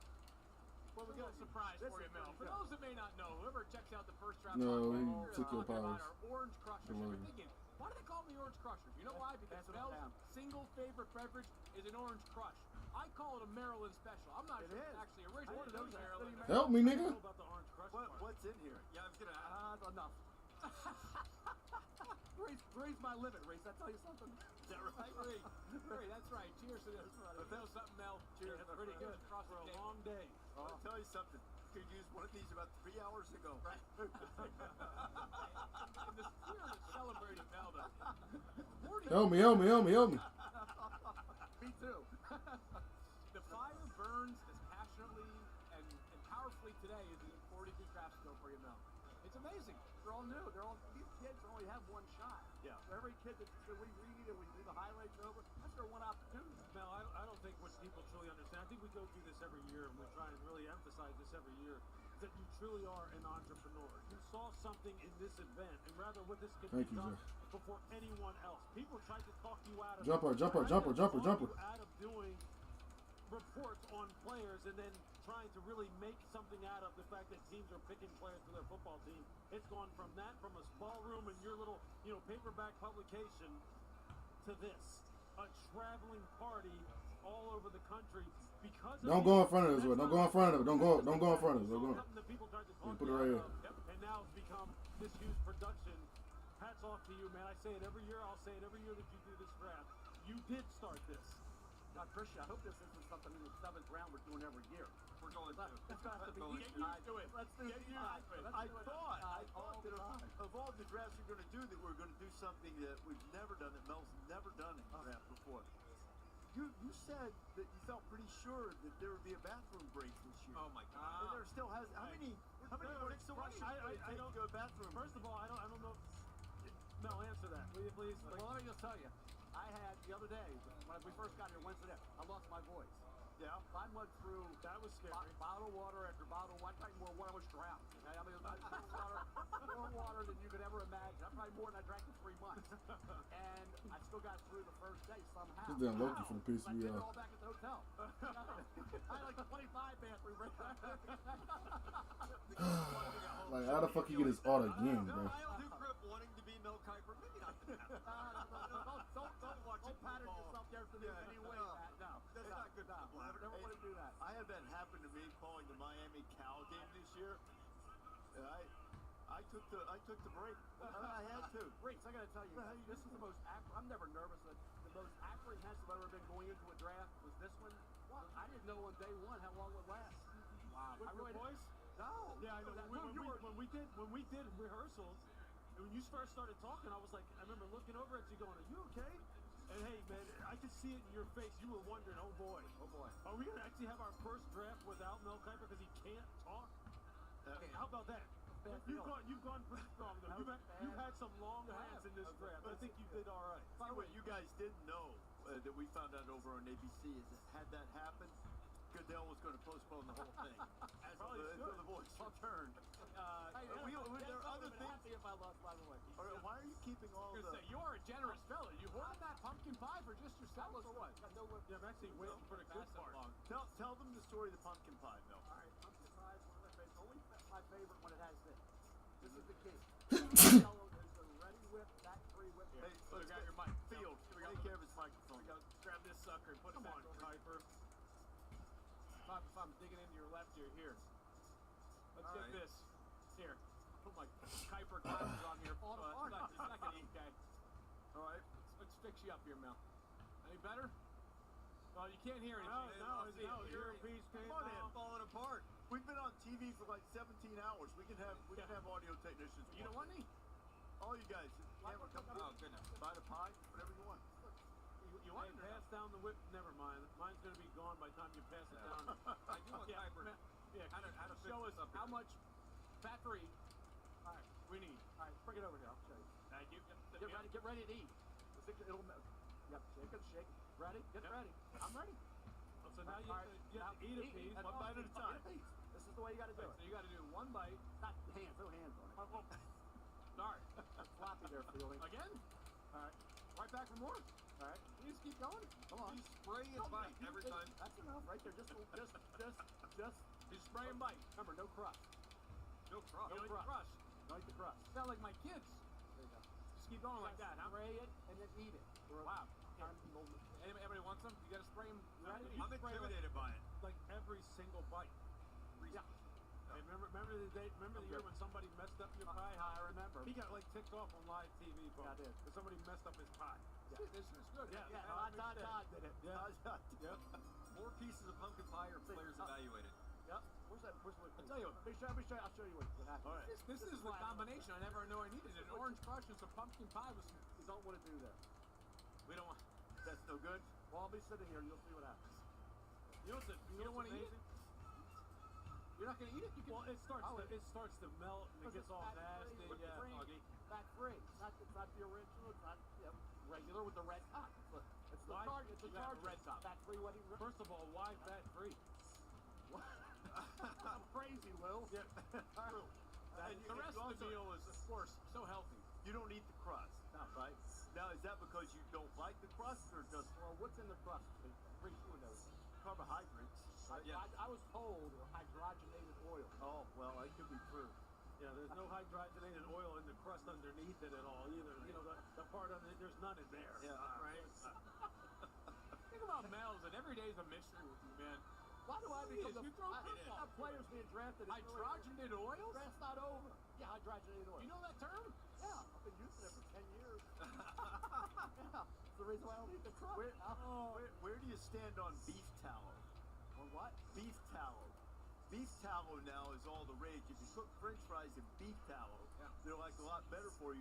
You can even put beef tallow on your skin. It'll make you look 10 years younger. I need that. Well, me too.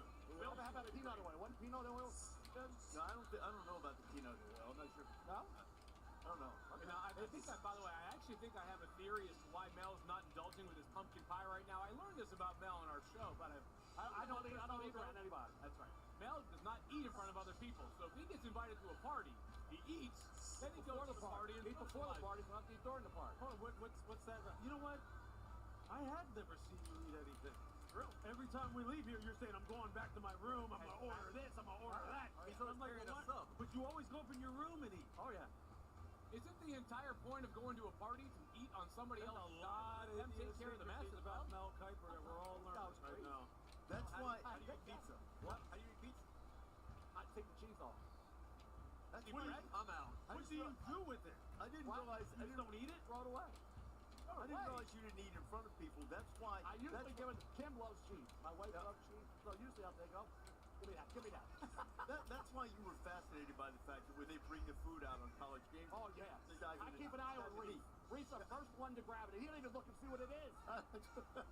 You're amazing. Guys, every little thing. Is this a sweet potato pie, which it could be by the look? I ain't that. You're the best, man. Oh, what a time. Cheers, guys. Cheers, my friend. Absolute legend. Nobody better than the great Mel Kiper. Great to be able to work with him and really our entire group, Lewis. Well, hey, you know, over the past couple of days, as you've seen by all of the work that we have done here, what we really depend upon are the player highlights. It's the foundation of our broadcast. This year, our highlight producers created 500 plus player highlights. Think about that. 500 plus player highlights in anticipation of 257 players being selected. Similarly, we couldn't do our jobs without our incredible research team. Our graphic producers and graphic operators who literally created thousands of graphics. Our edit producers and editors who created 150 plus edits. Our Emmy award-winning remote operations team. The media room operators. Production operations, creative services, transmission, network traffic, the assignment desk, talent producers, news editors. You get my drift? It's an army of people. Security, public relations, social media, stage managers, mobile unit engineers and drivers, the runners, the production staff, and our incredible production management team and any other teammates I didn't mention. On behalf of everyone up here and on behalf of everyone in front of the camera, thank you very much to all the people who make this absolutely possible. You don't even see what's behind the camera. There's so many people helping us out. And then lastly, we would like to recognize a special member of our team, Jack Coffey. Jack is a senior operations specialist and is retiring next month after 45 plus years in sports television. All of us would like to thank Jack for his leadership and service and wish him all the best in retirement. All right, Jack. Go, Jack. Sir. Jackson, man. Really, it is a remarkable team effort that extends all across the company.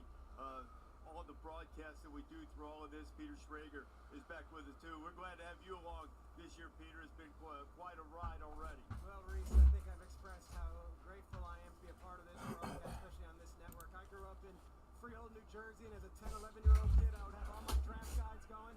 And on the television, I'd be watching Chris Berman, Mel Kiper, and a certain man named Chris Mortensen. And to be in this chair on day 3 of the NFL draft, alongside Adam Schefter, I just get goosebumps thinking I could even be in the same vicinity as what Mort was. So on this day, I want to thank Mel Kiper, obviously, and all of you guys for making the draft what it is, but also to give a quick memory of Chris Mortensen and what he meant on draft day and how special a man he was as well. Amen to that. That's for sure, Peter. We certainly do miss Mort and the impact he had on the NFL coverage at ESPN. Winding our way down toward the end of the final round of this NFL draft, get you up to date on some of the picks that have been made while we were eating pumpkin pie and having orange crushers. Micah Robinson, another cornerback from Tulane, second one out of Tulane, being drafted, going to Green Bay. Ricky White, wide receiver, going to the Seahawks, and Phil Maffa, running back from Clemson, going to the Cowboys. You see Caden Prather from Maryland was picked up. Caleb Moner, tight end from Utah, and let's go back to Australia for special pick. You see, it'll be number 242. Hello. G'day everyone, it's Robert Irwin here, and I've brought along a mate. I'm here at the Crocodile Hunter Lodge at Australia Zoo, and I am so excited. We are so excited for this very important announcement. So, without any further ado, with the 242nd pick in the 2025 NFL Draft, the Los Angeles Rams select Kanate Mumfield, wide receiver, Pittsburgh. Congratulations, back to you. Thank you, Robert. I'm only afraid of 5 kinds of snakes. Big ones, little ones, dead ones, live ones, and ones on TV. I don't like him either. Kanate Mumfield. Hey, I just tweeted about this a couple days ago, about the fact that I thought the LA Rams would be the perfect spot for Kanate Mumfield, that it fit his play style perfectly, and I'll be darned, it came to fruition. This kid is just a pure football player, 5'11", 186 pounds, 4'5", 8 in the 40. He's a great route runner. He is a great ball skill, hands catcher, tremendous competitor. He just finds ways to get open. And as you see here, in contested environments, he just consistently makes the play. And he's a heck of a competitor, great blocker. He is the ideal prototypical slot receiver for what Sean McVay does. I could not be happier for him to go there. It's the perfect fit. Lou, you're absolutely right, because the Rams with wide receiver, the rest of us, we look at 40 times, the Rams like, nah, can you get open and can you catch? 4.59 for him at his size was not a great 40 time, but he is such a good physical route runner. He's good in traffic. He's competitive. He's a captain coming out of Pitt, something that we know the Rams value. I've talked to their scouts. They say, we just want guys who love ball and are going to come in and compete. That's exactly what he's proven to be. Height, weight, maybe not where you want. And again, the 4.59, but man, he is a route runner who is physical and has a really good short area quickness to make things happen with the ball in his hands after the catch. Pick 244 went to the Lions, and Dominic Lovett, a wide receiver from Georgia, started his career at Missouri. Had some issues with drops. Yep. They did have some issues with drops back at Missouri and in Georgia. Come on, you guys. Broke through to be what we thought he could. So when you look than just the athletic ability. Back in Missouri, he started 6 games as a true freshman. He can make things happen from the slot. He can make things happen even in the backfield. That freshman year, he had a rushing touchdown. In fact, he goes to Georgia. The passing game and his numbers did pick up. I think in the NFL, he's going to be a slot receiver where his quickness, he doesn't have always the greatest long speed. I know ran 4.40. He doesn't always show up, but his quickness is electric. So if you can get him in the slot, get him making plays, he's going to have someone at Jamison Williams that he can watch and learn from as he looks to expand his route tree and maybe have some of the production in the NFL that he never found in college. I love it going to that Detroit Lions offense. The reaction from the Lions draft room upon getting the Georgia receiver, usually pretty spirited. And just after Levitt went off the board, a tribute to NC North Carolina A&T Aggies. Commanders took Corey Merritt from Arizona. As a pure runner, he can get it done. There's no question about it. I think clearly look at the eligibility issues, limited him to just the one game with the Wildcats. He rushed for 106 yards, then a touchdown on 13 carries against his former team, New Mexico. You watch him as a runner, explosive to rip off some big runs, cutback ability to make defenders miss, with the power to pick up the tough yards between the tackles. What he needs is a lot more reps catching the football. You know, he had never more than 13 catches in his season during his college career, but the kid has talent running with the football. Alabama State to New Mexico to eventually, at least briefly, with Arizona this past season. He's a better athlete than he is instinctual runner at this point, but there's a lot of athleticism within this frame. He showed up as a late ad to the Shrine Bowl this year. Went in and rushed for over 100 yards. Looked like one of the best players in that game. Man, he's slippery too, and he is explosive when he finds you. Mentioned at the East West Shrine game, he showed up, and I'm looking at my list like, who is this? Who is this? Why does he look so good? And he really did impress there. There's an opportunity in Washington. That was a sneaky team that could have taken a running back early in this draft. So he had some shots there. Would love to see him get involved on special teams. Washington may have gotten a steal there. This guy is the very definition of a one-cut slasher. Watch for this guy to make a splash in Washington. I'm just telling you, I love this thing. Final picks of this 2025 NFL Draft coming up.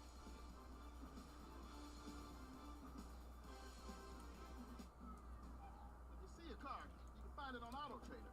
Even my TV detective car. Just put your info in the Kelly Blue Book My Wallet, browse personalized monthly payments from dealers in your area, then start and finish the deal online. Case closed.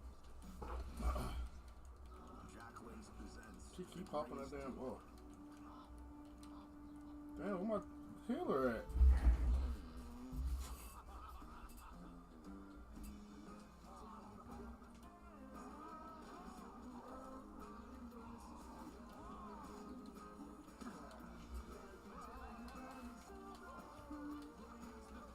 There's nothing like a great duo. 2 flavors, 1 bag. New Jack Links Duos. Check out the new whip. I fully custom. How many Bud Lights can you fit in that puppy? As many Bud Lights as it takes. A lot of Bud Lights. Come on, give me one of those. Trains. Trains that sense what isn't on the schedule.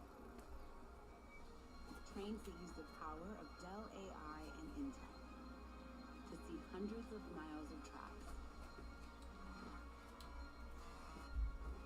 clearing the way so you arrive exactly where you belong.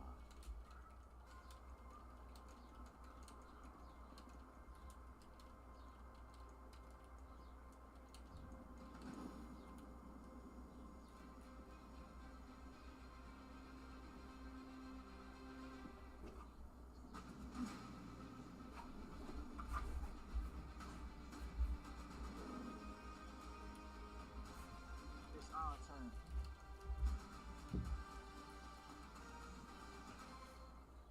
Hi, I'm Johnny. I'm a dad. I deliver packages and flowers, and I'm a Mando customer. I was loading a package car, and my driver came through, and he was like, "What's that smell?" And I took a quick sniff, and I was like, "Oh my God, that's me!" And thankfully, I found Mando. I can tell you that I always feel confident when I wear Mando. I mainly use the stick on my armpits, but I use the spray all over my body. Mando keeps me fresh all day long. I wanted something that works, and Mando works. It's awesome. Today is the beginning of something big. A change in how you manage your weight, thicker, Me fuller too, hair, good. and control over your anxiety and depression. It starts with small steps. Attack at forhers.com. New part of your routine. A little moment for you. Friday, yeah, Friday. To make big changes. Through Hers, you can get access to personalized treatment plans for weight loss, hair loss, anxiety, and more. Yeah. Connect with a licensed medical provider today. Got that name more with you. Get started at forhers.com.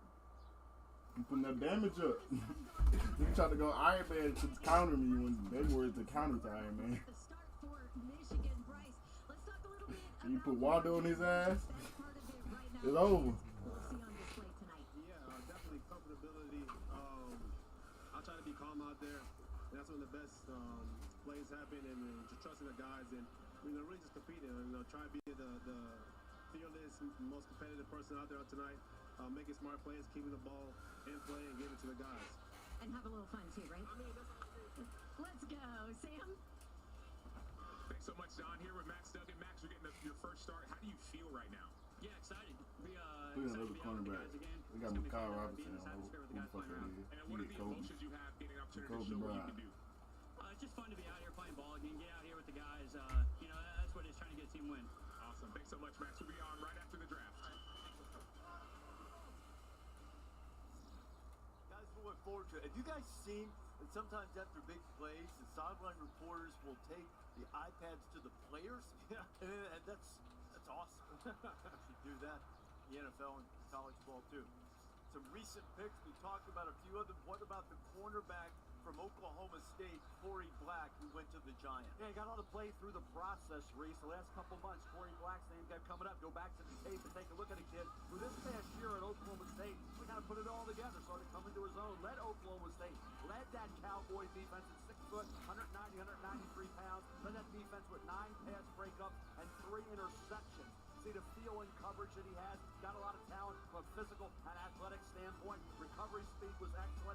Break on the ball this year was better than it had been. And they placed at the catch point, which was impressive. Corey Black did. Like the overall awareness and coverage he showed in 2024. If he can build on what we saw this season, breaking up passes, intercepting passes, and really maximizing the physical and athletic talent, you have something to work with the New York Giants, Matt. Yeah, I think it's his own coverage corner. That's where he's going to be best at, where he can play with the ball in front of him, not have to turn his back and run with guys. I think some of that carrying speed down the field is going to be the biggest question mark for him. But he was absolutely at his best this past season.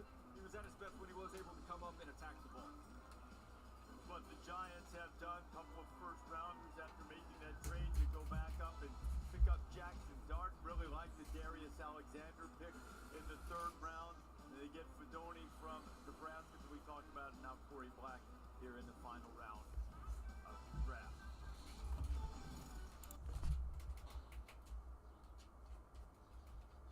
I'm gonna hop on Texas. You want us to hop on Texas? I'll download that shit.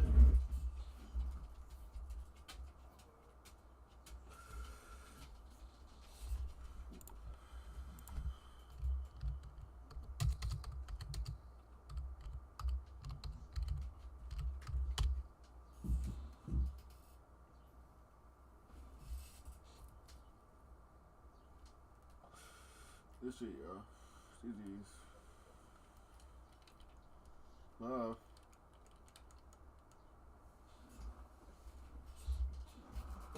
I'm not gonna thank you.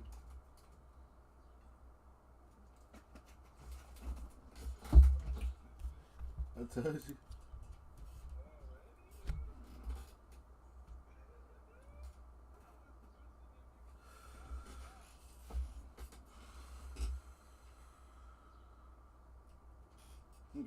Nigga took my AVP.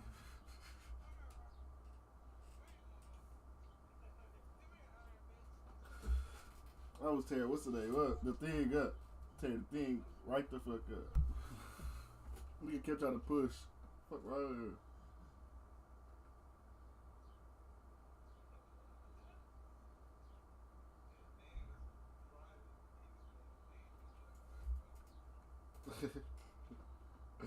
It's crazy as a bitch. Yeah.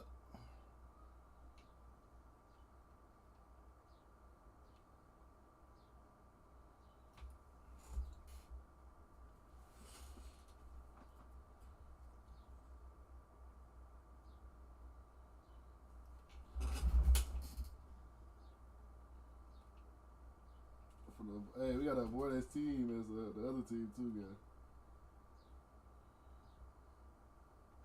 You heard me?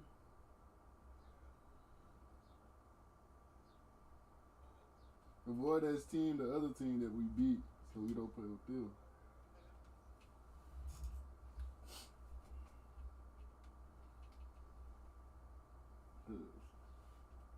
No.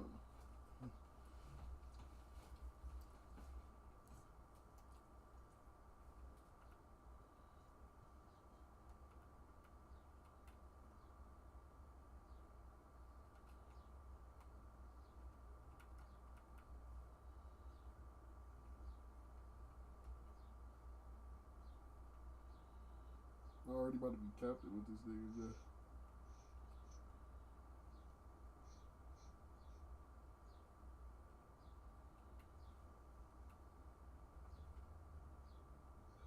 I'm already about to be captain with that boy. Blue Knight, he almost. Damn, I ain't even got him Knight yet. I'll be fried with. Thor. Almost got Thor. Lord is halfway. Storm is halfway. Let me see Square Girl shit. She almost captain too. Adam Warlock, if I start maining him. That's my healer. I forgot I used to be called Adam Warlock. Start maining his ass again.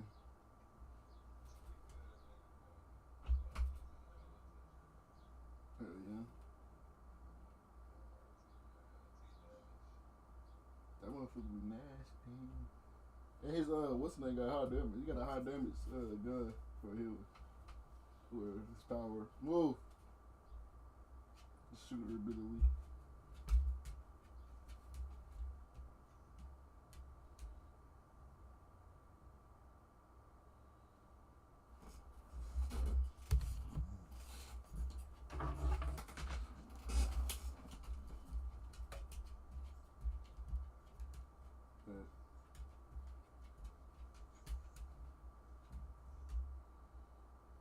May 2nd, we gotta go see what's the day. Now's the time for a great deal on a new Honda. From the Kelley Blue Book Next Best Overall Saturday. EV and Next Hybrid week brand. Saturday, we gotta go Buy see online, Marvel. reserve from select dealers, Book. or hurry into your local Honda dealer today. Both the normal version and Go the see that expanded shit, man. IMAX Bullshit. aspect ratio you may be seeing in cinemas. And the shirt I'm wearing is our exclusive Fantastic Four Future Foundation shirt, available at nerdriot.shop, which is one of the best ways you can support us at New Rockstars. Okay, in the days after Marvel Studios released their first official look at the Silver Surfer in this alternate universe of the movie, Shala Ball, Julia Garner chatted with Entertainment Weekly and revealed some clues about the character's history in this movie. They asked, "Tell me about your casting process. Did you know you were going for this role specifically, or was that a secret even from you for a while?" And she responded, "No, I met up with Chapman, who's lovely. We met up at some restaurant in Burbank or something. I don't even remember, but I knew it was for the Fantastic Four." And then I was confused because I was like, wait, isn't the Silver Surfer a man? I was just like, okay, well, I'll play anything. I was a very big fan of Matt's, so there was already in my mind, like, I should probably meet with Matt Shakman because he's a very smart director and I love his work. And then he was explaining to me that it's actually Shala Ball and that whole thing. He was telling me a whole bunch about the movie, and we were talking a lot about the 1960s. Our meeting went all over the place, and I thought I wasn't actually going to get the part because the meeting was all over the place. I was like, I don't know how you will hire me for this job. I mean, we were talking about communism, brutalist architecture, all this stuff. And then they were like,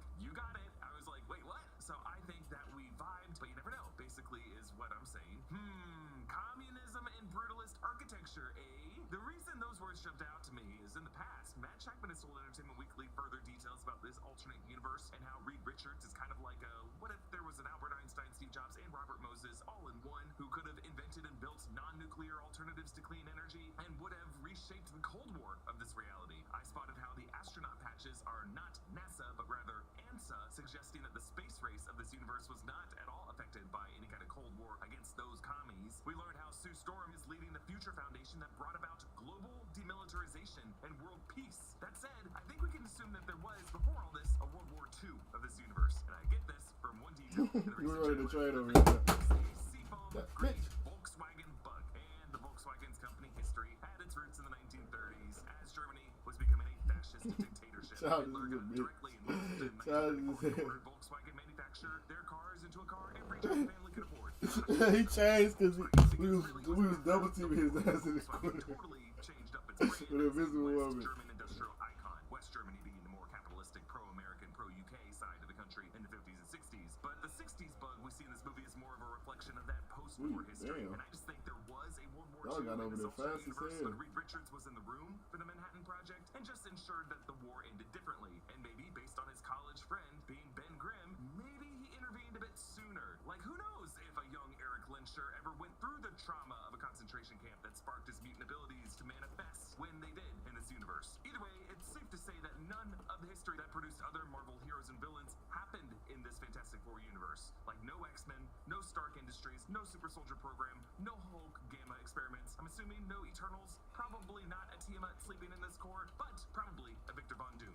Just not going to be in this movie. But I think there was a Victor Von Doom of this universe. Actually, there's the detail of the clock in the Baxter Building kitchen being at 6:26, you know, counting down to the Sunday night at 7 dinner time. But someone in our premiere chat last week suggested as a possible clue that this universe's numerical designation could be Earth 626. I just think that's what time it was in this shot. But I still love the idea of this universe being numbered 626 because it's just off enough from 616 that suggests that this version of Reed and Sue and Johnny and Ben might feel at home in 616. It just kind of feels right that we could hear that come up in a Council of Reeds discussion among Pedro Pascal Reed and John Krasinski Reed and Miles Teller Reed and Yoan Griffith Reed. Actually made a video in the past year showing a set video from outside the Fantastic Four set showing some mystery actor being snuck onto the set with his head covered and he was wearing skinny jeans and having a certain size feet that I think I matched to Yoan Griffith. I live in Los Angeles and now that it's April, it is hot. Summer is here and it's not going anywhere until after Halloween. That means if I want to get fucking sleep dark. for the next 6 months, I'm gonna need all the help I can get. And with Miracle Made sheets, I can get sleep at a temperature that's just right all Still night. got hit by that Miracle shit. Made's fabric was inspired by NASA, so it's This thermoregulating. thing, That come means you'll on, sleep at the man. perfect temperature all night long. These sheets are crazy comfortable without the high price tag of other luxury brands. Plus, Miracle Made sheets are infused with silver that prevents bacterial growth. Bacteria can clog your pores, causing breakouts and acne, so sleeping on Miracle Made sheets is good for your skin too. Upgrade your sleep as the weather heats up. Go to trymiracle.com/newrockstars to try Miracle Made sheets today. And whether you're buying them for yourself or as a gift for a loved one, if you order today, you can save over 40%. And if you use our promo code NewRockstars at checkout, you'll get a free 3-piece towel set and save an extra 20%. Miracle is so confident in their product, it's backed with a 30-day money-back guarantee. So if you aren't 100% satisfied, you'll get a full refund. Upgrade your sleep with Miracle Made. Go to trymiracle.com/newrockstars and use the code NewRockstars to claim your free 3-piece towel set and save over 40% off. Again, that's trymiracle.com/newrockstars to treat yourself. Thank you, Miracle Made, for sponsoring today's video. There was also Julia Garner mentioning in this interview brutalist architecture that I found interesting because Matt Shackman in the cast and production designer Kazra Farhani have been specific with their architectural influences and being inspired by the retro-futurist concepts of Sid Mead. And I know for sure that Julia did not mix these up because later in this interview she also brings up retro-futurism and she clearly knows what she's talking about here. Sid Mead's concepts are not what you would call brutalism, as opposed to the curved loops and domes and orbs and like bright snowflakey starbursts that we know from the Jetsons and Tomorrowland, inspired by Sid Mead. You get 86,400 seconds per day. With iconic design DNA, everyday SUV functionality and comfort, and legendary sports car performance, every second inside the new Macan will be well spent. Experience the new Porsche Macan. Look, where the niggas at? I'm the only one over here fighting Spidey. During draft week, make the ultimate pick your child's future. Bet on their success with Advest 529, Wisconsin's direct sold college savings plan. Here's the play. Open an Advest 529 account now until April 27th with just $25, and Advest will match it with $25. That's right. Save $25, get $25. The clock is ticking. Don't miss your shot to score a brighter future. Open your account before April 27th to score your bonus. Go to advest.com/draft25 to lock in your $25 bonus today. Aesthetic that we would see like in Eastern Europe and Russia in the 20th century, inspired by straight lines and minimal ornamentation, muted colors, and just giant imposing surfaces with very straightforward shapes. Actually, Like, where is my healers, bro? Empire's aesthetic that we see on Coruscant Like, how are we all there, The G? New York City of the Fantastic Four movie is not brutalist, but some setting that we see in this movie might be, if it came up in the conversation. So does that mean the world that Shalabal comes from is brutalist? Are we going to see her home world of Zenla? And are we going to see her partner, Norrin Rad? But here's really the part of the Julia Garner Entertainment Weekly article that I found the most interesting that could speak to this. They asked, how did Matt Shackman describe this version of the Silver Surfer to you at first? And when you got the script, how was she written on the page? And she responded, you're gonna have to kill me! Just kidding. She said, it's going to be really interesting. I have to be so cryptic about everything, otherwise I'm going to have Marvel come after me. But it was described as there's this mystery about her, and there's a sense of this ambiguous energy going on, and whether she's good or not. She is the Herald of Galactus, so she works for Galactus, but you're not sure where she stands. Does she stand with her boss, or is she just doing what she's told? She has this mysterious energy about her, and slowly that mystery will get solved with the audience throughout watching it. It's clear from this and further questions that Marvel Studios coached Julia Garner to just fall back on mystery and mysterious when talking about the character's motivation and backstory. But there's also an implication in there that she's going to betray Galactus, so she's guided by some other motivation. I talked about how Marvel Studios, with this design of the Silver Surfer, are emphasizing specific physical characteristics, from her windswept hair to distinctly visible eyes and pupils, and I just noticed this on a shot of Shalabal lowering down over Times Square, distinct feet and toes. Entertainment Weekly also asked about the Silver Surfer compared to the version of the 2007 film played by Doug Jones and voiced by Lawrence Fishburne, and she said, what makes this version different is that the movie is just different. First of all, I'm a woman, so that's already different, and that hasn't been told before. I gotta do better, bro. If y'all ain't go, bro, I gotta do better, Even how it guys. was written than the other ones. I ain't gonna Also, lie. just the world feels so different with the 1960s retro futurism going on. The audience is going to get a completely different experience with this movie, so they'll have a clean palette. While we're on this subject of the 2007 movie, the movie was criticized a lot for the decision to depict Galactus as a giant space cloud and not his more comic accurate appearance. But in the breakdown we did that movie last year, I explained how that was being debated late into the post-production process among the team. That 2007 movie's opening shot is an impressive looking destruction of another world, similar to the world-bursting shot we see in this 2025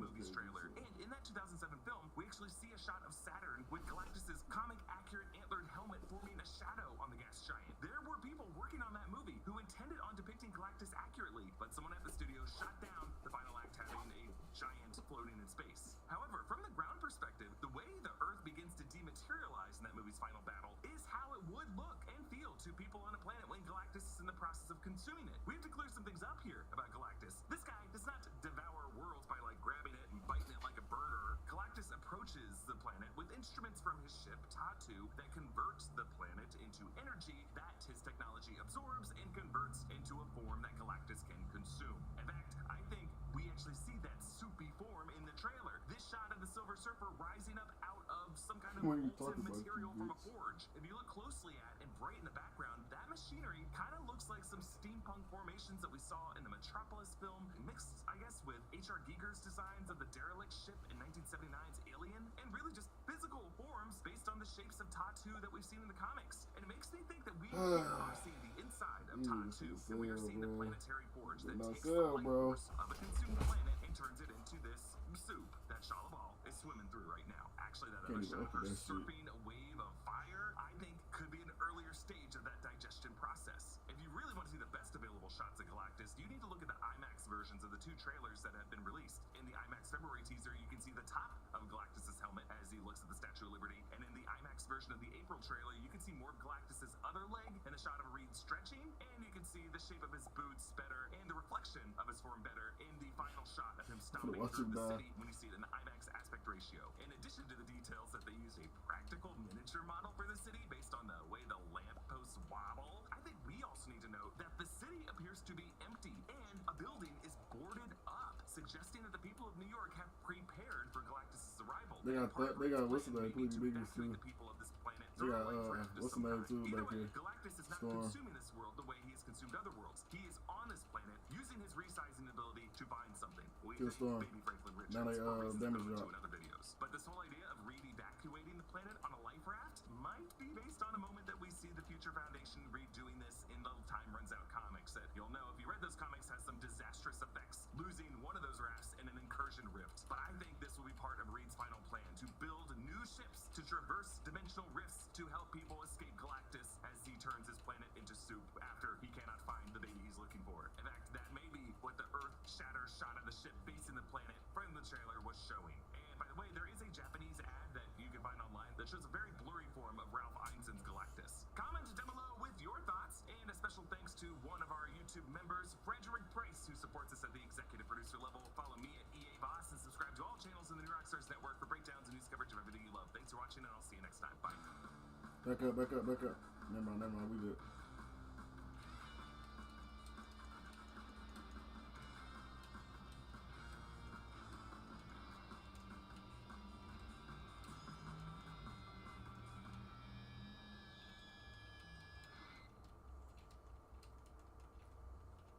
The future of cybersecurity isn't just in a classroom, it's everywhere. Grand Canyon University's overclock Encanto Residence Hall has 24/7 HackNet Wi-Fi network access, so you can hack with integrity. Apply now at gcu.edu. Are you ready? Yeah. The Accountant 2 is undeniably awesome.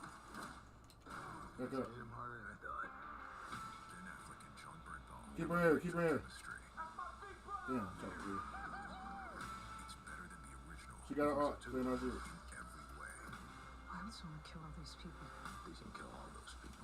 How do you know that? Yeah, where my niggas at? That's all it is, really. No. The Accountant 2, rated R. Now playing in theaters everywhere.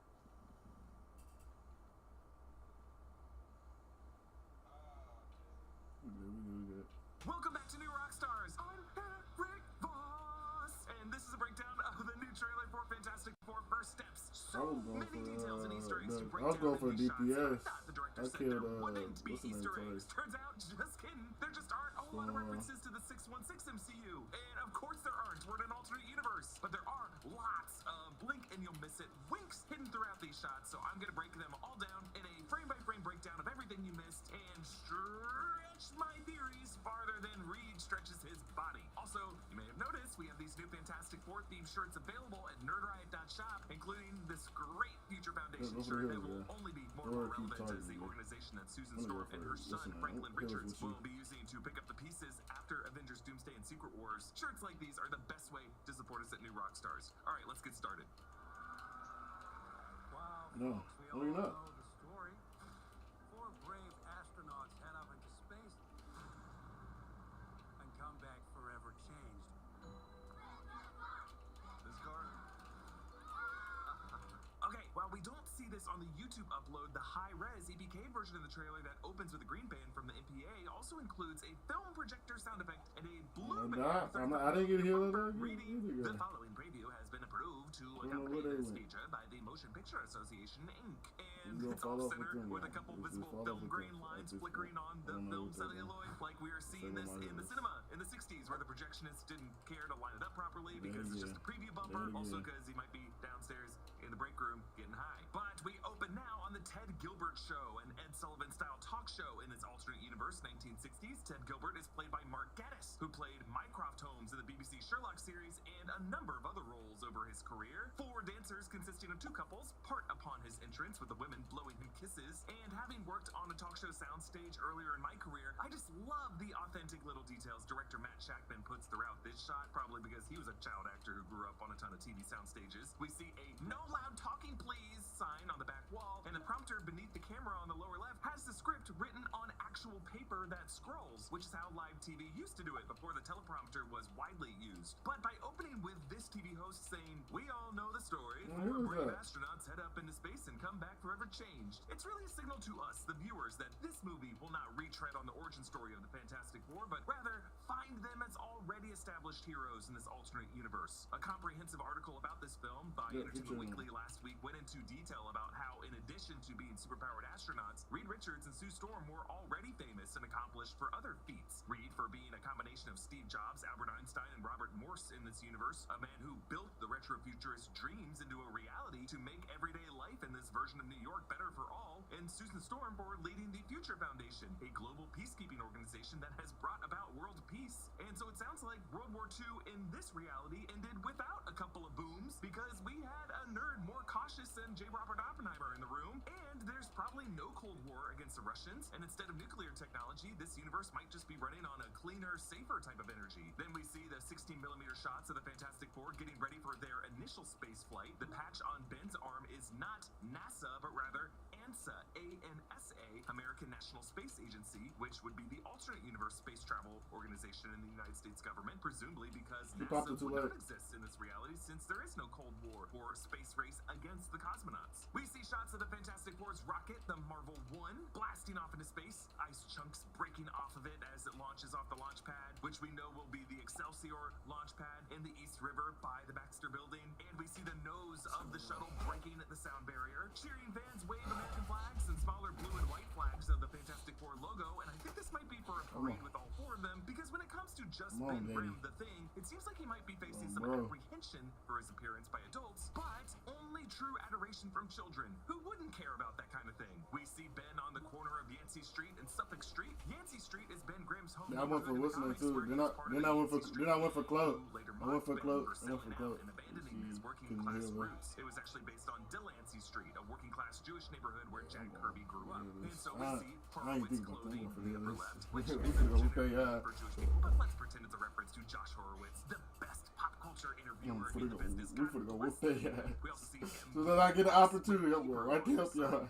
What? Baka. Banner hanging behind them seem to be adjacent to where did he just go, bro? Sure is a synagogue. And the shot of Ben lifting the Volkswagen Bug, which is a shade of seafoam green that was very popular in the 60s. Over on the upper right, you can see Scheckerberg's Pawn Shop, a reference to Hiram Scheckerberg, the pawn shop broker on Yancey Street in 2002's Fantastic Four Volume 3, number 56. A businessman, Ben Grimm, had pissed off by throwing rocks at a store. And by the blue Ford truck across the street, we see Stanley's Service Center, which could be a nod to Stan Lee, who is also Jewish and shortened his name from Stanley Martin Lieber. Actually, Evan Moss-Bachrach in that Entertainment Weekly article went into how he had also played Micro in the Marvel Universe in the Punisher series on Netflix. David Lieberman, a character who also shared part of his surname with Stan Lee's born surname of Lieber. You can also see some jack-o'-lanterns on the higher balconies of these apartments, so this would be Halloween time in New York. And then shortly after this, the kids in the park run past an H. Stern tailor shop, and his sign also has Hebrew on it. This neighborhood in New York City seems very grounded and working class without any particular retro-futurist trappings, but you do see the Tomorrowland Jetson skyline above and beyond this neighborhood, because the Entertainment Weekly article also included the production designer Kazra Farahani, who worked on Loki, pointing out that not all neighborhoods in Manhattan in this movie benefit from the future tech, and so there's still something of a wealth gap in this alternate universe as well. Like, there might be world peace, but it's not fully egalitarian. All right, let's move on. Our city, our planet, owe a debt to these intrepid souls. And while we can never repay them, we can certainly celebrate them. Thank you, Fantastic Four. Thank you. Thank you, Fantastic Four. Please welcome the Fantastic Four. So we see these three girls pushing a car painted blue with a 4 on it. These kids are obviously trying to make their own fantastic car. Then we see these kids rounding the corner, running to the electronics store to see the TV. And we see a sign on the left side of the street that looks like Aqua-Cola, that maybe looks like an orange soda, maybe a Fanta brand. Aqua-Cola was Immortan Joe's word for water in the Mad Max universe. But these kids crowd around a TV in the display window, and on one of the sales tags, we can see the detail that I saw in the February teaser. This store is called Kaplan's, which could be a nod to one of the screenwriters who worked on this movie, Jeff Kaplan, or it could just be a generic name, or it could be a nod to the New Jersey family of William Kaplan. Ted Gilbert is on the center TV, while the left side screens show Ben and John. Damn, bitch, you wanna pop your art now? This looks like the recording of the interview they did in the Baxter Building when they said every Sunday night at 7, no matter what. Herbie, the robot, is on the lower right, shaking a cocktail shaker and seemingly getting a bit dizzy from his eyes rolling around. We see a woman with flour on her hands, probably working in that bakery, thanking the Fantastic Four. Then a group of girls with popsicles, then a group of firefighters, and then a man with just a mug of coffee toasting them. I assume this 16mm footage is part of the documentary that Ted Gilbert's producers threw together as a celebration of the Fantastic Four. Maybe a pre-roll that played on the studio TV screens before Ted Gilbert introduced the Four in costume on a set that looks just like the Ed Sullivan Beatles set from 1963. Now, yes, there is something a little too positive, a little too saccharine about the public affection for the Fantastic Four. But I think that's the point, folks. The plot of this movie is going to take a universally praised group of heroes and suddenly turn everyone in the society against them to make this foursome hated and scorned. These heroes are going to have to face letting everyone in this world, even the kids, even the elderly, even the firefighters, die. Like, Ben may be the hero to these kiddies now, but as soon as Galactus shows up, he's going to be like, F them kids. All right, moving on. sauce looking? Okay. That is fantastic. You're late. Damn, I'm whooping their ass though back here. Late for dinner. Yes, we are. You're late? I just said that. Are you pregnant? What? Got 60,000. That her one health. Fuck, man. She popped her up. We was at low health girl. Just kidding. You are out of your depth. We are gonna be the best uncles ever. Oh, we got 3 minutes.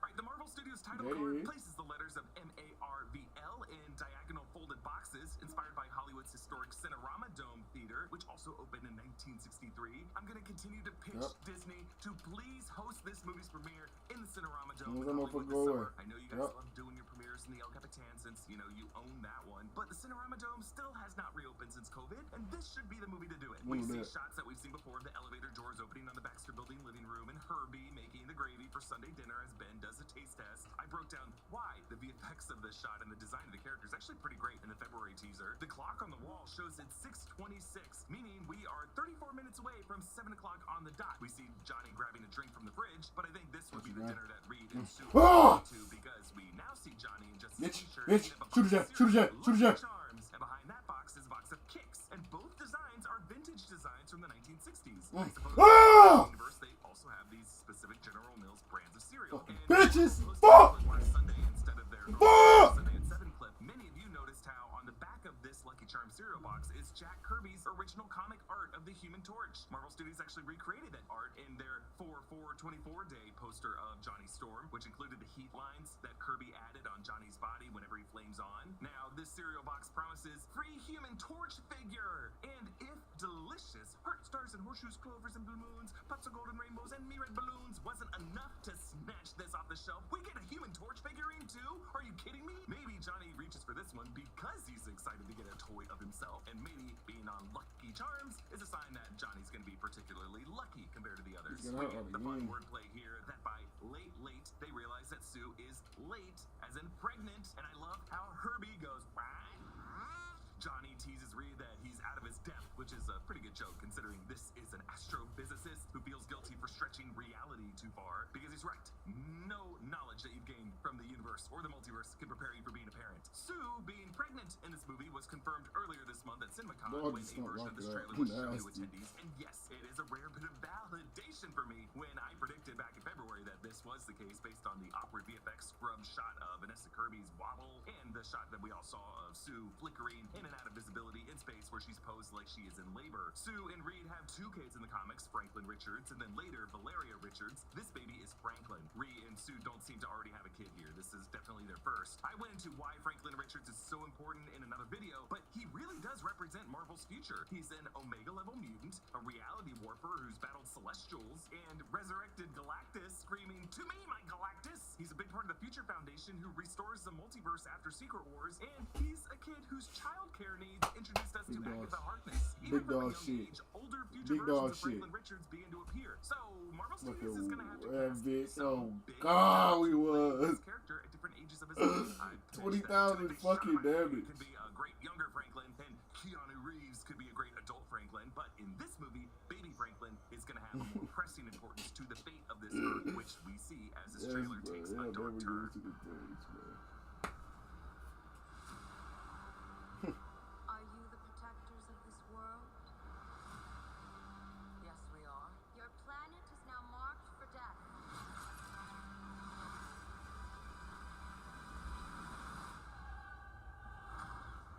It's my fault. I was doing Dance the Barbarian so bad. He had to switch up. He wanted to be throwing up, even though he got a fucking look.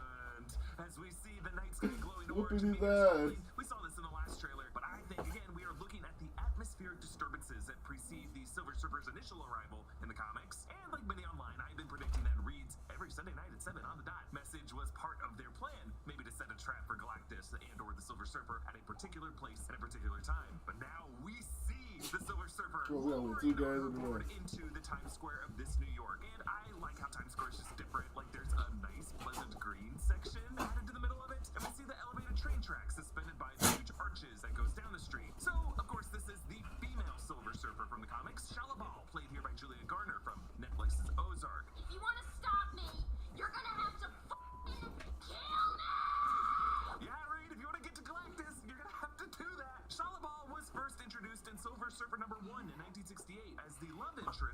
first Silver Surfer, Norrin Radd, but she becomes the Silver Surfer and Herald of Galactus in her own right later on. Actually, her backstory with Norrin Radd is how Mephisto gets introduced in Marvel Comics, but we're not gonna go into that here. Now, to be clear, we are in an alternate universe. We're part of a multiverse. We can have a multiverse of Silver Surfers out there. So this is probably not the only Silver Surfer we're ever going to meet Oh my in God, this universe. Indeed, when Julia Gardner was announced last year, Lakeith Stanfield posted that he thought he would be playing Silver Surfer before deleting that post, leading many to believe that he might be the Norrin Radd Silver Surfer in a future Marvel film. The Silver Surfer from the planet Zenla is the Herald of Galactus, a being who is kind of tied to Galactus, given a portion of Galactus's power cosmic, empowered with a metallic skin and a surfboard-like craft, seeking worlds for Galactus's consumption. I know there's a lot of discourse around Julia Garner's appearance as Silver Surfer, and quite a few comparisons to the 2007 Silver Surfer played by Doug Jones and voiced by Lawrence Fishburne. Pretty good performance in a movie that now suddenly everyone loves, but I appreciate the design choice here to maintain Shalabal's teeth and her eyes and her irises and make all of these physical traits visible but rendered in cold, cold silver, and finding a good balance for the character's hair, because they need to have her have long hair, but here they give her this windswept look of someone whose board can make her travel at the speed of light. She just looks like she came off of the breakers, bruh, and I love it. It's interesting how Shalabal knows to approach the Fantastic Four directly, which is just further evidence that Matt Shakman wasn't kidding, that there are not any other Avengers or planetary heroes to speak for Earth. And Times Square lit up at night is just a great place for Silver Surfer to make her entrance, because all of the lights from the signs create just a cool visual as they reflect off of her form. She looks really good. I just love the way her eyes look, like they're also silver and kind of lifeless and expressionless. We also see the light of the Fantastic Four's rocket, the Marvel One, surrounded by electron rings, and the building in front of that is topped with 3 ads for what seem to be shaving cream, and then a larger billboard that looks like it's for Citizen Watches, which is a popular brand from the 60s. We see the word Venice, and then a mere 21 millimeters, or 2.1 millimeters? That'd be very small. So I'm assuming 21 millimeters and millimeters in an American print ad? Lord, I hope that the America of this universe uses the metric system, because that would be Reed Richards' greatest accomplishment. And in the upper right, I think that is ABC News of this universe. ABC News and Marvel Studios are subsidiaries of Heal me, Disney. bitch! Johnny, Heal me! Heal me! looking fit I've seen with that dress shirt. Man, it pinches that waist perfectly. But imagine that thing on a hanger. That'd look super weird. But they stand Go for the healers. Yep, go for this the healers. commemorative disc with some writing I was trying to make out. Going from Sue's feet clockwise there and reading upside down, I was able to make out, on this day, the Four saved this city. And then as you go across to where Reed is, grateful city who owes the Four. Yep. And that's as much as I could read. But I'm assuming this disc marks the Fantastic Four saving the city from some past villain. And it might have been the first big villain they faced to save the city, which could be Mole Man. Paul Walter Hauser is confirmed for this film. We don't know who yet, but I think he might be playing Mole Man. Mole Man's domain is subterranea beneath the city. And now I'm wondering if this disc could actually ironically be one of the access points to subterranea. It's also ironic that they're now standing on a disc commemorating their saving of the city in this moment that they're being told their planet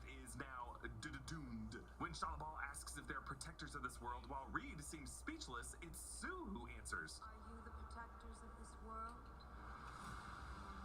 Yes, we are. And I like how Reed seems caught off guard that Sue would so bravely answer this challenge without checking in with the others, even though it totally makes them targets. As Shalabal says, your planet is now marked for death. We see a projection of her head even larger behind her, so I'm assuming this is like a video wall or a holographic live feed recording from the news cameras, but it creates an unsettling image that suggests that the death that's coming for them is something kaiju-sized. Silver Surfer now flies through a police helicopter, phasing through the craft, causing it to spin out of control, which really is just confusion by the pilots. They're like, "Ooh, what? Ah! I live in Los Angeles, and now that it's April, it is hot. Summer is here, and it's not going anywhere until after Halloween. That means if I want to get any sleep for the next 6 months, I'm going to need all the help I can get. And with Miracle Made sheets, I can get sleep at a temperature that's just right all night. Miracle Made's fabric was inspired by NASA, so it's thermo-regulating. That means you'll sleep at the perfect temperature all night long. These sheets are crazy comfortable without the high price tag of other luxury brands. Plus, Miracle Made sheets are infused with silver that prevents bacterial growth. Bacteria can clog your pores, causing breakouts and acne, so sleeping on Miracle Made sheets is good for your skin, too. Upgrade your sleep as the weather heats up. Go to trymiracle.com/newrockstars to try Miracle Made sheets today. And whether you're buying them for yourself or as a gift for a loved one, if you order today, you can save over 40%. And if you use our promo code NewRockstars at checkout, you'll get a free 3-piece towel set. And Miracle is so confident in their product, it's backed with a 30-day money-back guarantee. So if you aren't 100% satisfied, you'll get a full refund. Upgrade your sleep with Miracle Made. Go to trymiracle.com/newrockstars and use the code NEWROCKSTARS to claim your free 3-piece towel set and save over 40% off. Again, that's trymiracle.com/newrockstars to treat yourself. Thank you, Miracle Made, for sponsoring today's video. And as Johnny flames on to chase her down, we see more ads around Times Square, and there are some fun ones here. On the left, by the helicopter tail, we see RKO Palace. RKO was, of course, a film studio, and they own their own movie theater here. The cinema marquee on the ground level reads Sunrise on Dusk or something like that. In the upper right, there's a movie poster, Sub-Zero Intel, which looks like it might be a spy movie like On Her Majesty's Secret Service. To the right of that, there's a video screen showing these little auto buggies, many of which we see on the streets below. And I wonder if it's some kind of like smart car that was designed by Reed Richards. Then there's a sign for the best sandwiches in New York, and beneath that, whoa baby, Westview Appliances and Televisions. Looks like Matt Shackman threw in a WandaVision reference here, a series obsessed with television as a medium, and where there's a Westview, there is an Agatha Harkness, who again was introduced to Marvel Comics as the governess and nanny of Reed and Sue's family. Honestly, I do not think Agatha is going to show up in this movie, but Shalabal just said that this planet was marked for death, and technically death in any form in the MCU is Agatha's girlfriend. Lastly, in the lower left corner, the Forum Theater is showing Attack of the Fungi, which I'm pretty sure is a Pedro Pascal The Last of Us reference. So Johnny chases down the Silver Surfer, which is how he initially knee-jerk responds in the comics, and we also saw Chris Evans' Johnny Storm do this in 2007's Fantastic Four: Rise of the Silver Surfer, but Johnny here chases her out of Earth's atmosphere and runs out of oxygen, so his flame runs out because fire needs oxygen to burn. He grabs the board and it responds with a kind of liquid movement, but then Shalabal jerks the board around to shake him off, causing Johnny to fall back down to Earth. And I love how the score at this point in the trailer just shifts to shrill choir streaks, punctuated like choked screams, turning it into the sound of horror. Now, canonically, the Silver Surfer's board is made out of the same silvery material that his skin is. It's indestructible, and if it ever gets damaged, the Surfer can restore it at will. He also doesn't need to be attached to the board. He can kind of control it remotely. The 2007 movie made a big deal out of separating the Silver Surfer from his board, and it explored how touching him or the board caused the Fantastic Four to swap powers with each other. That's not really how it works in the comics, and probably not in this movie. However, I recommend you still watch the 2005 and 2007 movies, or at least the breakdowns we did of them last year, because they do have their moments, especially the second one. Reed grimly says, "I stretched the bounds of space and they heard." Reed seems to be taking some personal responsibility for his space travel and experiments being what alerted Earth's existence to Galactus and the Silver Surfer, kind of like J. Robert Oppenheimer feeling his Promethean pursuits made Earth too noticeable to these outer cosmic threats. But was it just the act of space travel, or was Reed doing something else? Is he worried that his experiments to try to break through the walls of the multiverse, the thing that got Galactus's attention?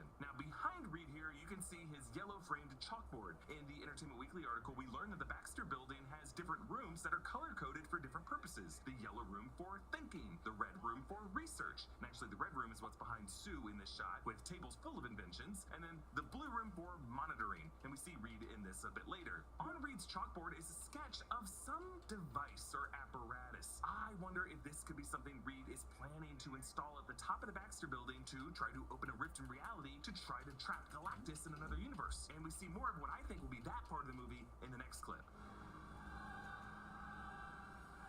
Are we safe? I don't know. There's not enough time.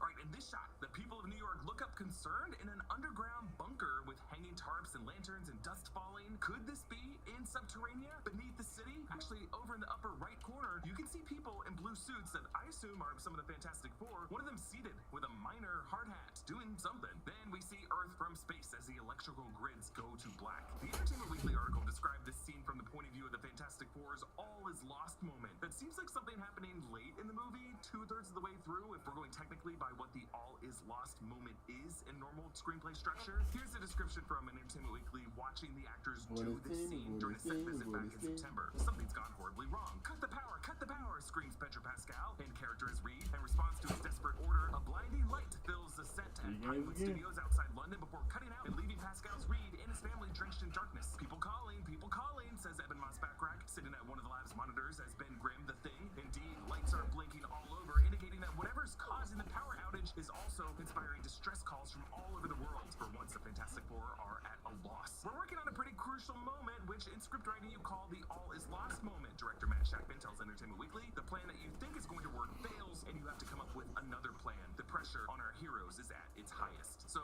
the theory that I went into in this video is that if this truly is the film's all is lost moment, meaning late into the movie, this could be when Reed tries to use this device, the device that we see drawn on the chalkboard, to try to open a rift in reality above the Baxter building, trying to trap Galactus in a rift that could exile him to another universe, but that plan fails. It backfires, causing a blinding light that could be a worldwide incursion event. Next, we see reporters crowding the Fantastic Four in the lobby of the Baxter building. On the other side of the room, you can see a miniature showing the Baxter building skyscraper's curved structure as it leads to the Excelsior launch pad out in the East River that contains the Marvel 1 rocket. You can actually see this in the big shot of Galactus' shadow over the city. So this means they have to cross through this lobby to go out to or to come back from any time they launch out of space. Now, initially in the shot, we only see Sue from behind, and she's wearing a different suit than the others, a gray Future Foundation suit. I think the reason we're seeing her this way and don't see a reaction shot from her like we see for the other three is because she's either got a massive baby bump here, or she could actually be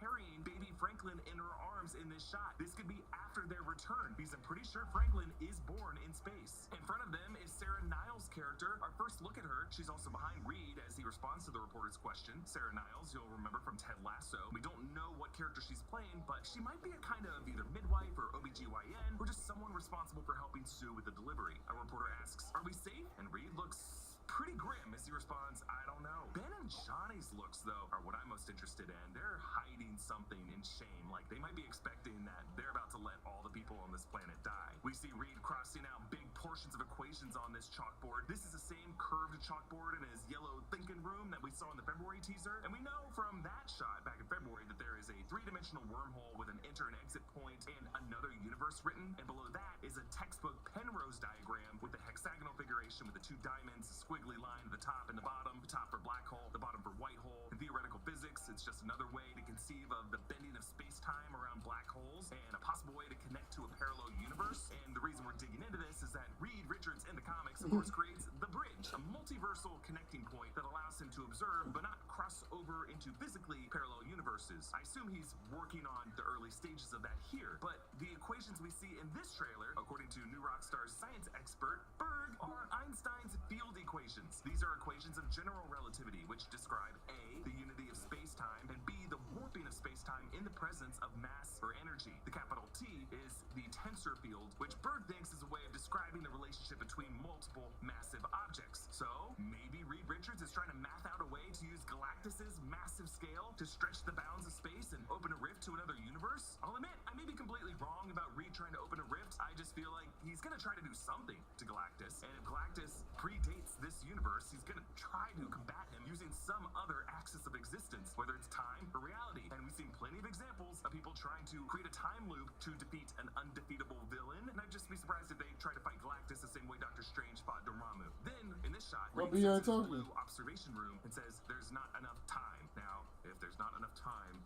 are we looking at another time loop? I mean, not only was it Doctor Strange, Richard Donner's Superman used a time loop to fix everything at the end. But then, maybe one of the craziest shots of the trailer. The Marvel 1 spaceship approaches a planet, and the process of being destroyed, we see fiery cracks throughout the crust, massive clouds of dust and smoke billowing out into space. The question we all have is this Earth? Did the Fantastic Four get off of the planet Earth knowing it would be doomed and are now watching their own home planet die? Would Marvel Studios show us that in the trailer? Is this like a dream or a nightmare sequence? Is this a hypothetical demonstration of what could happen to Earth that the Fantastic Four are seeing projected by Galactus' ship Ta-2? Are we seeing what could happen to Earth or several versions of Earth via incursion events as a warning to the Fantastic Four? Or could the Marvel 1 spaceship be looking at a different planet that's not Earth, and they've gone out into the galaxy to see if Galactus is a serious threat? Well, I think this is Earth, whether or not what this spacecraft is facing is real or not. Only so many planets out there have blue oceans and green land masses like this, and I just don't know if the Marvel 1 has explored that many other galaxies and solar systems yet. But by showing us this in the trailer, Marvel Studios at least wants us to go into the movie thinking the alternate Earth of this movie very well could be destroyed. Let me know in the comments below what you make of this shot, but let's move on.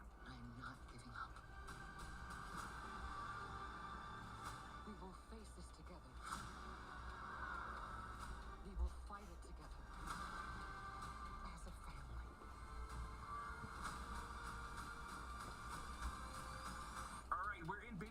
Dawn's nursery, and Sue promises that she's not giving up. And Reed notices something in the solar system mobile with the red spot of Jupiter in the foreground, and the whole thing wobbles. Maybe it wobbles because it's a mobile. Mobiles often do this. Maybe something's vibrating the building, or maybe Reed's getting an idea. But either way, we match cut from this shot, Reed's big ol' head facing a comparatively smaller planet, to this shot of Galactus' shadow appearing over New York City. Then this shot of the Fantastic Four pulling up in the Fantastic car in an empty Times Square, looking upward at something. There's snow all over the ground, so we're in a different time of year. But in the background on the left is an orange sign for, hey, Timely Comics. Timely Comics was a company founded in 1939 in the Golden Age that produced the original run of Captain America that became Atlas Comics in 1951, and then adopted the name Marvel as a company brand in 1961 when the Fantastic Four rolled out. Also, in the background on the far right is another billboard for Attack of the Fungi. I got 15,000 nerves. I don't know what to talk about. Rising on her board out of molten material in this massive forge with some interesting looking steampunky tech. Where do we think this is? Is this some forge on Earth that the Fantastic Four used to try to kill the Silver Surfer, and obviously it fails? Or could we be looking at the innards of Galactus' home ship, Ta-2?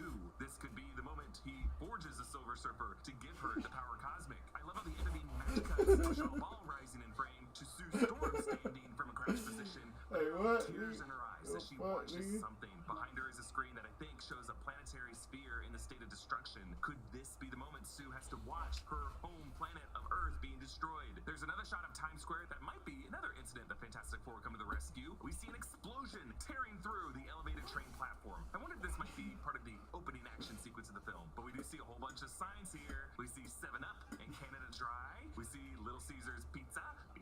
Of course, again, Sub-Zero Intel is playing at the embassy. Dear Margaret is playing we see a Lucky Charms billboard and a billboard for the Lone Nomad. Maybe a play on the Lone Ranger, but of course, Nomad was also another moniker that Steve Rogers went under. We see Hover Grills, and then something for a kind of lime soda, and Reynolds Women's Apparel, and then we see Shalabal truly serving a wave of fiery destruction. I don't know where this is, but I think it's a past planet being destroyed, because in the final frames of the shot, you see some purple lens flares here. So I assume Galactus is part of whatever's happening here. Then this wild shot of the Thing hauling a damaged ship into shore, pulling it by its chain. You may have seen comparisons online between this shot and shots of Superman and Man of Steel and Captain Jack Sparrow in Pirates of the Caribbean at World's End. Now, Ben Grimm is a strong boy, but this strong? Also, before he reached the shallow part, did Ben have to swim and tow this boat that way? Is the Thing even buoyant? And we see a girl running back for her Thing figurine with that double mint gum ad in the background. I think this is part of that sequence of the damaged elevated train line where Sue Storm has to suspend the train car. All right, let's move on.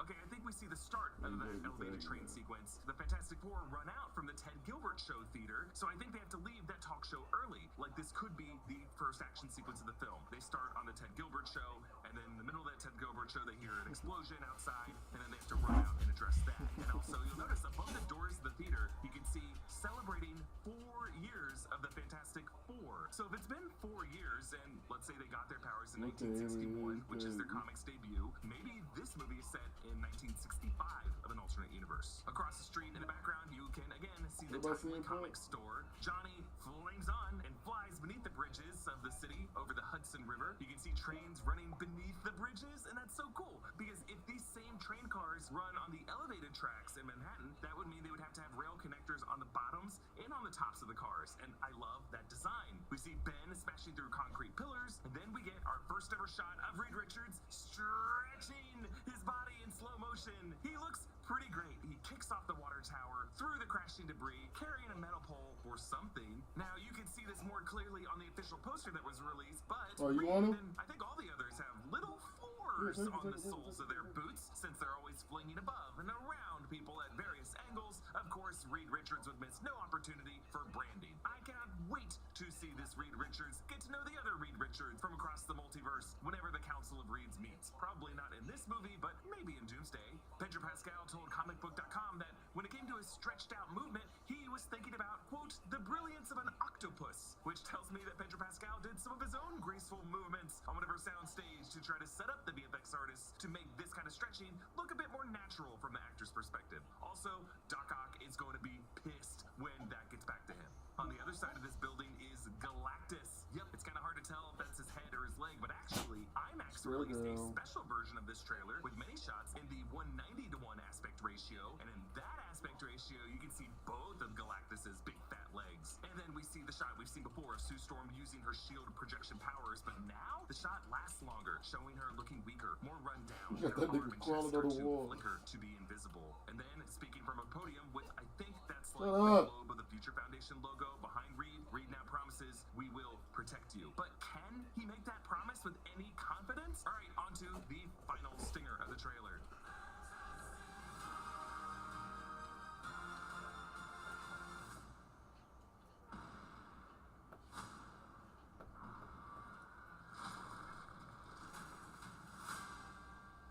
Whoa! The purple boots of Galactus stomp up Broadway, shaking all of these parked cars and the lampposts and the traffic cones. I love how you can also see his purple armored legs reflected in the windows of the building opposite us down the block. Now, this shot is definitely good to check out in the IMAX version, where you can see even more of Galactus's form. And I've said this before, but while Galactus is normally larger than a planet, he does have the ability to resize himself down to whatever size he wants, including to be just a tall humanoid or just the size of a skyscraper, as he is here, able to fit within a city block. In the Entertainment Weekly article, Matt Shackman said that they built a human-sized purple armored Galactus suit, suggesting that they were using miniatures for certain shots, asking the question, how do you animate Mount Rushmore? Now, using miniature cities for these shots is really the old-fashioned way to shoot kaijus in cities, like in the classic Godzilla films and in Ultraman and Power Rangers, of course. So, are we looking at a miniature in this shot? Miniature cars, miniature lampposts, traffic cones, street barriers. Not animation, but practical miniatures. Like, notice the way those lampposts on the right wobble as Galactus approaches. That definitely looks like this is a practical miniature. Now, I'm sure a lot of the details here, and maybe even the final version of this shot in the movie, might be enhanced with some VFX and CGI debris, but to use practical miniatures at all for any of these Galactus shots would definitely bring a tangible realism that we so rarely see in effects-heavy sequences in the MCU. So if Galactus wants to consume Earth, as he does in the comics, why is he walking around on Earth? Why would he shrink down to be able to walk through the city of Manhattan? Well, I brought up the theory in past videos that Galactus might be targeting Earth to try to acquire baby Franklin Richards, to use Franklin's reality warping power to either save this universe from an incursion or to revive his own dead universe. The Entertainment Weekly article quotes Pedro Pascal as saying, even the smartest man in the world is awestruck by a being that outdates his understanding of time. And so Reed probably has to think about what Galactus would want, how to motivate him, and how Galactus comes from a universe that came before the Big Crunch and before the Big Bang, before our universe existed, the 6th iteration before our 7th iteration of the universe. So Galactus might want baby Franklin's powers to reverse that Big Crunch. And a cosmic threat attacking Earth, wanting this baby in particular, is similar to why Annihilus first confronts the Fantastic Four, and really the first storyline where Franklin Richards' powers start to manifest. So that would present this dilemma that was teased in the description we got for this movie's plot long ago, that things suddenly start to get personal. And what's more personal than the decision between letting Earth be destroyed or giving up your own son? Like, doesn't seem like the Fantastic Four are going to be like, no freaking way are we going to give up our baby. But obviously that decision is going to piss off everyone on this planet, people who once adored them, but that still would be a sacrifice that anyone watching this movie would completely understand. And with Pedro Pascal in The Last of Us, it would make yet another character for him who doomed all of humanity to spare a child. That's why I think Matt Shackman is so gleeful in including the Attack of the Fungi Easter egg in this movie. A big thanks to Bird and to Brandon Barrett for their research help with this video, and a big thanks to our generous channel members, TDS on a Quest, Cameron, Frederick Price, and Jeremy Dunham, who support us at the executive producer level. Comment down below with your thoughts, follow me at EA Boss, and subscribe to all 3 channels in the New Rockstars Network for breakdowns and news coverage of everything you love. Thanks for watching, and I'll see you next time. Bye. Thank you, Dad. You see me. You see me, baby.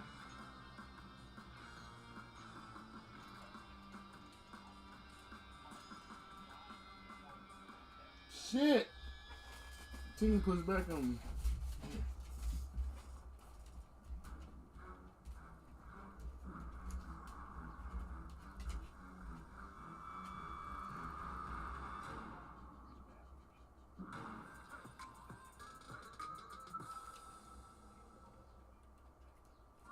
Dear cable internet, I've met someone I can rely on, someone who's always there for me when I need them, who moves my speed, and is okay with how much I work. My parents love them so much, they say they wish we could share.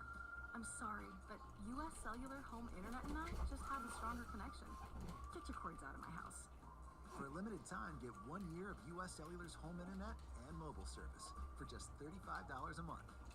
US Cellular, built for us.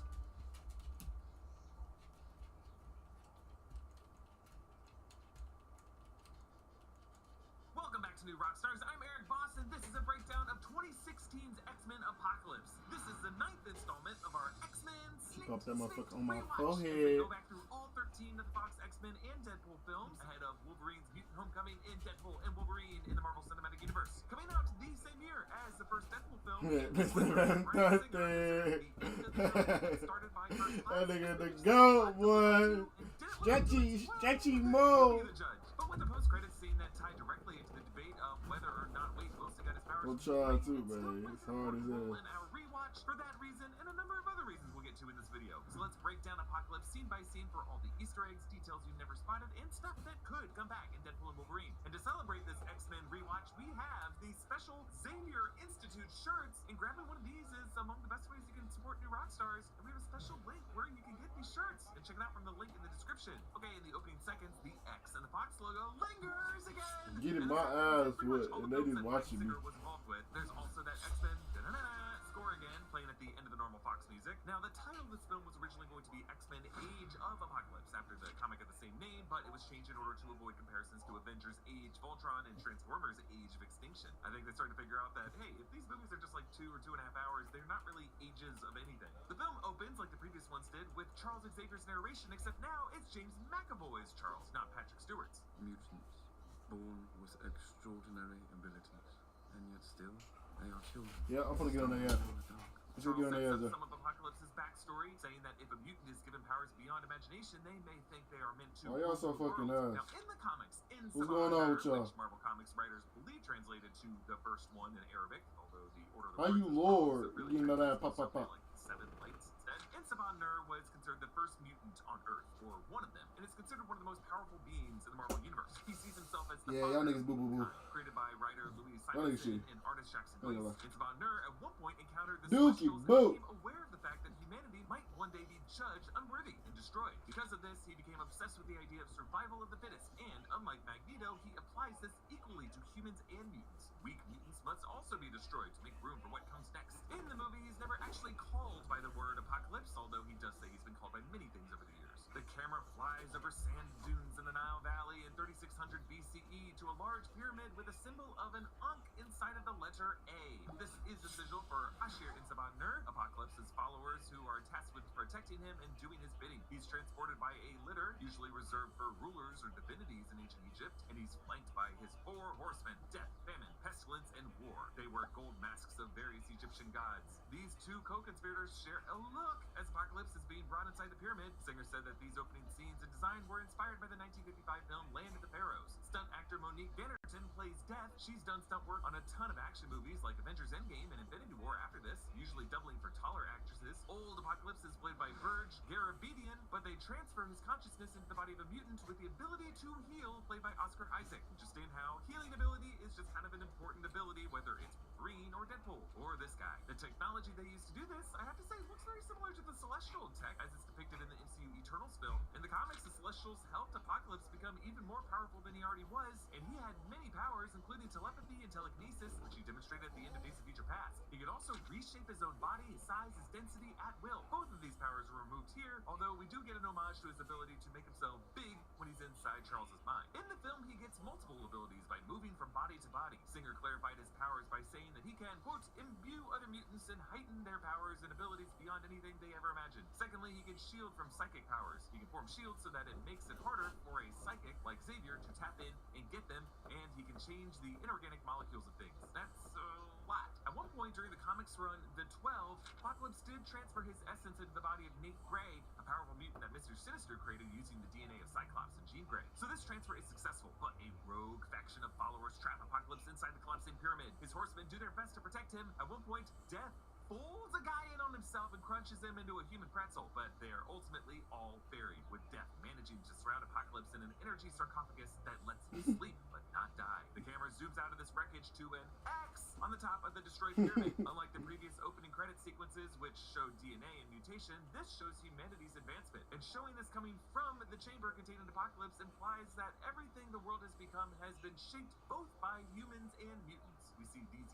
Egyptian columns and an Eye of Horus in the center of an X. The camera zooms in through the eye into a hallway lined with Egyptian statues and masks. Then it spins clockwise as it goes down the hallway and swoops through a circle into the next area. An arrow flies alongside the camera to show one of man's earliest weapons. These figures along the side here could be the Persian immortals. And that building in the center looks like it's part of the Great Wall. Then the arrows fly by some coins, showing some of the earliest forms of currency. Then we see a stone statue of Jesus carrying the cross to Calvary, and more advanced arrows fly by. The feathers now replaced by metal. There are images of Christian crosses in a church. On a wall is a painting of Henry VIII. So now we must be in the 16th century. This is Hans Holbein the Younger's painting, The Ambassadors, which was painted around 1533.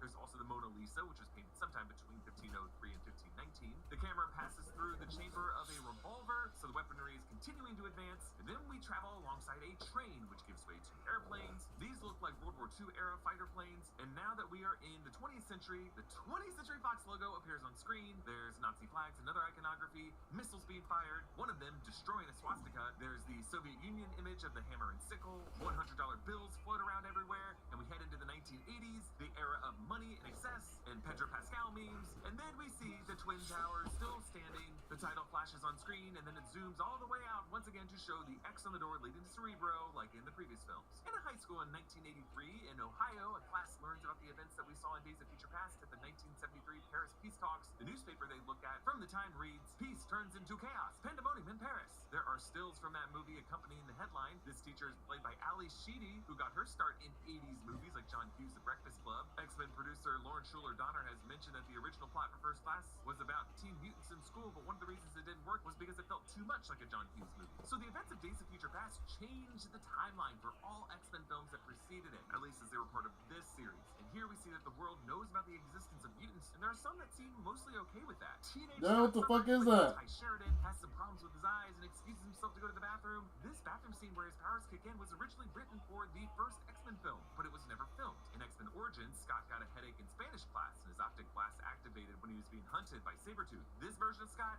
is throwing two. He's not yet the teacher's pet guy in charge that leads the X-Men. Ty Sheridan actually makes an uncredited cameo as Scott in Deadpool 2. In East Berlin, Mystique arrives at an underground cage match where mutants are forced to fight one another. This is reminiscent of the way Wolverine was introduced in the first film. There's also a similar fight during in Deadpool when Deadpool is hunting down Francis. In that one, the mutant fighters were wearing collars, and here the cage is electrified and surrounded by guys with guns to ensure their compliance. Angel defeats Fred Dukes the Blob in a comics-accurate costume. Angel is now played here by Ben Hardy. In X-Men The Last Stand, a different version was played by Ben Foster. Kevin Durant played the previous iteration of the Blob in X-Men Origins. The next fighter to face Angel is Nightcrawler, played here by Cody Smith McPhee. He was originally cast as young James Howlett in X-Men Origins, but it conflicted with him shooting the road. Mystique flirts with the guard and then knocks him out, like we've seen her do many times before. I love how she starts out wearing this provocative dress, but once she completes her mission, she switches to a t-shirt and leather jacket. This is a woman who understands the male gaze. She knows that it's easier to infiltrate when she's dressed in a way that makes men see her as a non-threatening sexual object. She rescues Nightcrawler. In the comics, she's actually his mother, and Azazel is his father. He recognizes her as a hero from the events of Days of Future Past, but she doesn't know them.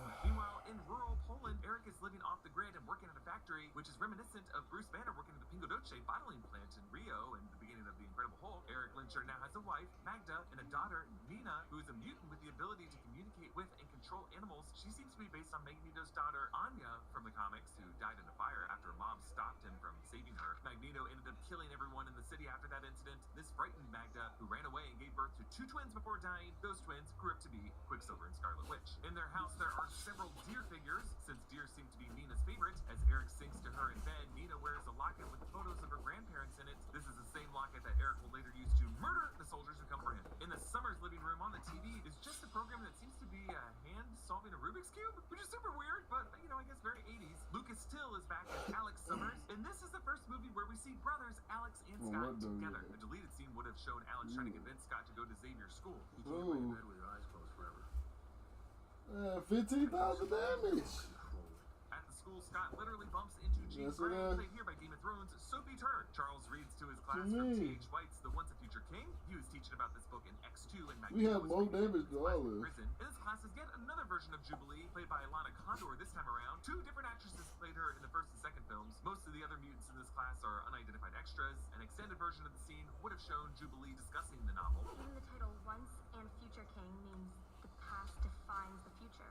We're the sum total of all our experiences. Another extended scene just after this one would have shown Jean using her powers while practicing archery, purposely aiming at a group of schoolmates and then curving the arrow so that it landed on the bullseye. As Charles shows Scott Summers around the grounds, he doesn't use his usual X-spoked wheelchair, although this one does have a small X in the middle of the spokes. Meanwhile, in Cairo, Moira McTaggart, Rose Byrne, looking very much like Laura Croft, follows some guys with Asher Insabanur sigils tattooed on their necks, and they raise Apocalypse. This causes an earthquake around the world, and Eric uses his powers to save a guy at his factory from getting squashed. He really has changed. The fact that he's living among humans and saving them makes what happens in his life after this all the more tragic. This was instinctual for him, but the look on his face as soon as he does says that he knows his peaceful days are numbered. A deleted scene would have shown Apocalypse waking up in an alley, killing a man so that he could steal his robes and use it to blend in. In the comics, the actual age of Apocalypse is an alternate reality set in Earth 295. In this, Peter Parker dies and never becomes Spider-Man. Namor, Clint, Thor, Carol Danvers, Frank Castle, Victor Von Doom, Susan Storm, and Ben Grimm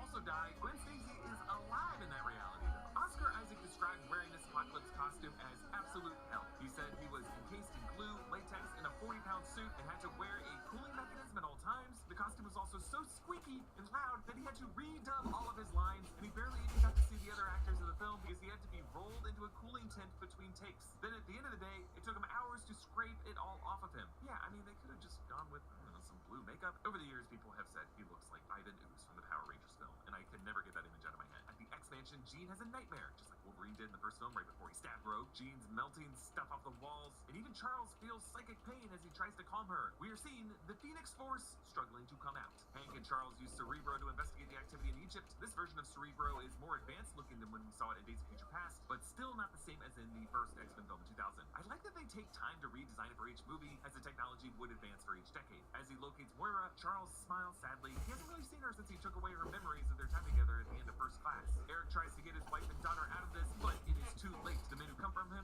aren't wearing metal, and they carry bows and arrows, like the arrows we saw in the opening credit sequence, just as deadly if aimed at the wrong place. Once they hold up his newspaper clipping, Eric looks back at his wife. He knows that no matter how this goes, that life doesn't exist to him anymore. As Nina freaks out, her powers really start manifesting, and she reaches her hand out toward her father, just like Eric did his mother in Auschwitz. His wife and daughter are accidentally killed, and Eric uses Nina's locket to kill everyone. And honestly, I don't think we can blame him here. After everything he's been through, everyone he's lost, he truly is the most tragic of all these characters. Notice that as Nina dies, the birds she's been calling to her scatter and fly away. An extended scene would have shown Magneto singing the lullaby he sang to Nina earlier, here over their dead bodies. In the animated series, when it came to Magneto's backstory, the writers weren't allowed, actually, to mention Hitler, the Nazis, or the Holocaust, which was the case with a lot of cartoons in the 80s and 90s. Really, they just made oblique references to Eric and Charles meeting after a war. And Charles said that, oh, some war is never really over. Remnants of the army that had so brutally occupied his small country returned, attempting to retake it. He'd lost his family when those people overran his country. Consumed by rage, he tried to destroy them. So Eric losing his wife and daughter in the woods like this, it's kind of similar to those moments in the animated series. Apocalypse meets a young Aurora Monroe, Storm, played here by Alexandra Shipp. This mohawk look was a favorite from the comics, and we got to see it in an episode of the animated series that was about an alternate timeline. Storm robbing people on the streets of Cairo is also straight from the comics, although she was born from a long line of mutant Kenyan princesses. Personal tragedies left Aurora an orphan who was forced to steal to survive. Bryan Singer is a huge Star Trek fan, and after we saw Hank watching the Star Trek episode The Naked Time in Days of Future Past, here a boy watches a different episode, Who Mourns for Adonis. Whereas The Naked Time was about time travel directly tying into the plot of Days of Future Past, this episode is about a vain and vengeful god who demands to be worshipped, like this movie is. Bryan Singer has also said that he describes this version of Apocalypse as the god of the Old Testament and all that comes with that. If there isn't the order in the worship, then I'll open up the earth and swallow you whole. And that was the god of the Old Testament. Here, Apocalypse uses the TV to learn about human history, flipping quickly through the channels with his mind. There's a news report about the Soviet invasion of Afghanistan. The game show the $25,000 pyramid, what looks like a commercial for engagement rings, a news report on nuclear missiles with the headline, Will It Work? A news clip of Magneto Magneto from the end of Days of Future Past, various militaries marching, a missile firing, a stock ticker, $100 bills, a submarine, and other instruments of war, Reagan talking about the nuclear war, the big Buddha in Hong Kong. There's a little snippet from the old Be All That You Can Be song from Army recruitment videos at the time, military superpowers, footage of the Pope, Las Vegas, more money, and basically just a bunch of other stuff that convinces Apocalypse that the weak have taken over the earth, that they worship false gods, humanity has lost its way, and must be cleansed. He kind of draws the same conclusion that Ultron draws when he goes through a similar process. So he transforms Storm into his first modern-day horseman, amping up her powers and causing her hair to turn white. Charles goes with Scott to the CIA. A deleted scene would have shown Hank sending Charles off and the brothers saying goodbye to one another. Try not to get into too much trouble while I'm gone. I'll do my best.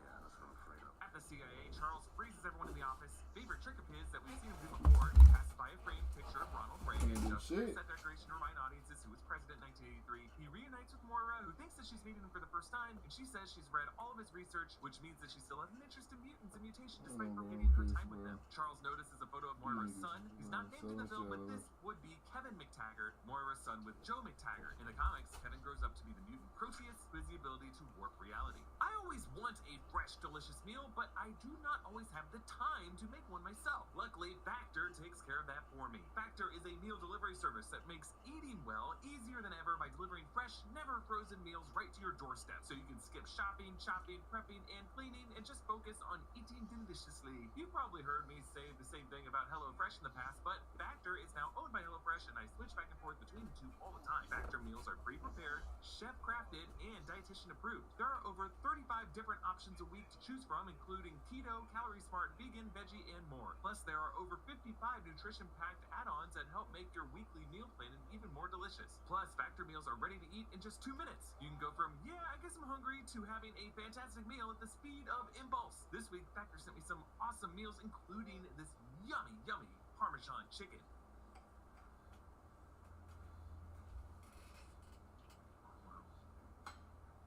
Head to Factor75.com or click the link below and use the code ROCKSTARS50 to get 50% off your first Factor box and free wellness shots for life.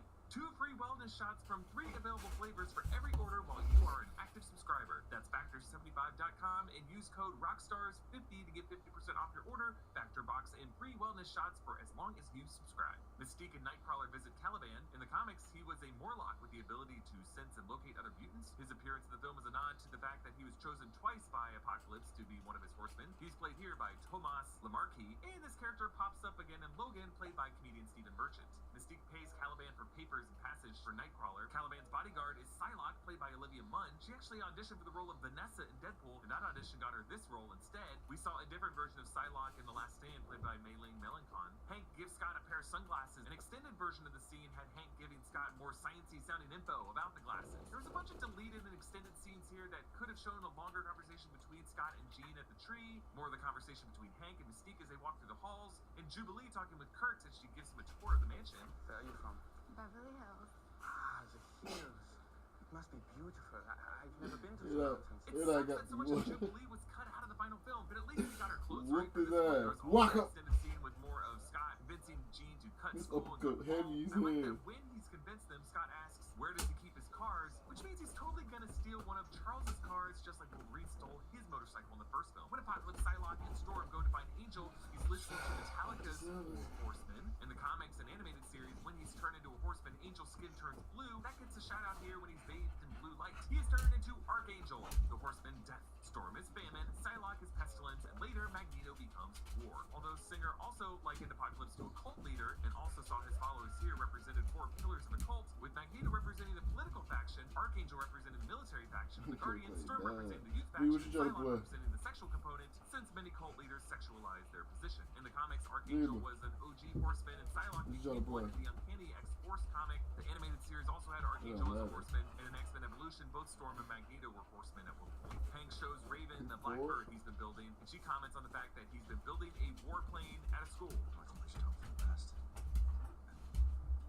Prepare for the worst. I think the world needs the X-Men. This positions Hank firmly in the middle of Charles and Eric when it comes to the mutant-human relations. Eric wants a war with the mutants, and Charles wants peace, but Hank feels that to have peace, they must prepare for war. Eric goes to his factory to murder everyone, but before he gets a chance, Apocalypse shows up and does it for him. It's just so gruesome and horrible. Men trapped to the ground still twitch. Then Apocalypse brings Eric back to Auschwitz and powers him up so that he can tear that horrible place to the ground. After Mark asks who he is, he responds,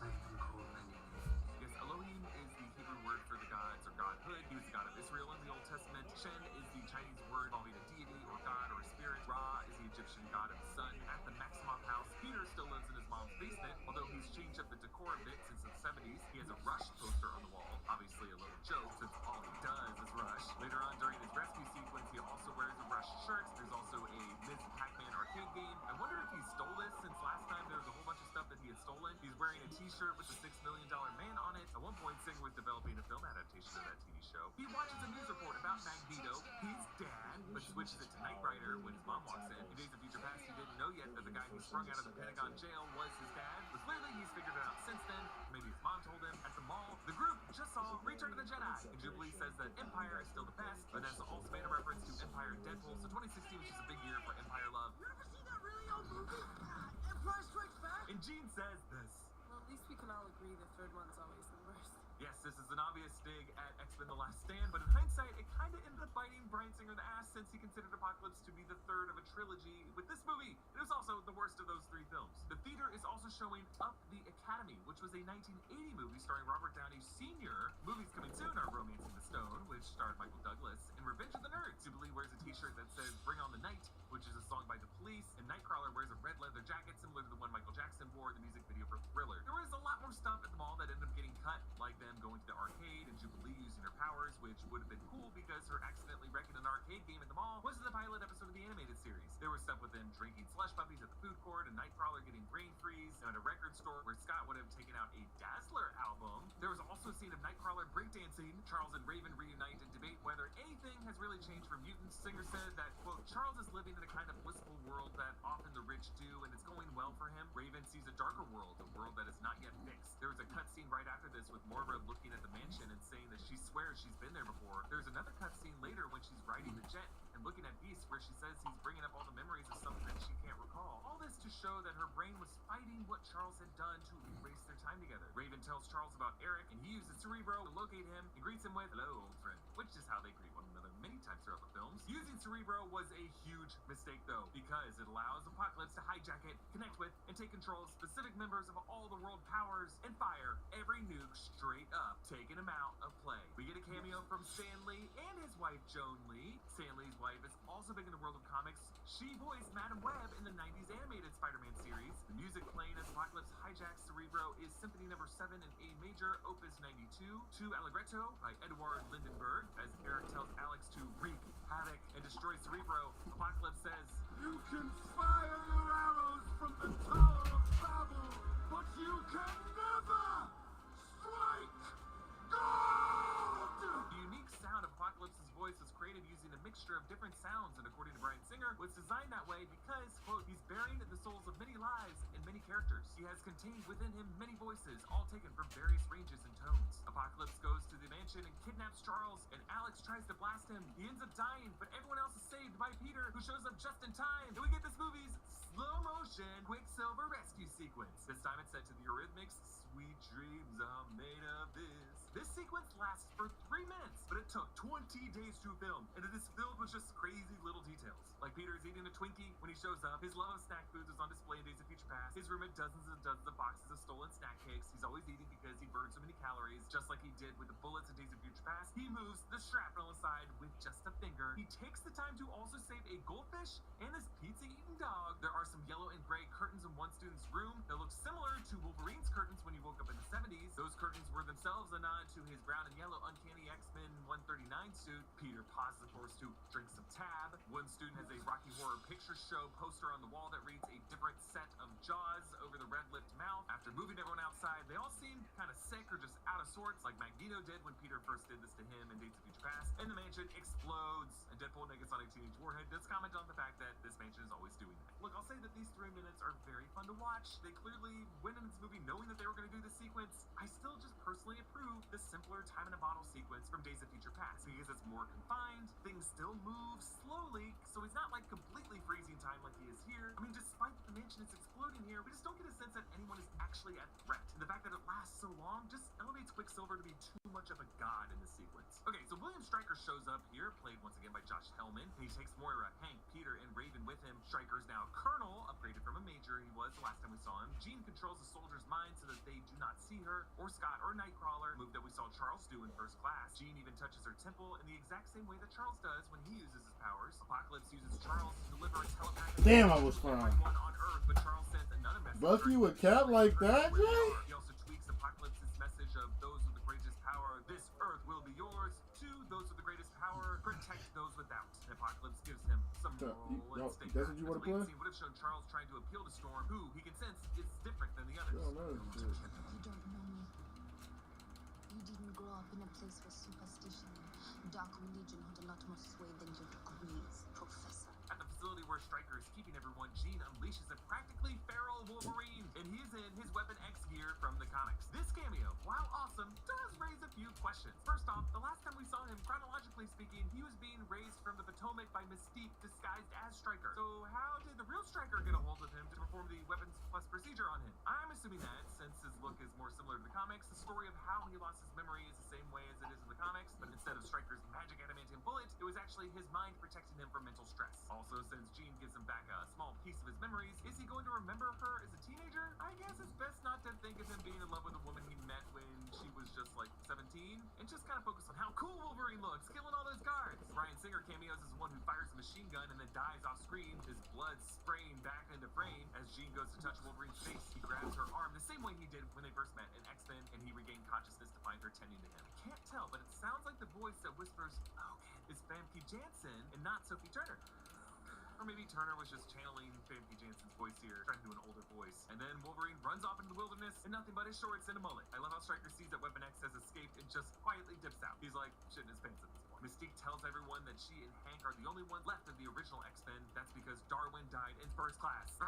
Havoc, obviously, we just saw die, and the rest died between First Class and Days of Future Past when they were experimented on by Bolivar Trask. Magneto destroys a whole bunch of shit. The ship he raises from the ocean floor is the USS Indianapolis, which is the one that Robert Shaw talks about in his speech in Jaws. Jaws is Bryan Singer's favorite film. He also put a little nod to Jaws in X2. Pyro's lighter had a shark on it. Singer's production company, Bad Hat Harry, is actually taken from a line in Jaws. That's some bad hat, Harry, when Brody snaps at an old man on the beach. As Apocalypse tries to transfer his consciousness into Charles, causing his baldness, the Horsemen and the X-Men fight. James McAvoy actually shaved his head for First Class before finding out that the film was set in the 60s and they wanted him to have hair. This time, he shaved it correctly. Amidst the rubble, there are billboards for Michelin tires and Sinalco Cola, that is the oldest soft drink brand in Europe. Mystique makes a heartfelt speech to Magneto about how he has more family than he knows. But Peter chickens out on telling him that he's his son. Storm and Scott face off. These two will eventually lead the X-Men together. Eric flashes back through his relationship with Charles and realizes Mystique is right. Peter's super speed fights Apocalypse, but Apocalypse adjusts, which is crazy, and then breaks his leg. Mystique poses a Psylocke to try to stop him, but Apocalypse chokes her out. There is a controversial billboard depicting this scene that ended up being taken down because people felt it glorified violence against women. When Storm sees her hero about to be killed, she realizes she's on the wrong side of this. Charles enters Apocalypse's mind and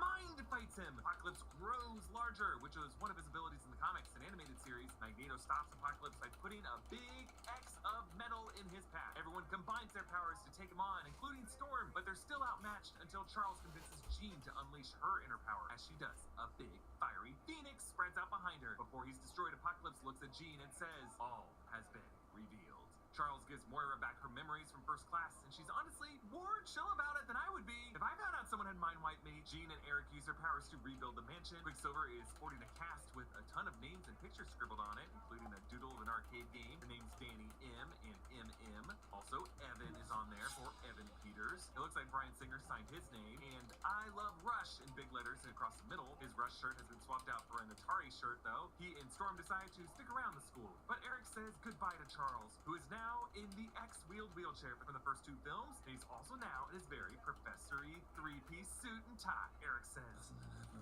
wake you up in the middle of the night, the feeling that one day they'll come for you and your children?" This is the same exact thing they had said to each other at the end of the original X-Men film. Doesn't it ever wake you in the middle of the night, the feeling that someday they'll come for you and your children?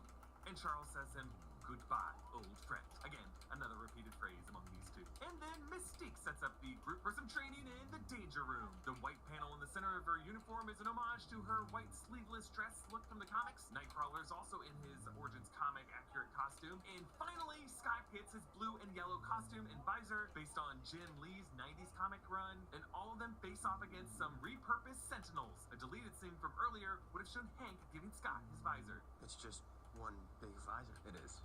You want me to wear it on my face? I just hope the other kids don't start calling me Cyclops. Other than the fact that it seems like Mystique is leading the group, I was really excited to see this person. I'm in danger, Bryce. Okay.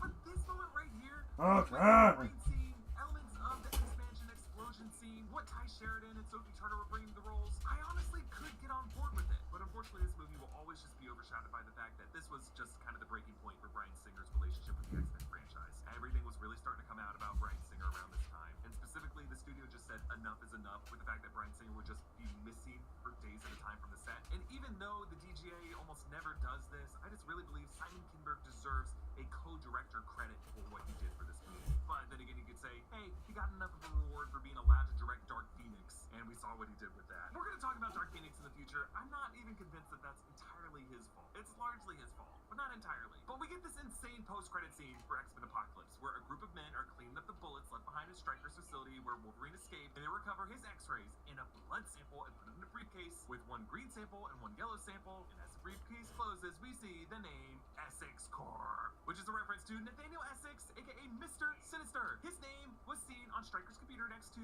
and he is a huge X-Men villain. He's a geneticist who became obsessed with manipulating DNA to create the most powerful and perfect mutant, and Mr. Sinister is rumored to be the primary antagonist of the X-Men 97 series on Disney+.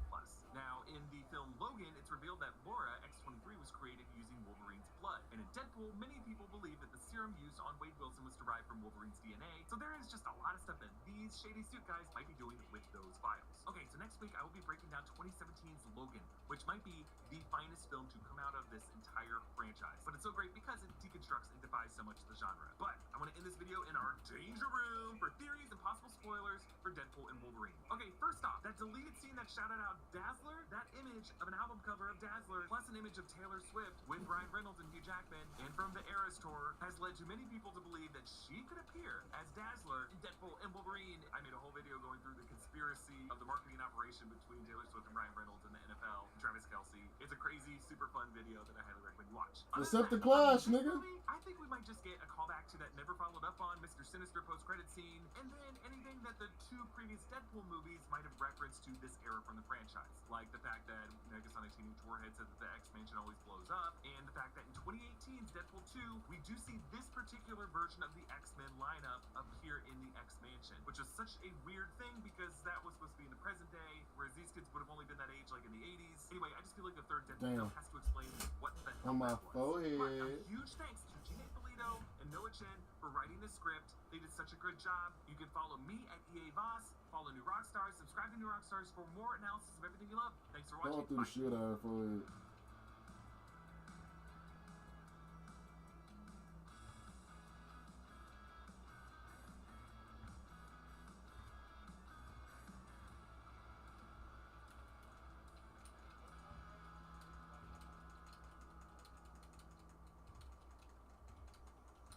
Mis hijos no me pueden ocultar nada.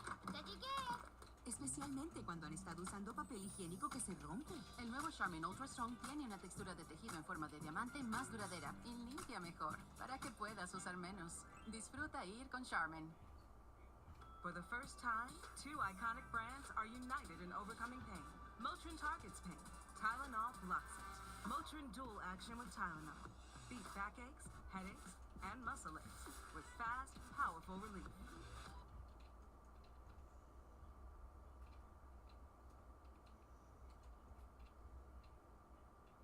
Welcome back to New Rockstars. I'm Eric Voss, and this is a breakdown of Guardians of the Galaxy Volume 3, the finale to James Gunn's Guardians of the Galaxy saga, and a true heartbreaker for lovers of animals and proper skincare. I'm going to break down this full film, scene by scene, for all the visual details, Marvel Easter eggs, deeper layers of meaning that you might have missed, and I will say you will appreciate this even more if you check out my Guardians rewatch analyses on the Deep Dive channel, including today's Volume 3 live stream Q&A. I saw that You can shit. support the New Rockstars Network with a Guardians-inspired shirt design like this 89P13 rocket shirt or one of our many other Guardians designs over at nerdriot.shop. The film opens with a Guardians of the Galaxy themed version of the Marvel Studios title card with moments and script lines from across their 7 appearances in the MCU prior to this: 2014's Guardians of the Galaxy, 2017's Guardians Volume 2, Avengers Infinity War, Endgame, Thor Love and Thunder, I Am Groot, and the Guardians Holiday Special. The quotes include Drax's Volume 2 line about dancers versus non-dancers, his symbolic journey that gets paid off at the end of this movie, and Rocket's line from Volume 1, Ain't Nothing Like Me Except Me,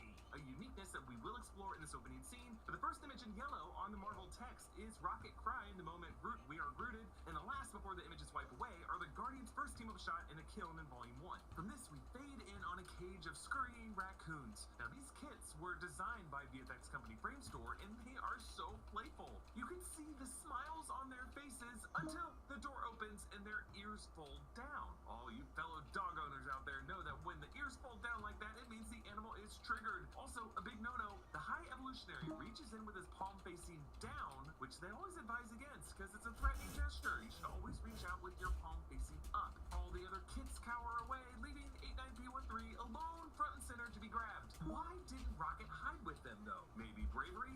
Maybe he just wanted to spare the other kits? Or maybe there's something unique about his brain that makes him more defiant in the face of this kind of cruelty. There's this really cool effect where we push in on Rocket's nose and the fur warps into a different head shape. In the trailer, it's just a cross dissolve, but in the film, it shows how Rocket's skull was physically reshaped by Wyndham surgeries. This cruel experimentation on Rocket was alluded to in past films, the implant scars still visible on his back in the kiln. They had 3 takes at first. That's why I switched. I didn't ask to be torn apart and put back together over and over, turned into some little monster. Rocket, no one's calling you a monster. In Volume 2, Yondu's line, I know them scientists what made you never gave a rat's ass about you. I'm serious, dude. which was interesting because it shows that Yondu knew who Herbert Wyndham was. He wasn't some man in the shadows. He was out proud and publicly doing this to creatures around the galaxy. There was also this subtle line in Avengers Endgame. He's pissed. Thinks he failed, which of course he did, but you know, there's a lot of that going around, ain't there? Honestly, into this exact second, I thought you were Build-A-Bear. Maybe I am. Rocket has until now not known exactly what species he is, only denying that he was a raccoon because of its negative connotation whenever someone called him that. But this movie clears it up, and it's interesting how, like Build-A-Bear, they do go back to the manufacturer. So we transition to present-day Rocket on Nowhere. Remember, Nowhere is the severed head of a Celestial, introduced in Volume 1 and revisited in Infinity War, and as of the holiday special, the new home of the Guardians and all the refugees after Thanos' conflicts. We hear an acoustic version of Radiohead's Creep, played from the Zune. This Zune was passed on to Peter Quill from Yondu via Kraglin at the end of Volume 2 to replace Peter Quill's Walkman and mixtape that was crushed by Ego. This Zune contains music from all decades, all the way through the 2000s. So this soundtrack has some modern music on it. Creep came out in 1992, and it has been sampled and used again and again, most notably in the Swedish Girls Choir cover of the Social Network trailer music. This song is the anthem of the lonely outcast. But we have to note that Radiohead's Tom York told Rolling Stone that he thought his lyrics were pretty crap. So it's really a song about self-hatred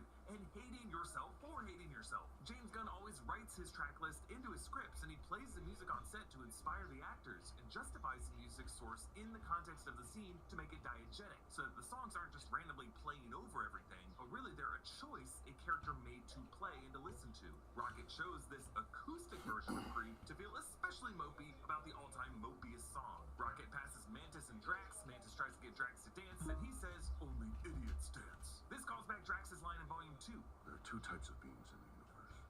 Those who dance and those who do not.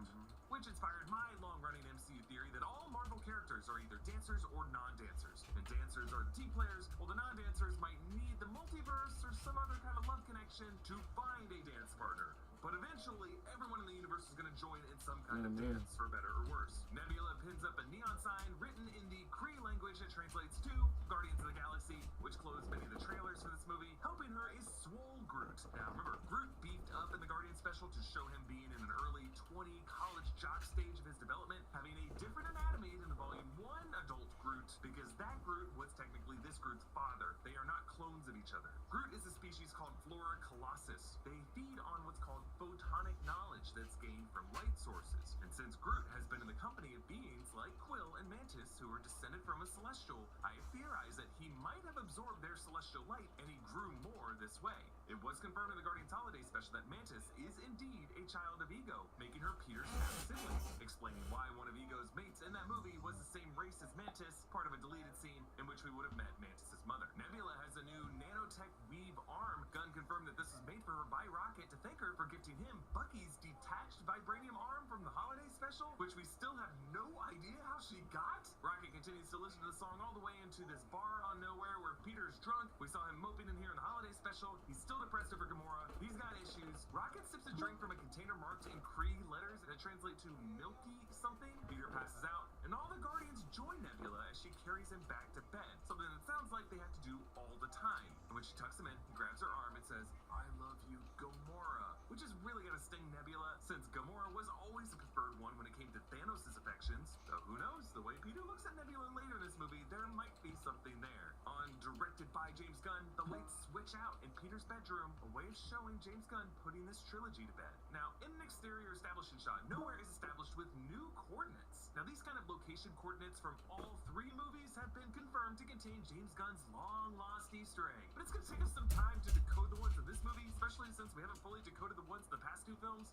But trust me, we will break this down in a future video once we do. It's gonna be a very big deal when this Easter egg is finally decoded. Now remember, in Volume 1, the coordinates were M3RD 17H17211 plus 2121224, which the online codebreaker community translated to Meredith Quill X or something related to that. But Nowhere now being different coordinates tells us that this skull is now mobile, pilotable battleship with giant jet engines on the back, setting up the big twist in the third act. In the meantime, if you want to try decoding these yourself, the coordinates are, for Nowhere, it's now M211R516XS16C plus 16151MW. Counter Earth is K20H MW1748P2S plus 5M5P0Z4. And for OrgoCorp, A41B P2326Y430 plus 174144V. Rocket tests out 50 burger, gravity 50 boots, burger. because he says he's testing to see if they work upside down on sloped surfaces, really setting up the later use of these in the film in the OrgoCorp exterior. They all snack on roasted orlones on sticks. Orlones are the rat creatures that we see scurrying around all these movies. Kraglin is back, played by Sean Gunn. Can we find out like I do? Rocket in all these movies, James Gunn's brother. He's got Yondu's fin and arrow that he gained at the end of Volume 2, but he's struggling to command the arrow because he's focusing too much on the whistle and not enough on the Bucky. that is really needed to direct this arrow. And that could be why the arrow plunges right into where? Nebula's heart, like Cupid's arrow, but she does not find love in this movie. Barrison Kraglin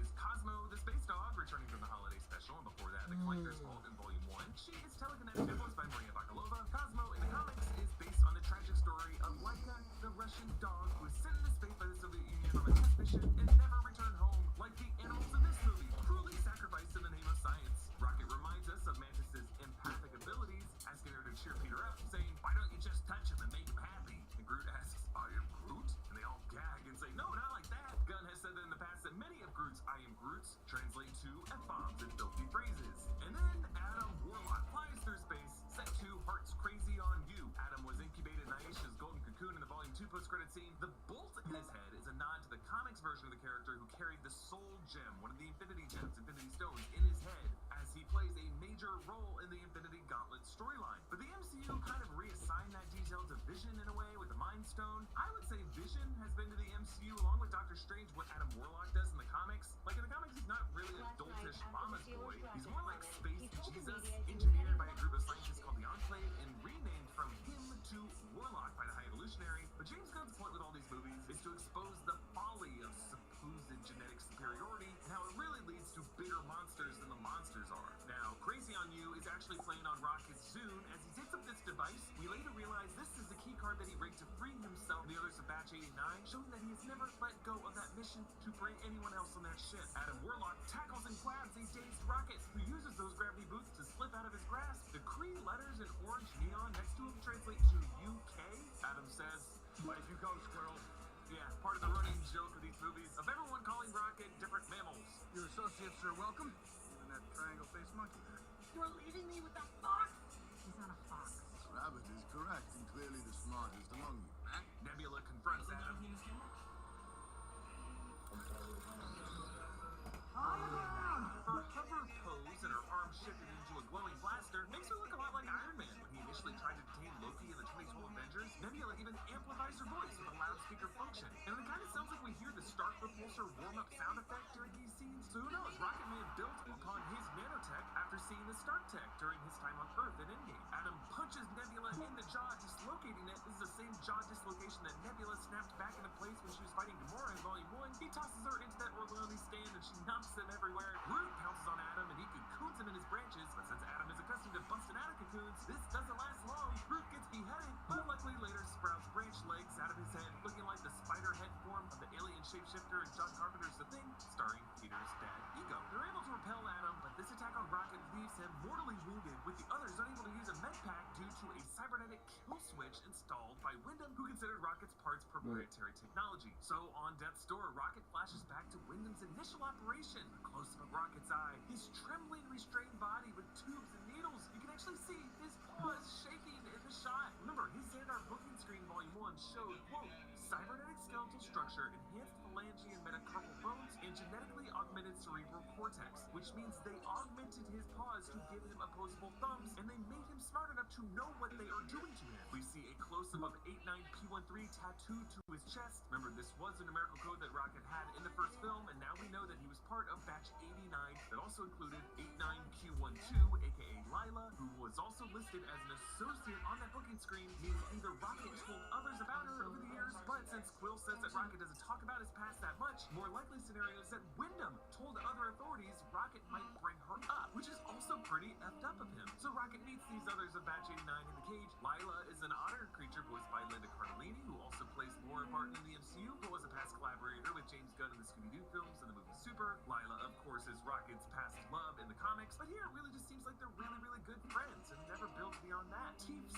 the walrus, is voiced by Asen Chaudhry. He tells Rocket, "You got a mask on your face." In Volume 2, there is a painting of Rocket's animal colleague, Walrus, appearing on that wall of the brothel in Gotraxia behind Yondu. Michaela Hoover voices Floor, the rabbit, an albino with red eyes, who speaks through a voice box and has these robotic spider legs, reminding us of the initially creepy Babyface in Toy Story, but is really just the sweetest of the bunch. And Rocket's first spoken word is Kid Rocket is voiced by Noah Raskin, but they comfort him, and Rocket later remembers playing tag with the Batch 89 and laughing, so by remembering these, he's already making peace with passing on. Meanwhile, the Rockets are heading to OrgoCorp to save him. After Tony Stark calls him a Build-A-Bear, they are essentially going back to the manufacturer for the directions. We hear rainbows since you've been gone, now we heard the trailers, and they are piloting their new ship, the Bowie. In Volume 1 and Volume 2, the ship was the Milano, named after Alyssa Milano. That ship wrecked in Volume 2, so in Infinity War and Endgame, the new ship was the Benatar, named after Pat Benatar. This new, larger ship is named after David Bowie, of course, whose song Moon Age Daydream played when they first arrived to Nowhere in Volume 2. Aisha and Adam meet with Herbert Wyndham on his base on Counter Earth. Now, in the comics, the High Evolutionary Herbert Wyndham is Marvel's ultimate geneticist, initially introduced in Thor comics in 1966, and he played a role in the 2008 Annihilation Conquest storyline that these Guardian films are partly based on. He's known for creating animal-human hybrids like the Anti-Men or the New Men, and having a fortress on Mount Woodagore where Pietro and Wanda Maximoff spent some time as Fede. Here he's played by YALL, whom Gunn just worked with last year on HBO's Peacemaker. Counter Earth in the comics is a synthetic version of Earth created by the High Evolutionary and placed a microsecond out-of-dimensional sync in order to hide it from Earth, and here it's just an artificial copy of Earth built in physical space. The comics is populated by the New Men, but in this movie it is a similar race of Wyndham's evolved animals from Batch 90 and beyond. We learn that Wyndham himself created the Sovereign as, quote, an aesthetic experiment, calling them, quote, beautiful numbskulls, but your egos have run wild. This is why the Sovereign, when we met them in Volume 2, or their planet, didn't have any basis in Marvel Comics. They were original creations by Gunn, because Gunn always intended them to be products of a higher power. Their obsession with genetic design, inherited by the High Evolutionary's genetic superiority, and their oddly artificial planetary chain, really a construct the way Counter Earth is. Also interesting that the Abelisks fed on the Sovereign's Annulax batteries, or if you're Drax Harvillary batteries, and generally terrorize the Sovereign, when Wyndham also has on his ship Abelisks, suggesting that they were also his creations. Just shows that Wyndham trying to play God and create his own animal kingdom results in these species devouring each other. He's no better than the Celestials are at creating peaceful, balanced biodiversity. Wyndham says Adam was meant to be the warlock, the apogee of that people. In the comics, it's the High Evolutionary who renames him, this being's divine name from the Enclave, and renaming him Adam Warlock. But Aisha blames Wyndham for taking Adam out of the cocoon too early. And I love the design of Wyndham's stretched out face tissue, how it's pulled over to metallic clip on his temple. In the flashbacks, that same metal clip is on the outside of his skin. So right away, we know that his present-day face is really a mask covering something horrible underneath that happened in the time between. The Guardians arrive at Orgo Corp, Orgo meaning organic or carbon-based, as this is Wyndham's corporate front for the cybernetic parts and implants used around the galaxy. The fact that Yondu knew scientists made Rocket tells us that this galaxy knows who Wyndham is and just looks the other way when it comes to his experiments on lower life forms. Nebula points out how this facility is bioformed. Instead of being built, it's composed of living matter. This structure is fleshy and it has a thick yellow fluid running through it. Inside, you see the yellow fluid running through hoses and pouring down fountains. This could be the same fluid as the obelisk's yellow blood, especially since Wyndham made them both, and it could even be the same yellow fluid derived from the celestial spinal tissue on Nowhere that Drax splashed into. This movie doesn't explicitly link all of this, but they all look like the same thing, and it would make sense for Wyndham to try to evolve life forms using goo that he pulls out of the corpses of the gods of the cosmos. They fly the Bowie through these plasma shields, and Mantis reminds Peter that he has family back on Earth, his grandfather Jason, who made a cameo back in Missouri in Volume 2, setting up the ending scene of this movie. Now, Peter falsely remembers that his grandfather, quote, screamed in my face and pushed me out of the room, which is not true at all. Grandpa was the one who put Meredith's present in his backpack for him and tried to keep him from running away. And Peter says, you know what's sad? People on Earth die when they're like 50. Are you about to die? I'm not 50. And if you look closely at Drax, when Mantis asks if Peter's about to die at age 50, Drax nods. Also, he's eating Zard nuts in this scene. This is snack food they ate very slowly in Infinity War to show them to become invisible. You're eating a Zard nut.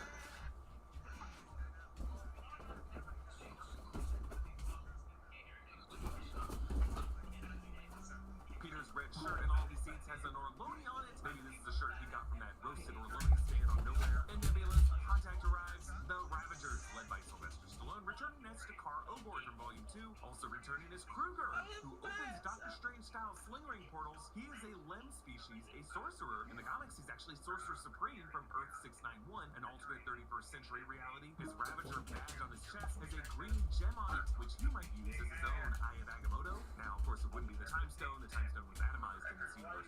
There's also Martin X, once again played by Michael Rosenbaum, and Mainframe, who's previously voiced by Miley Cyrus, but is now voiced by Tara Strong, who voices Miss Minutes in the TVA and Loki. We learned Gamora has joined these Ravagers. Remember, this is the alternate 2014 Gamora from Avengers Endgame, who turned against Thanos, but since went her own separate way from the Guardians, because she has no memories with Peter and the other Guardians of the Galaxy. She and Nebula just give each other wordless nods. Yeah, both them. How these sisters meet in this movie. The Orlando Corp jumpsuits that they changed in this interesting logo that looks like an X, but kind of like a flayed man, evoking both the Vitruvian Man of Leonardo da Vinci, but also poor Rocket when he was flayed during his operation. Rocket flashes back to another memory with Wyndham when he completed complex equations on the blackboard and see Encounter Earth as Wyndham points to the blue sky and a rocket inspiring 8913's The nigga's not dead? What the fuck? The Rocket is now voiced by Bradley Cooper again. Wyndham explains that the chants they are listening to are a recording, quote, over 5,000 Please not call with that girl. He might as well give me a. Be not as you are, but as you should be. This would suggest that Wyndham has access to sound recordings. Yeah, your ass is about to fucking. But ancient Rome was not that old, so this must be. Oh my God, who mic is that? For the Xandarians, or hey, maybe even the Eternals. What is that movie playing? Recordings from 5,000 years prior sound like something Wyndham could have gotten via connection to a time traveler like. Fucking loud as a bitch. His telekinetic purple armor seems to operate similarly to Kang's suit in Quantumania. Wyndham shows Rocket his plan for Batch 90, a chamber with mist that can guide any organism through millions of years of evolution in an instant. Demonstrating this on a turtle who becomes something like a pissed off teenage mutant ninja turtle and immediately goes violent due to the overproduction of a certain kind of protein. Now, it's not labeled as such, but this process looks a lot like I don't think it's gonna work, dude. You're not listening. In which Terrigen mist is inhaled and causes the creature to mutate into a. Well, we ain't helping with Jerry, In man. the comics, that's how Kamala Khan gets her powers. Though in the MCU, she's a mutant, not an inhuman. Young Rocket says they can't be peaceful. I think I got Matthew Golden NFL draft. I have to make it, nigga. Which also sounds like he's calling Rocket something awful, but also perhaps referencing the philosopher Immanuel Kant, who founded the ethical principle that an action can only be moral if A, it is motivated by a sense of duty, and B, its maxim may be rationally willed a universal objective law. Wyndham believes he is following Kant Kantian ethics, to rebuild the world, to free it from violence, even if his methods to achieve that are cruel. Rocket observes the problem the filter causing the side effect, something Wyndham didn't see, proving to Wyndham that Rocket possesses a brain uniquely capable of invention. Although all of Wyndham's creations went through this kind of cruel experimentation, only Rocket succeeded this way, which could just be a random coincidence, or might suggest that Rocket has some unique genetic condition, the way Peter Quill, from his mother Meredith's genes, was the only one of Ego's progeny to carry the celestial gene. Will the MCU nut up and label this mutation? Maybe in 2026. Space Hogs, in the meantime, plays as the Guardians float down toward Orgocorp in these colorful spacesuits, which look like the Among Us suits, but are actually references to the spacesuits in 2001: A Space Odyssey, according to James Gunn. Nebula saws into the flesh wall, spewing up this yellow blood, and Peter tries to confess his love to Gamora, but she shuts him down, and the others chime in. Peter, you know this is an open line, right?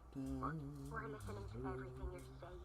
And it is painful. And you're just telling me now? We were hoping it would stop on its own. But I switched it over to private. What color button did you push? Blue! For the blue suit! Oh, no.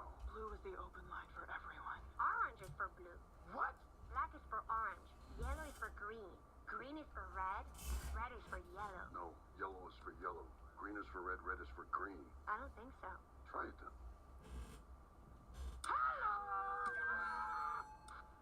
You were right. Only yellow is the correct color, meaning only Peter would hear it when they actually want to yell at him. Green is for red is for green. Drax wears a red suit here. In the comics, he is the color green, but back in the first film, James Gunn changed him to the color gray with red tattoos because he said the MCU already had enough green-skinned characters. They create this airlock seal in the flesh wall, setting up the same technology to be used as the airlock seal between Wyndham's ship and Nowhere in Act 3. They are found by Master Karja, played by Nathan Fillion, who cameoed in Volume 1 as a blue-skinned alien prisoner in the kiln, and cameoed in a deleted scene for Volume 2 as Wonder Man Simon Williams in various movie posters in Missouri. The Orgocorp security monitor is a cameo by Jennifer Holland, who plays Amelia Harcourt in DC Universe, and yes, is James Gunn's wife. People get weirdly triggered when Gunn puts her in stuff, almost like they are looking for any possible reason to be mad at James Gunn these days, even though he has always put his friends and family and everything he makes, like all directors do. For example, the Orgocorp worker they forced to help them is Yura, played by Daniela Melchior, who played Redcatcher 2 in James Gunn's The Suicide Squad. Now, your time with the Guardians of the Galaxy doesn't have to end with the conclusion of the film trilogy. Marvel's Guardians of the Galaxy is a single-player, story-driven action-adventure game out now for PlayStation and Xbox consoles. You've probably heard some great things about this game. You know that best narrative at the Game Awards 2021. The game features an all-new story set in an original universe. These characters are inspired by both the comic Guardians and the film Guardians, so they feel fresh and familiar at the same time. It's a fun and epic story, but it also has the heart and deep character arcs that we love about these films. Play as Star-Lord and lead a Guardians team of Drax, Gamora, Rocket, and Groot. There are appearances by Mantis, Cosmo, and Adam Warlock. They all feel like living, breathing characters, so you get to experience something really unique in being their leader, calling the shots, and trying to bring those strong personalities together. There's a great soundtrack, of course, with both an epic orchestral score and some classic 80s jams. They made an original rock album just for the game. The game includes many outfits for the Guardians inspired by the comics and the MCU, including suits inspired by the 2008 Guardians of the Galaxy comics, just like in Volume 3. Continue your Guardians journey with Marvel's Guardians of the Galaxy on PlayStation, Xbox, and Steam. The others sneak through Orgocorp, where a video clip proclaimed that Orgocorp has been producing cybernetic implants for the galaxy for 300 years, meaning that Wyndham has been active since at least the 18th century. Another clue that he might be aligned with Kang and has access to multiple periods of time. Gamora, Nebula, Peter, and Yura access the archives to find 89P13's file. Meanwhile, they argue. Whoever it was that you were in love with, it sounds more like her. Her? Do not bring me into this. Knock it off! What? Never noticed how black your eyes were. They were replaced by my father as a method of torture. He picked a pretty set. Nebula. Sparkle Terra Square. More choices, more value.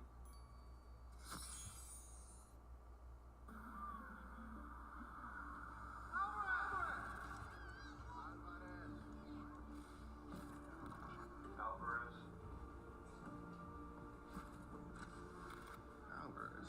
Who's Alvarez? Corporal Alvarez. Corporal Alvarez. Well done. Thank you, sir.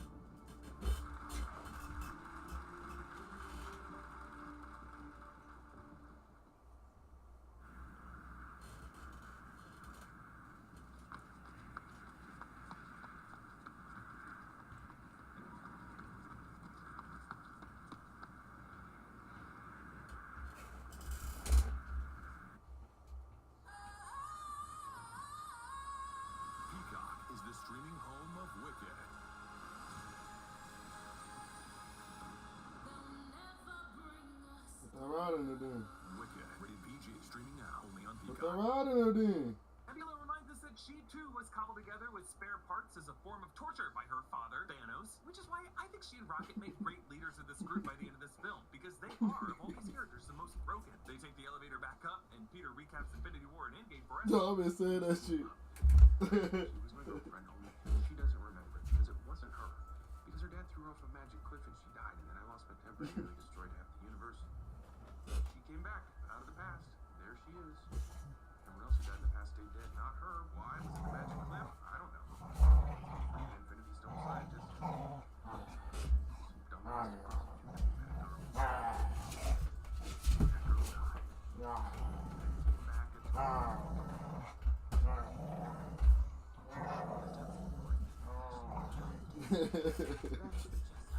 I like how Peter owns up to his part in punching Thanos out of that trance when they nearly got that Infinity Gauntlet off his hand. But to be fair to Peter Quill, it wasn't solely his fault that Thanos won. Where the fuck did Taco Bell get chicken Also, tenders? Thanos is just badass. He's gonna find one way or another. Also, this whole scene does feel like James Gunn's meta commentary on the Oh, MCU. what? No, I was looking at that shit like, what? Other movies complicating his plan for them. But I love how Peter tosses that 89P13 sphere like a baseball. Chris Pratt did the same thing with the orb in the 2014 film and dropped it, a take that they left in the film. We see in this section how a younger Gamora's less sympathetic approach as a child of Thanos as she threatens everyone and shoots Jennifer Holland in the leg, while Peter prefers a less violent approach, promising her he's just gonna speak to the Orgo Sentries from his heart, but really he's just lying to her to get in the system to make their suits float. Oh my god. He putting that rod in there. The same thing in the kiln in Volume 3, causing He all the putting guards it. to float so they can get out of there. Meanwhile, Rocket remembers the memory. Alright, bro. That was my fault. Someday, I'm gonna make great machines that fly. And me and my friends are gonna go flying together into the forever and beautiful sky. Lila, and Teeps, and Floor, and me. Rocket.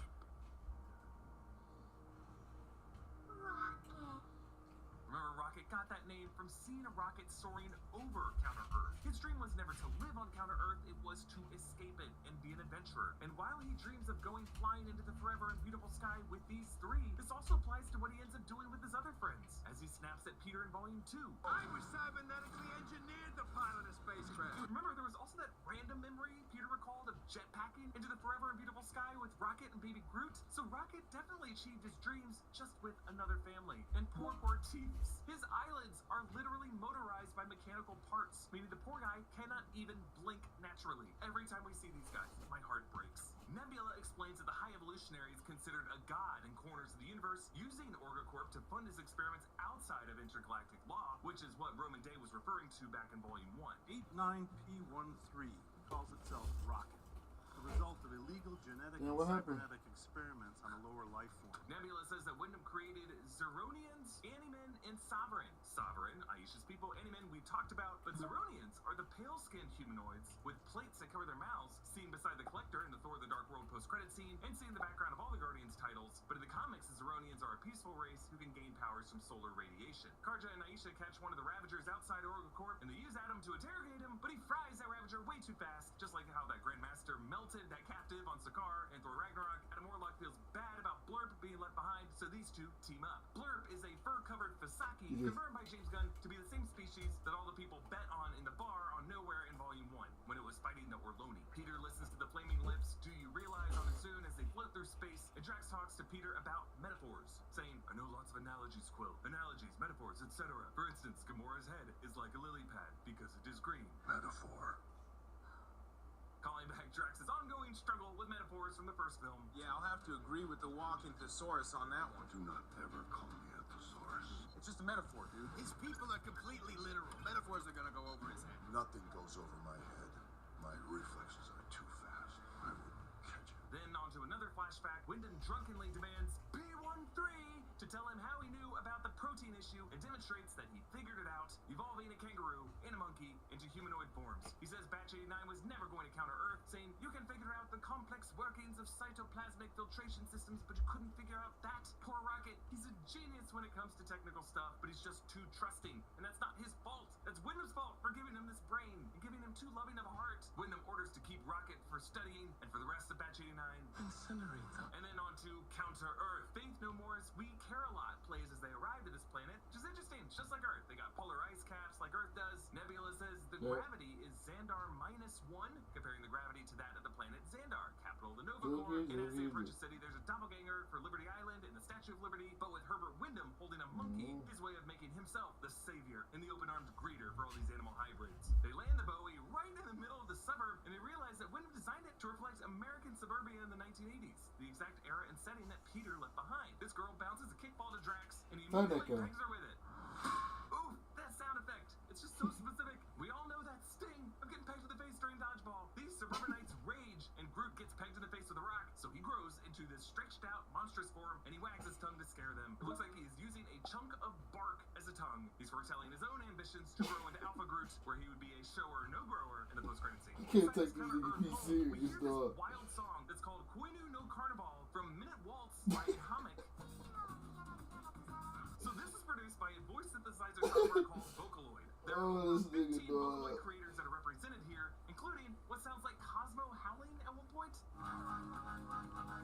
It is so cool that they had this awesome song in here. And the damn, eh? So good. The family portraits and the growing pain style setup, Yadro figurines, it looks like. Even this kind of Disney World of Richard scary wallpaper that shows a bird sitting on a swing and a mouse walking past a fence. Peter uses the woman's car, but he and Nebula struggle to open the door. Push it down. I am pushing down on it. Push the button. It looks like you're pushing the keyhole. The what? There's a button under the handle. Press that in. Okay.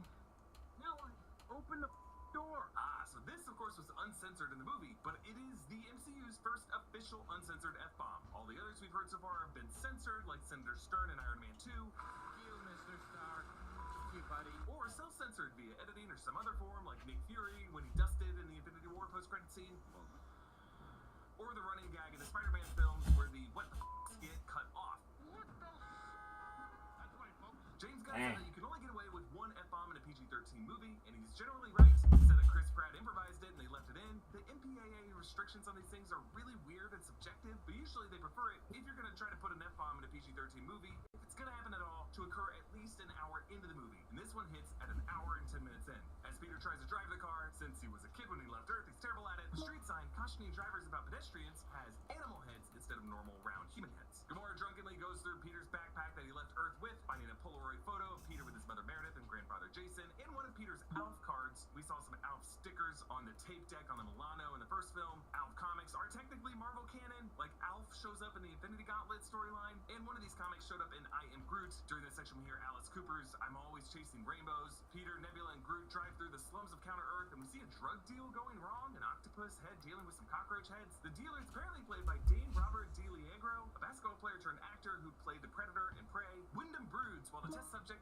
Phyla, runs in a ring around him. Like the jogging sequence in 2001 A Space Odyssey, Wyndham says these kids survive on 30 calories a day and an hour of sleep a week, and he plans for these to populate one of his upcoming colonies. Phyla is played by Kai Zen, and returns in the post-credit scene, the MCU version of Phyla Vel, who becomes Quasar in the Annihilation Conquest storyline, the artificially created daughter of the Kree, Marvel, and companion to Drax's daughter, Moondragon. Based on her glowing eye in that post-credit scene, it looks like her powers are going to be rooted in the same kind of Kree cosmic radiation source as Monica Rambeau, Kamala Khan, and Carol Danvers. And then the final flashback, Rocket returns to the Batch 89 cage to free the others, enjoying one big hug from Lila, who repeats, You put that rod in right there.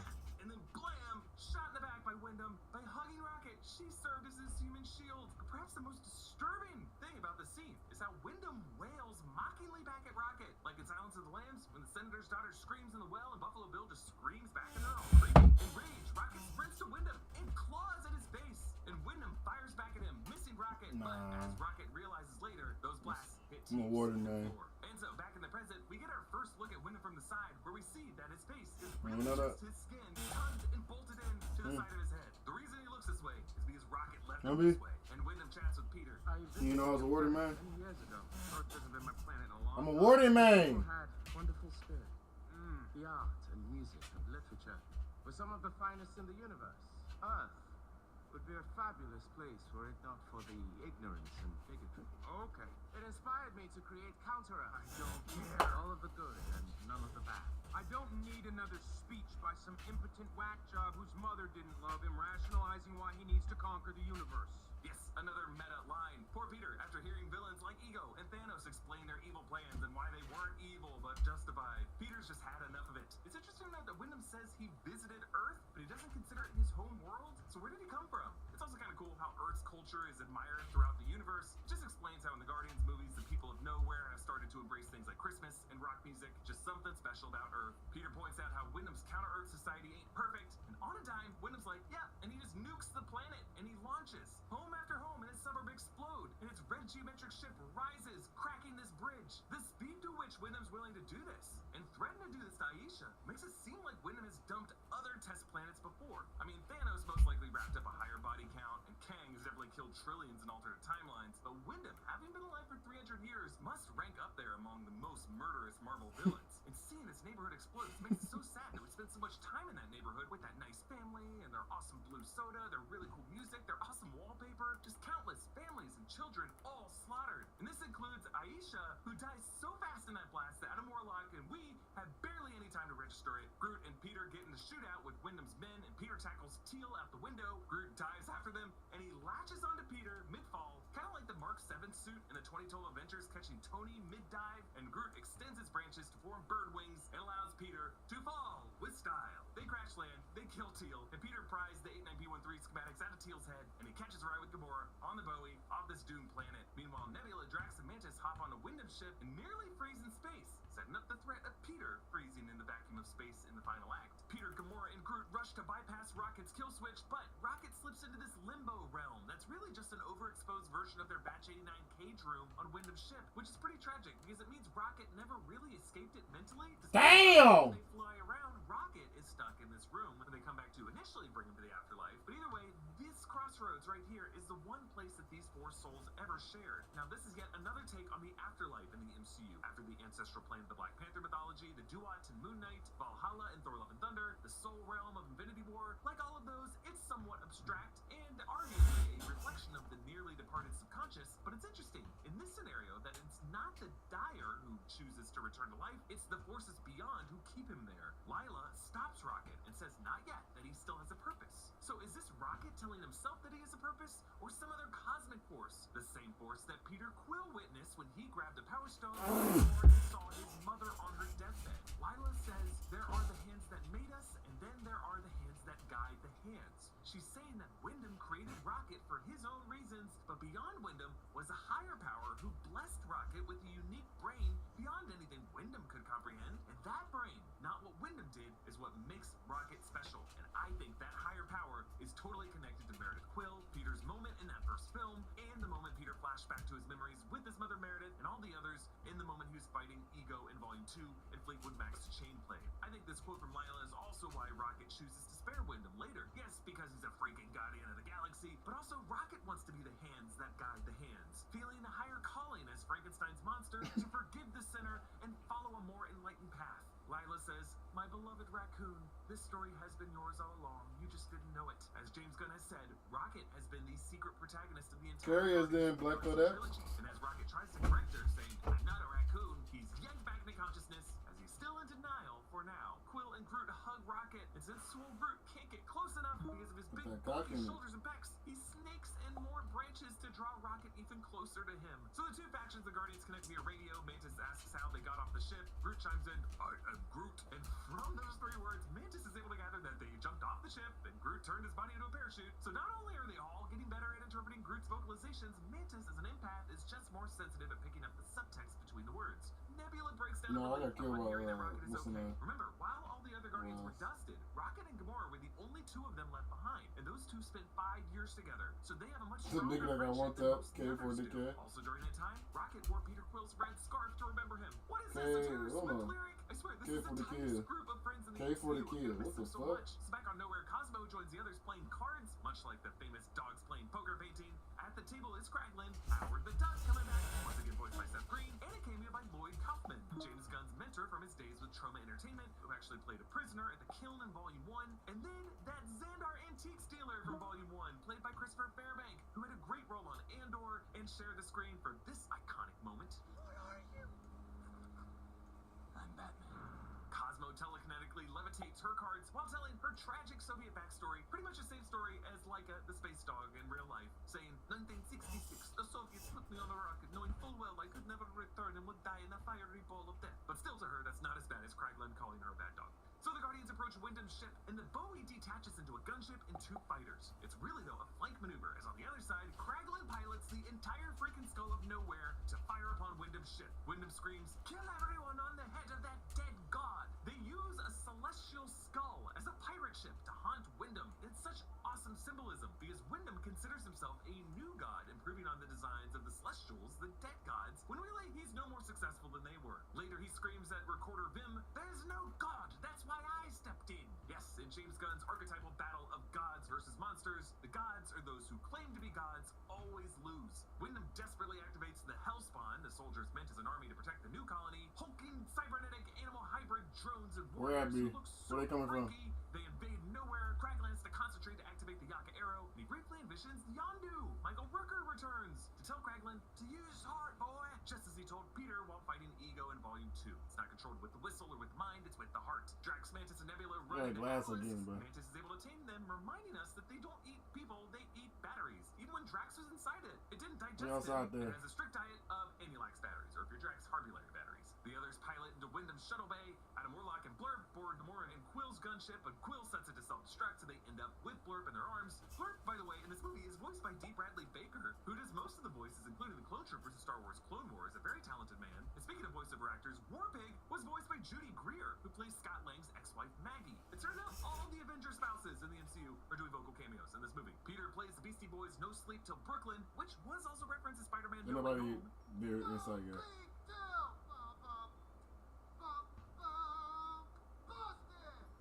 Beastie Boys are having a bit of a moment in Marvel right now with Intergalactic and the recent trailer for the Marvels. But in sentence music, we get a full 2-minute, unbroken long take of the Guardians slaying their way through this hallway. It's a true celebration of teamwork. Every 5 seconds, there's a cool new detail, the way they work together. Like we stay with Groot's branches initially as he punctures through the Hellspawn, one of them down the guy's throat. As Groot grows more and more branches to poke through his body, Mantis swings from this same branch like a gymnast beam and lands on the guy's shoulders, flipping him back into that same branch. Then Rocket shoots a Hellspawn, lands on Groot's shoulders, calling back that image in the kiln in the 2014 film. He runs along this branch, and the camera follows him as he jumps and shoots downward, and then through the hole in one of the Hellspawn's bodies that he just shot. Then we focus on Peter Quill as he works his way down the hallway, attaching taser nodes to 3 different guys, and then just waits to activate them until they're all running back at him. Nah, I smacked my glass. I was the only one in there. Her head just dangles down her back as she continues to fight. And we end the fight with Gamora using her Godslayer sword to sever that octopus captain in half. And Blur pops on the midsection stuff. So cool. Mantis free from the hybrids. I was screaming at something scary behind you, not you. You look really cool. Thank you. This guy is named Lambshank. I think he's voiced by James Gunn. Rocket returns to his old cage, looking inside and seeing a dozen more other kids just like him. He uses the same key card to free them. On the door, he reads the label. Lumnus Wildlife Center, TER 3211 9021.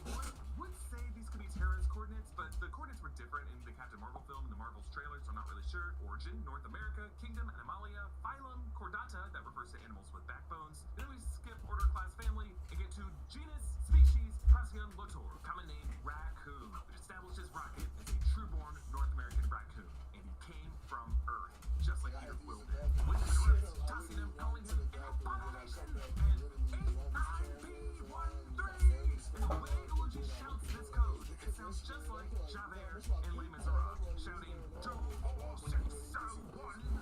Rocket really has been his Jean Valjean, his lifelong pursuit, and Javert is destined to fail. Because I'm pretty sure when Russell Crowe fell into that fountain, he landed on his face. Gamora delivers on Quill's recurring promises that this would be a face-off, and he peels off Wyndham's face mask, revealing that gooey, disfigured face underneath from how Rocket left him. And this moment totally evokes Red Skull in the first Captain America film, a character who's technically still alive in space in the MCU, and both villains come from the same philosophy of genetic superiority. Peter runs back for his Zune, just like how he refused to leave the kiln without his Walkman and his mixtape in Volume 1. He tethers himself but cuts the cord to space glide, something he has done before when he rescued Gamora. And in that scene, they pointed out that Gamora's cybernetic implants enabled her to survive in space for just a few minutes. Implants that Peter also has, actually, maybe thanks to Herbert Wyndham's Orgocorp, now that I think of it, but he gets caught in debris, and Peter starts to freeze and bloat. Adam Warlock redeems himself, touching Peter's finger, recreating Michelangelo's creation of Adam, as this really is a creation of Adam as a member of the Guardians of the Galaxy. And he scoots Papa Potato back into nowhere. Gamora joins the Ravagers. Peter tells the Guardians that he's leaving, as does Mantis, and and Drax wants to leave with Mantis, but Nebula says, you weren't born to be a destroyer, you were born to be a dad. Not Drax the destroyer, Drax the dad. Quill picks Rocket to lead that Guardians, and they salute him with a Ravager salute. I love the scene because they're all in a circle, all of them standing except Rocket, just like that moment on the Ravager ship before the final battle in the first film, when Rocket was the last one to stand. Bunch of jackasses standing in a circle. And Groot says, I love you guys. The first time we heard him say anything other than, I am Groot or we are Groot. But I like to think we, the audience, are in the heads of the Guardians in this moment. We are hearing what they are hearing. Because after 9 years and 7 titles before this, finally our ears have adjusted to the vocal variances of Groot's voice. And we can understand him. We, finally, are Groot. Rocket sits beside 2 of the raccoon kits that he saved with a note from Peter written on the corner of an Alf print. I went back and got this for you. Knowing how big a fan James Gunn is of Britney Spears, he didn't name his old dog after her. Is this not an Oops, I Did It Again reference? Where at, nigga? I went down and got it for you. I don't know what it's playing for. No, wrong song. Instead, he scrolls to the 2000s playlist and plays Florence and the Machine's The Dog Days Are Over. And everyone warms up to it because, as Wyndham said, there is just something about the arts and music of Earth. Groot dances again. We saw him rocking out in the Guardians Holiday Special. Rocket joins him. Peter, meanwhile, returns to Missouri and his grandfather, Jason Quill. The origin of Peter's middle name, Jason, and Greg Henry once again plays Jason, as he did in the 2014 film and in a cameo in Volume 2. In the post-credit scene, Jason's newspaper includes a reference to Kevin Bacon's abduction in the holiday special and a shout-out to James Gunn's dog, Lola. And back on Nowhere, the dance party rages. It draws in Drax, who previously insisted that he was not a dancer, but the kids get to him. And we see the new Guardians lineup, including Rocket and Groot, who will soon be Alpha Groot or King Groot with that crowned head in the post-credit scene, as well as Kraglin, Cosmo, Blurp, Adam Warlock, and Phyla Bell. The journey of this series has to bring a bunch of misfits together in a dance battle to save the universe. And that battle has finally been won. Please subscribe to the Deep Dive channel. Also, our official 3rd channel in the new Rockstars network, The Break Room. It's getting its own channel. This is going to be the new home of future Break Room episodes and where all of our after shows and reaction videos will live. We actually have a few great videos coming out throughout May, so head on over to subscribe to The Break Room right now for new content and an official launch in June. Also, if you live in the LA area, New Rockstars will be live at the Lyric Hyperion Theater on Friday, May 26th at 6 p.m. We got tickets both live and person and tickets to a live broadcast of it. If you live somewhere else, both will be available in the links below. You can follow me on Instagram and Twitter at EAVoss. Follow New Rockstars and subscribe to New Rockstars for more analysis of everything you love. Thanks for watching. Bye.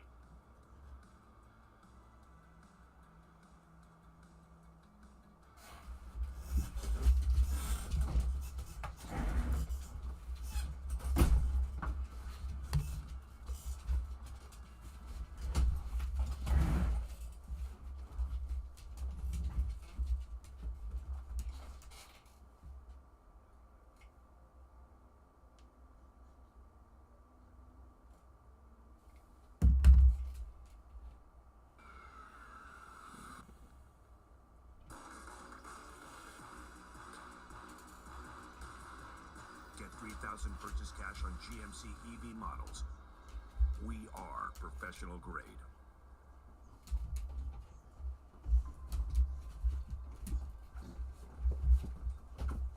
All right. You shut your bitch ass up. Bitch ass nigga.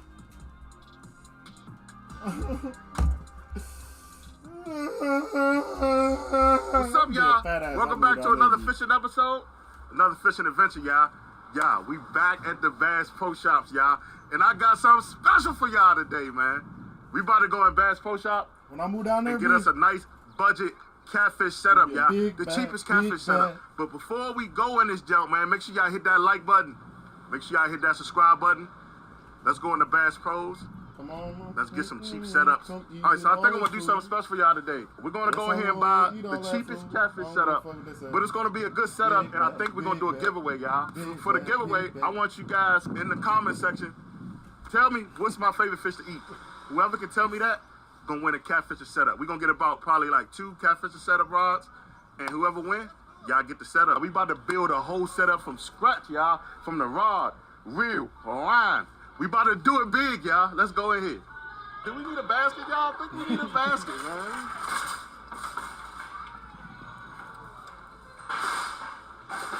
What you got going on?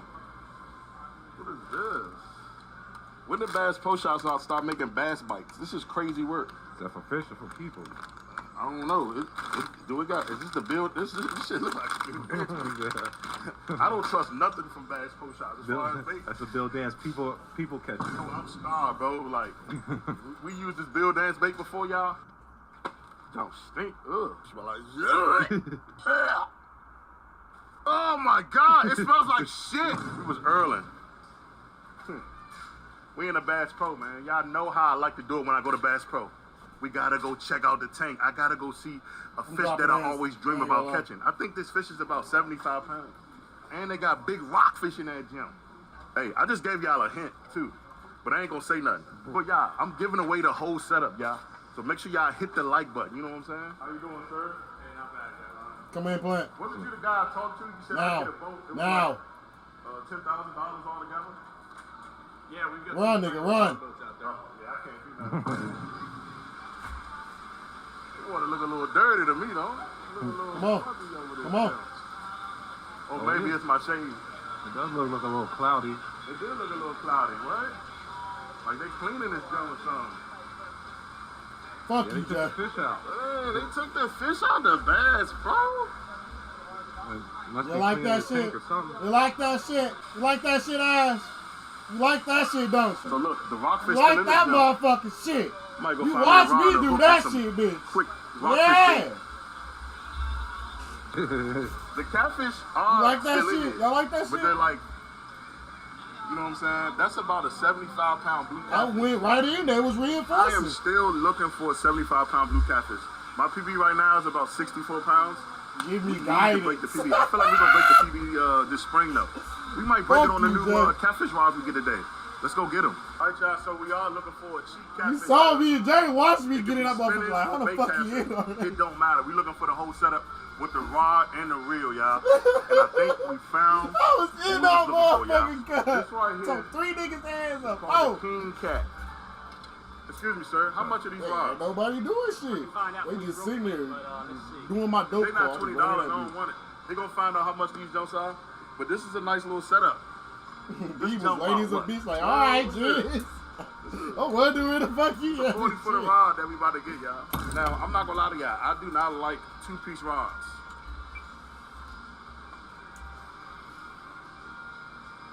Man, that's out of my price range. Can I get some type of discount or something? Not on this new. Yeah, how much the smaller jump, man? That's a little out of our price range. I'm looking to spend $20. Same thing. What? No way. So it doesn't matter the size. It's the brand name you're buying. Size don't matter. It's about the motion. What's up, man? How you doing, bro? Nice to meet you. What's up, little man? How you doing? Quick picture. For sure. So these are not the only catfish rods y'all got in here, right? Not at all. Down here. Better reel than that one. Oh yeah. And the rod's not as flexible as flimsy as this. Right? But it holds up those big fish. It's the one I get for nighttime fishing. Oh yeah, nighttime.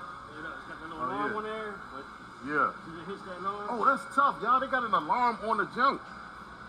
So when it hit, that jump go off? Yeah. Bro, what? And it takes AAA batteries, 2 of them right there. I did the same thing. I ripped that off. Man, this holds some weight. Man, if I get this, some of my biggest fish on this rod right here. If I get this, man, I'm afraid to get this away, man. How much are these jumps, man? It's like $60. That's a Zebco? What's that? What is that, $70, $70. y'all? And they got a blue one too. It's a little out of my price range, but you know what? Look, people get onto your channel, they're gonna give you dabs anyway. You can get dab them back. Hey, he making a lot of sense, y'all. I think we're gonna purchase this one. Yeah. Let's put this trash back, though. This is trash. Well, I appreciate you, man. Thanks, man. Yes, sir. $70. It's not the cheapest. It's got an alarm. But it still is budget, though. Ain't that junk got an alarm, bro? Yeah, the chat gonna go crazy for the giveaways. My man, I'm putting this piece of trash back. I don't want that. I wouldn't give that shit away to nobody. Let's get this jump. We're gonna buy 2 rods, y'all. And let's take these out.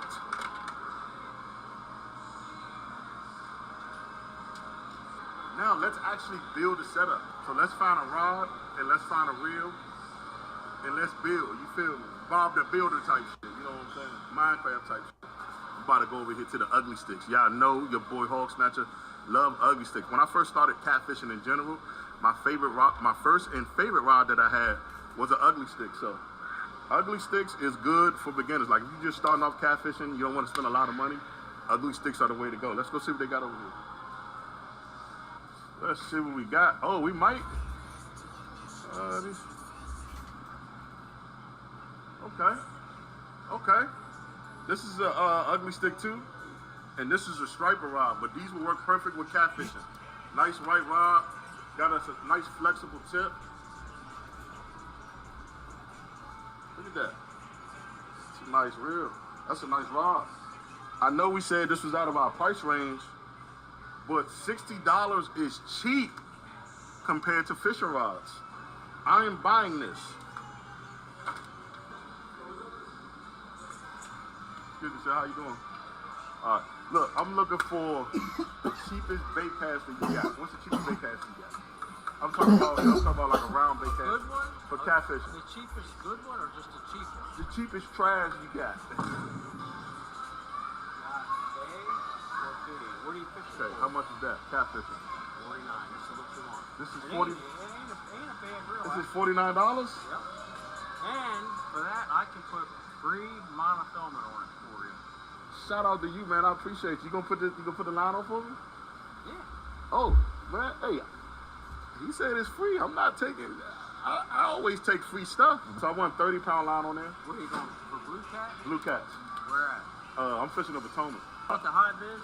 Yeah, I want the high vis. Yeah. Yeah. Anything that's free, I'm taking that shit. Pause. Hold up. Pause. That was crazy. No. Crazy. My man got me set up. He got us set up real quick. So we don't even got to do this, y'all. All we got to do is put it on a rod, get bait, put it on, and go fishing, y'all. Go check out, y'all. Let's get out of here. We got this jam. I think I should pop for that. The box right here. Yeah, you good. Man, I could have finessed Bass Pro, man. I could have been like, nah, that's my old reel. But nah, you know, what goes around comes around, man. You get this one? Okay. How much it come up to? Jesus. Hey, how we buy 2 fishing setups? And the price is $179. You know what? Appreciate all my subscribers. We're gonna do this. We're gonna give them away to you guys. Let's do it. I'm too excited to go catch fishing, man. Oh, there you go. Like, hold up. What's up with the door? That thing don't want to work. Got the fishing setups together. Ready to go catch some slobs, baby. Some freaking slobs, y'all. We're going to be fishing tomorrow. Today is a little windy, so we're going to fish tomorrow. See if we can get on them, y'all. I'll see you guys soon. All right, y'all, man. We just made it to the location, man. We got the car loaded up, and I'm ready to go do some fishing, y'all. We got food, rods. We got the new rods right here. I'm hoping that we have a good day today, man. Before we pull off, man, make sure you guys hit that like button. This is one of my favorite spots to fish. I haven't fished this spot in a minute on my YouTube channel, so I'm really looking forward to that morning time bite. Today we're going to be fishing high tide, so we're going to be fishing incoming tide. I believe high tide is around like 11 a.m., so we got a nice morning time bite window going on. We putting bait on slob's head today, y'all. Y'all, this is the hardest part about fishing my fishing spot. I gotta go up this hill. I mean, it's not that steep, but when you got a basket full of all your rods, reels, cheers, reel, it's tough to get to this spot. So, you know how people like to say, the tough spots is hard to get to, is where the big fish at. So hopefully we catch us a big fish today, y'all. Today we're fishing the Anacostia River. Now we're the Anacostia meets the Potomac. So we're right on literally the Potomac, Anacostia, right where it meets. I think the bite is gonna be really good today. Don't try this at home, kids. We gotta go down this steep hill with this big ass basket. In the comment section, how much do you think this basket weighs right now? This joint is loaded. We even got stuff in the net.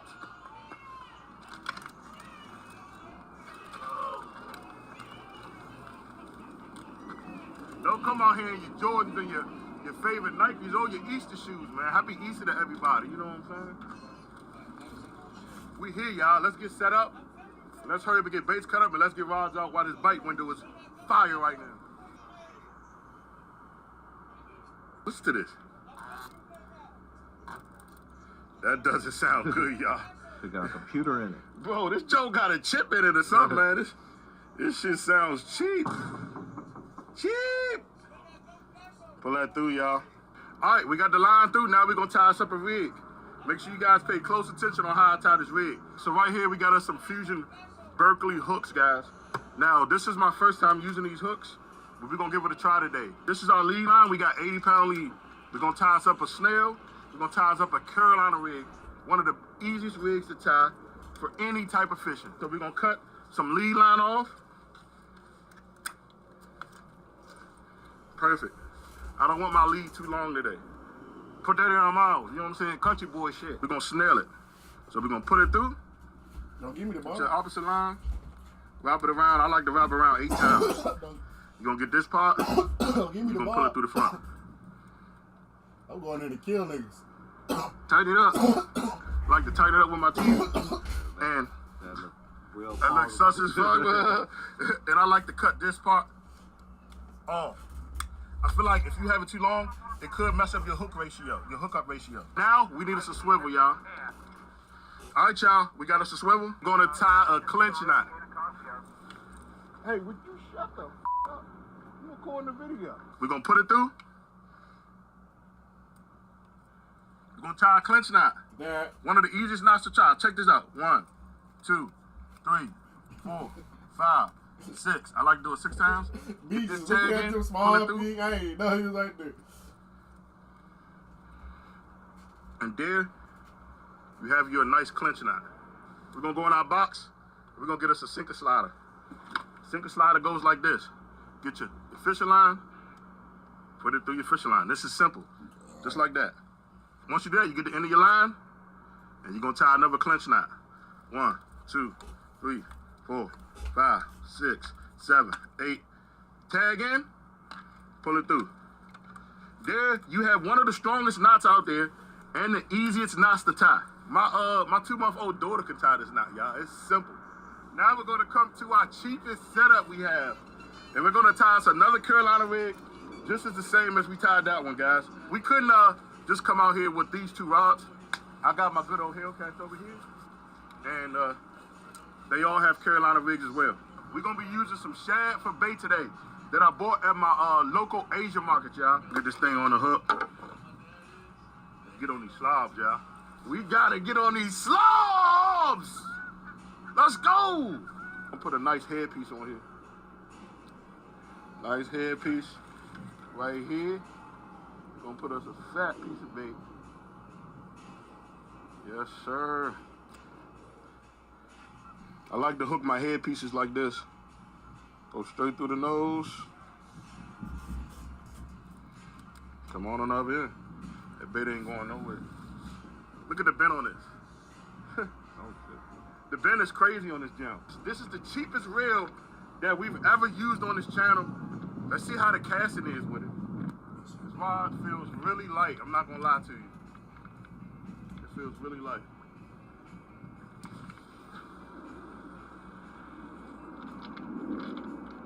We got it out. Now the casting distance is not all that great, but we got it in the water, y'all. Dolphins took Quinn. We just gonna drag up a bit. Big Shirley might come through and slam us.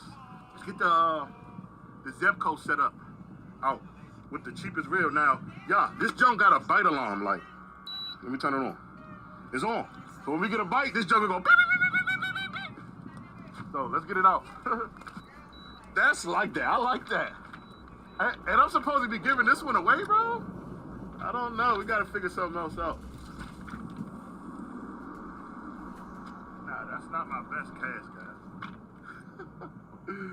That is actually not my best cast, but you know what? It's in the water. We're going to keep it in there. Now let's go ahead and get these Hellcats out.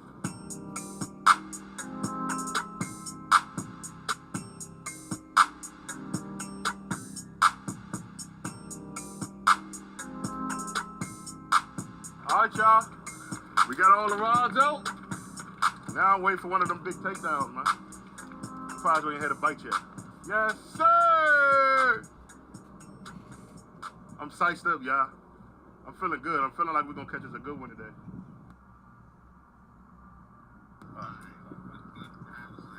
Oh, we got a fish on, y'all. Fish on. We got a first bite of the day. Did he get off? Fish on, y'all. Is he there? Is he there or did he get off? What's he doing? Is he swimming? He's swimming towards me. Oh yeah, he there. He there. Oh, whoa, this is a decent fish. Decent fish. Now it's not on the bass post setup, but we got our first fish of the day. Double up. Oh, are we doubled up? Or what? Which rod? The other green Hellcat? Yeah, that's what it looked like.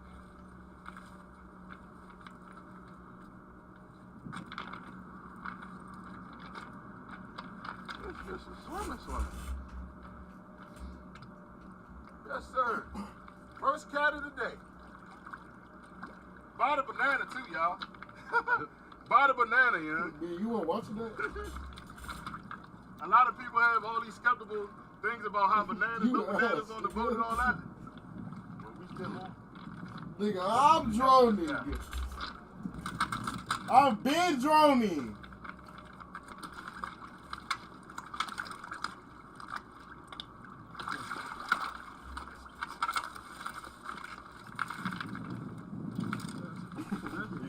We got that skunk off the bank. That's what matters.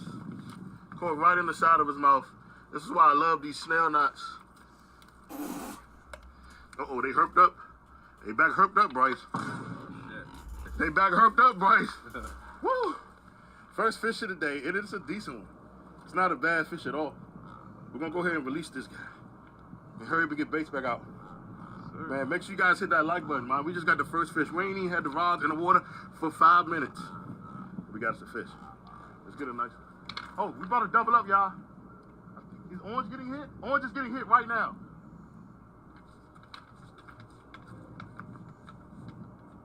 Let's check Orange.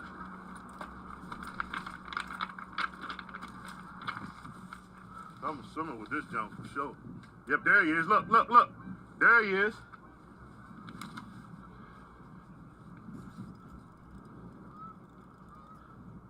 Fish on, y'all. Fish on. Fish on. We doubled up. This is a heavy action Hellcat rod, y'all. And we're doubled up. These were both off of the head pieces. We might have to throw all head pieces today. I know we definitely tied into our other line for sure. He already, he tangled up. He's tangled up like crazy. Is he low or? Which way we going? We got our bait back. And we got it from our line. Ain't that a... Tangled up bad. Tangled up bad? Yeah. You son of a... Oh, we got him out. We get him out the line? Let's see if we can, let's hurry up and get him off the hook and recover his line. We got two on the bank just like that quick. I think today is going to be one of those days where the bite going to be fine. Decent fish right there compared to that little dink we just caught.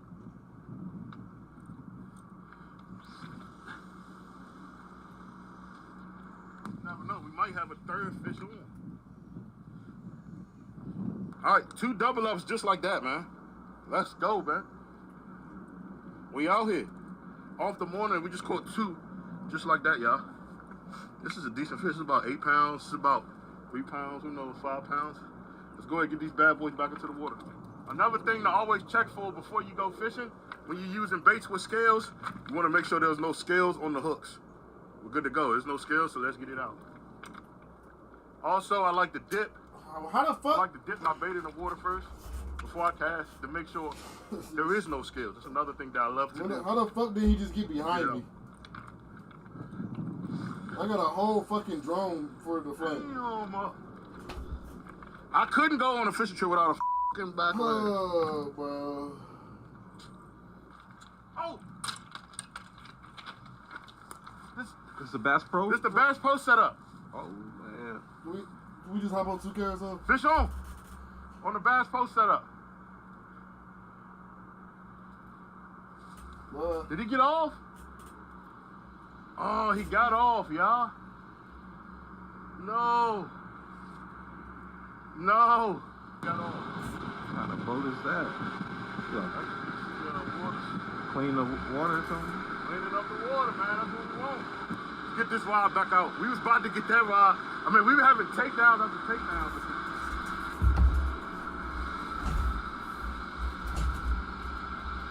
Yeah.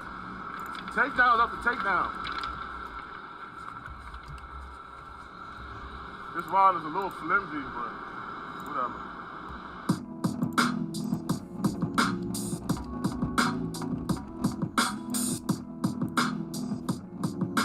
We just caught 2 fish, a couple of takedowns. We missed 3 so far. We got 2 on the bank.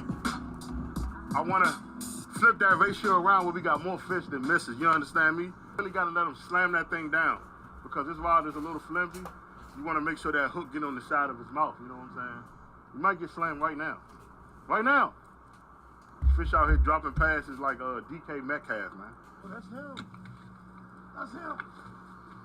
Oh, he dropped it. What? He dropped it. Oh my God. Yeah.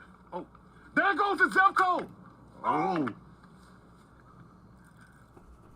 Big takedown. Oh. Did you get that on camera, bro? I think so. Oh, man.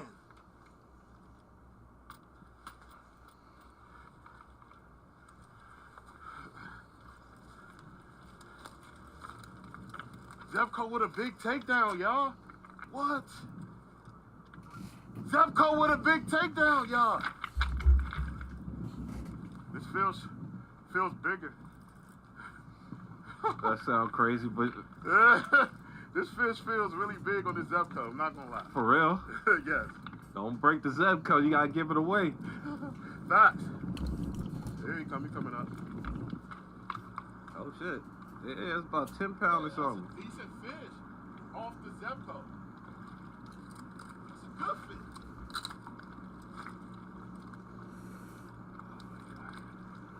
That's a good fish. That's the biggest fish of the day, I think. Yeah. You definitely need to get that net. Zepco just got slammed!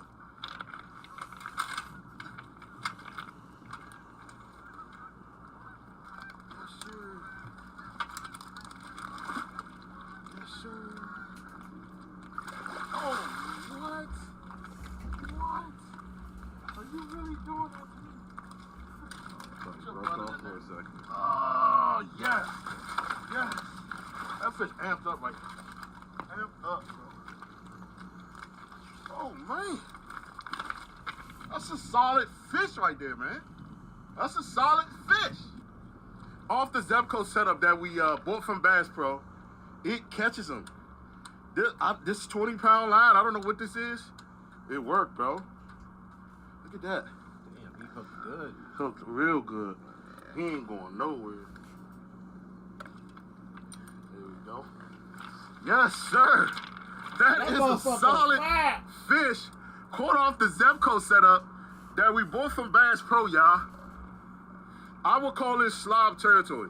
We got us a certified decent slob. This fish is definitely in the teeners, guys. Oh, guys, look. The bell. What is he doing? He dropped it. This bite is going crazy. All right, we're going to put him on the stringer maybe. Yeah, you got your stringer? Yeah, I do.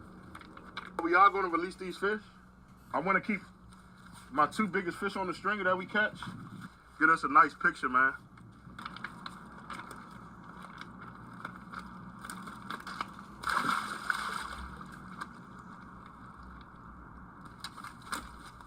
You don't think he'll be able to get away from this, do you? Oh, you got a good loop? Yeah, I got a good loop. Hopefully he can stay on the stick. What are we breaking to? Oh, big takedown, y'all. Oh! Did he get off? No. Yes, he's there. Fish on. Yeah, I think he may have one on.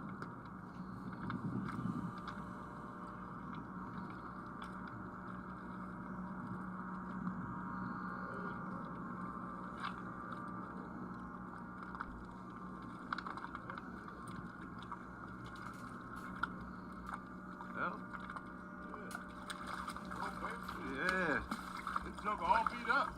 This is the first fish off the ugly stick setup. What? This fish is beat up. Don't tell me they're going in the spawn already.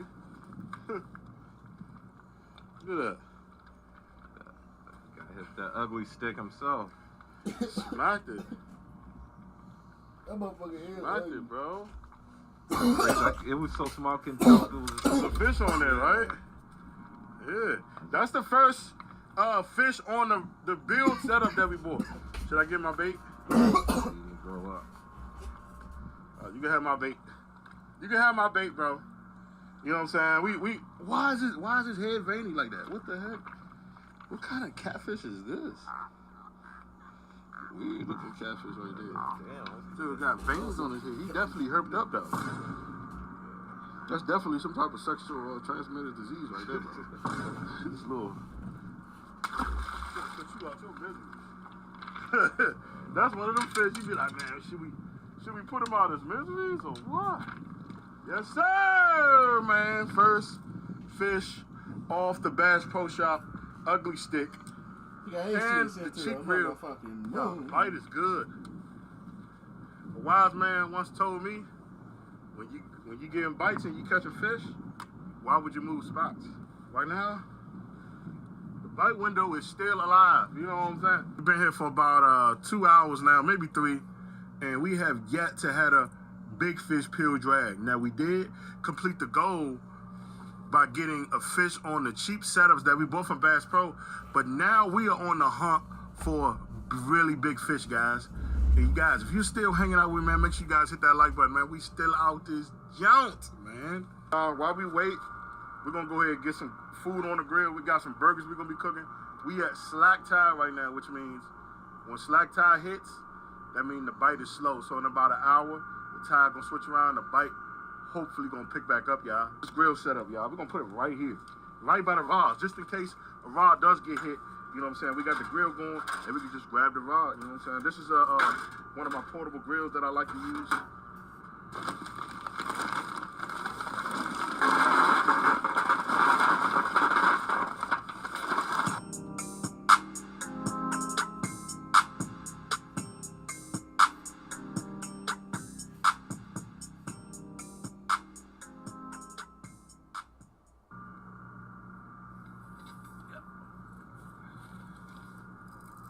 Oh, yep. That's him. This is a big fish. Oh, my God. Wow. It gotta be. Yes, sir! Jump with this peel and drag. Oh, my God. No, it's a big blue. He just smoked this jump.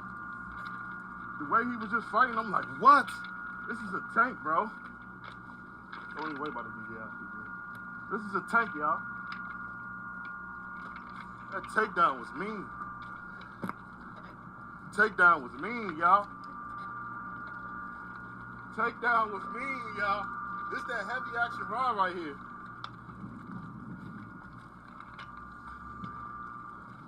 Yes, sir.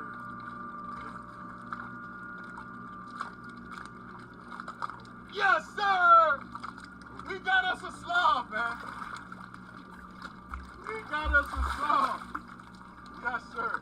Definitely. I just thought that was definitely the biggest catfish you got. I've seen you get. Hey, that's a tank, bro. That's a tank. That's a tank, bro. We gotta get the net.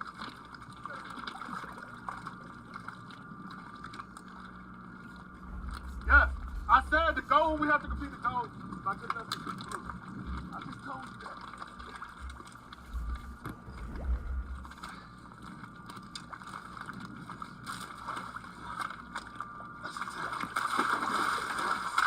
That's a monster, Bryce. That's a fucking slob. Hey, Bryce. That's a fucking slob right there, bro. That's a fucking slob right there, bro. Yeah. Damn. That's a slob! Huh? Caught a fucking whale. Bro. That's a tank, man. I do not have no scale. Man, that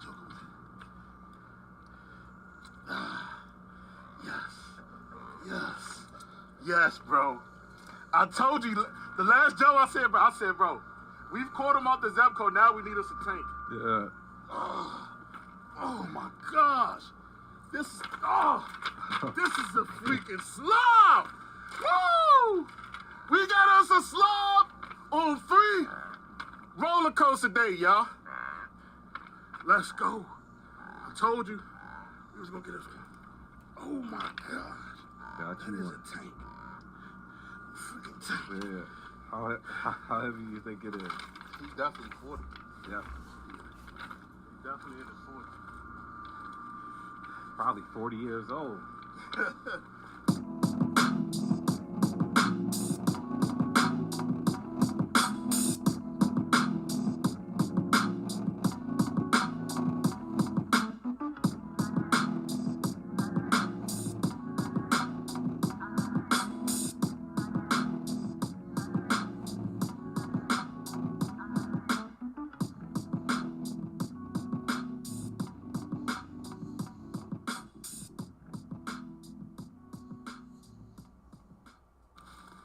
Man, that fish punished me, bro. Look. He definitely got it back in blood. I definitely said it. I was like, man, the focus is on catching the big fish now. And we just completed that, catching that big fish. On a small 8-out hook, we just smoked a complete slob, y'all. We in the heart and soul of Washington, D.C. I don't even know if I told you guys. Right there. So right there that's called the Frederick Douglass Bridge. And right on the other side of the Frederick Douglass Bridge is the National Baseball Stadium. If you go over these buildings right here, they got the DC Defenders Stadium. They're going crazy. DC Defenders like that this season, ain't they? Yeah, 3-0. They like that this season. I think the ticket's only like $24, so we definitely gonna be going there as well. They playing what you call it, Destroying in them. Oh, Destroying in them coming weekend, here? This weekend on the Yeah, so man, Destroyer coming here, man. I gotta go pull up on Destroyer, man. Shit, I'm gonna hit him up, see if he can step out the hotel real quick and come get on some fish, man. We going back in the deep depths with this one. What's going on? Oh, there's blood on the lens. Oh, there's blood on the lens? That's perfect.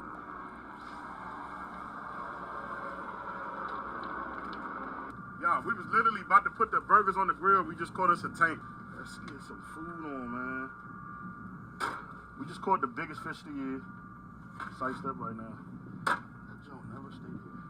Oh, well, first come over here to the wipes. We gotta make sure we clean our hands. You know what I'm saying? Shout out to the lady. She was like, man, she made sure I keep one of these. Make sure you clean your hands. Really, all week. All right, now let's go to the burgers, man. We got the freaking Bubba Burger, man. The Bubba Burger. It's called a Bubba Catfish. Bro, I just caught a slob, bro.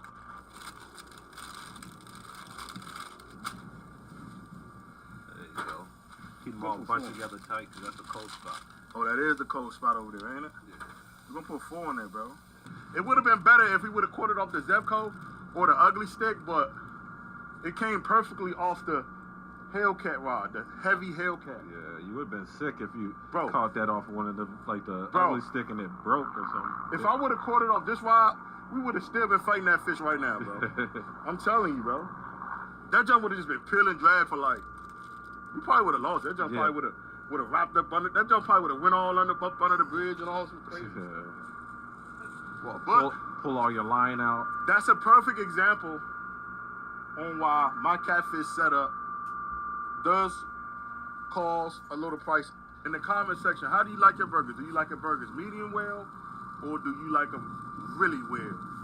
I like a medium well. Oh, I like to have my cheese halfway melted, you know, like, so I get like the raw cheese and like the half melted a little bit, you know what I'm saying? If that kind of makes sense. Yeah, I like it just like that. But this burger pie is so good, I don't even need no ketchup. Medium well.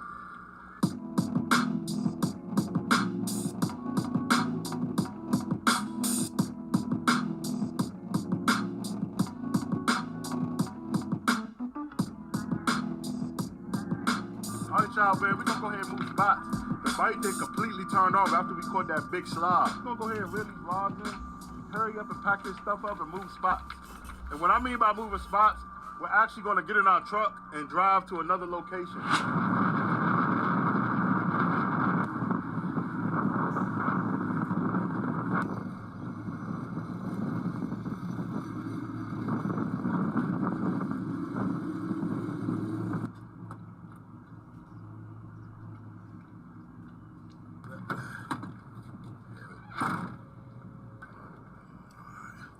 Ready?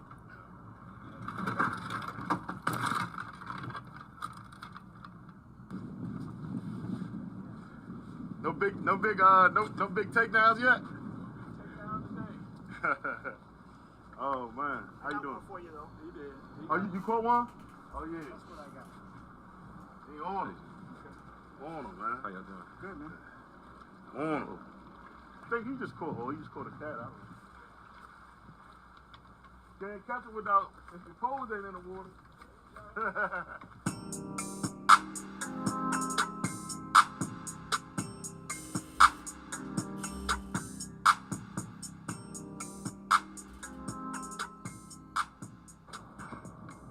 All right, y'all, we just got all the rods back in the water. Second spot, let's see how we do. Oh, getting a bite on green right now. Take it. Getting a bite on green right now.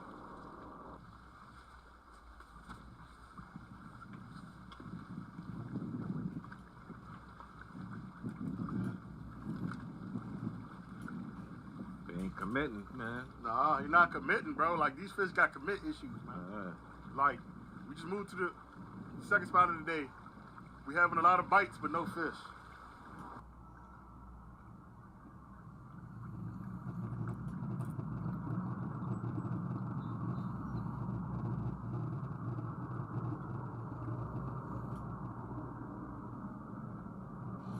Yeah, he's on it.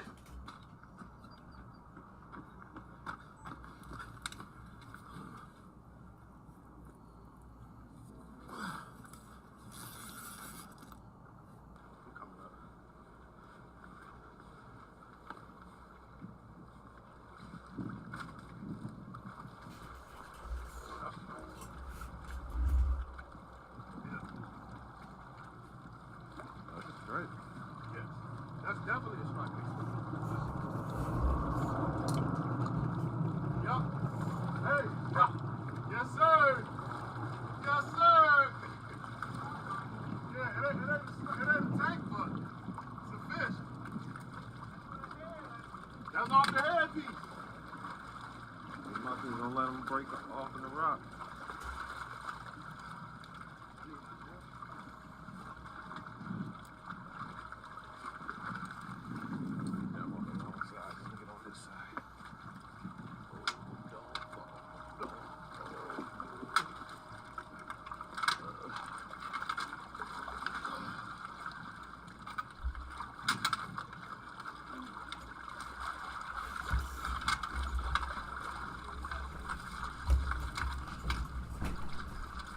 He's in the net.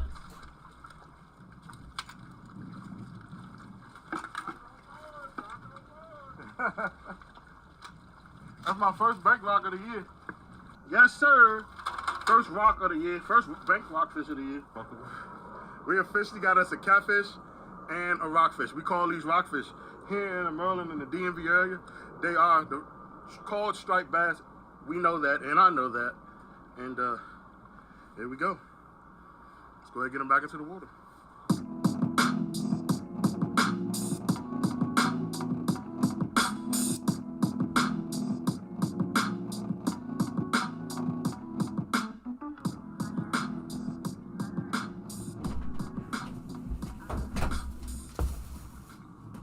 Feeling good, man. And we caught the first rockfish off of the ugly stick. You know what I'm saying? The catfish setup that we bought. It's actually a striper setup, but I use it as a catfish setup. And we got our first rockfish of the year. Hey, y'all, if y'all haven't already, man, make sure y'all hit that like button, man. Make sure y'all hit that subscribe button. We ain't done yet.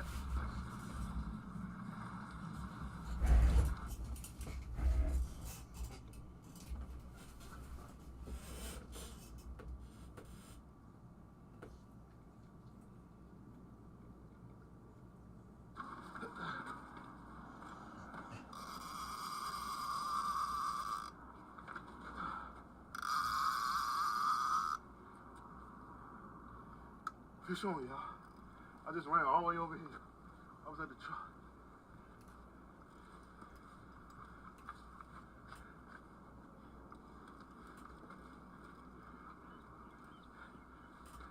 Oh, can you go get the net real quick? Yeah. Oh my God, this is a good fish.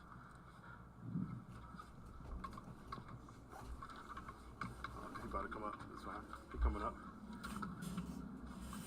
Yes, sir, y'all. Second spot we just moved. Is that a stick? Striper. The striper with a stick on it. It's a Hawaiian striper. Got a stick. Facts. Hawaiian striper is crazy. Isn't that him and the stick? With the stick. One of you. Bigger than the first one we put in. Yeah. Yes, sir.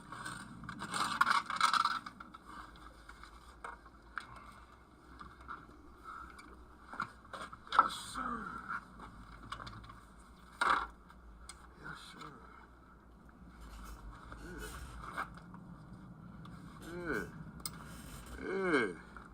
Yeah. See what we out here doing, man. You on them jokers, man. Yes, sir. There go another one, man. Y'all, we out here, man. Let's get it. I think we're gonna go ahead and release him. Let's go ahead and get that nice clean release, man. We're looking for that toad.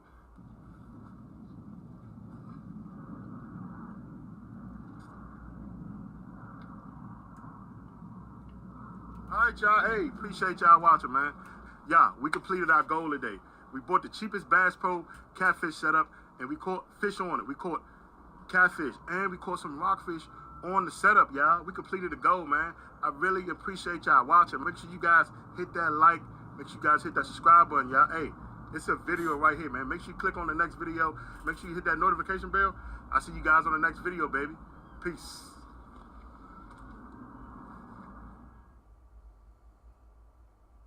Taco Bell's new $5, $7, and $9 Lux Cravings boxes give you extravagant options, including the decadent Cantina Chicken Burrito. For less, choose your Lux Cravings box, only at Taco Bell. You'll never worry that AAA car batteries are fresh. They go straight to market, whether it's from our AAA-approved auto repair centers, your local Napa store, or have AAA deliver where you need it, they're always fresh. Learn more at AAA.com/fresh batteries.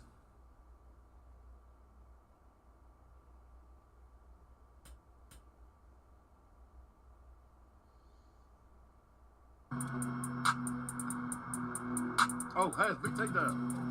Big takedown. This one already.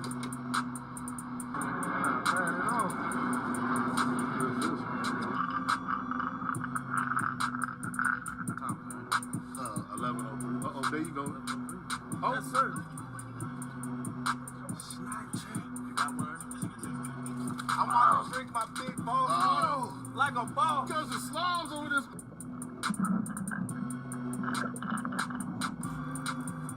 Oh, it's a complete slime.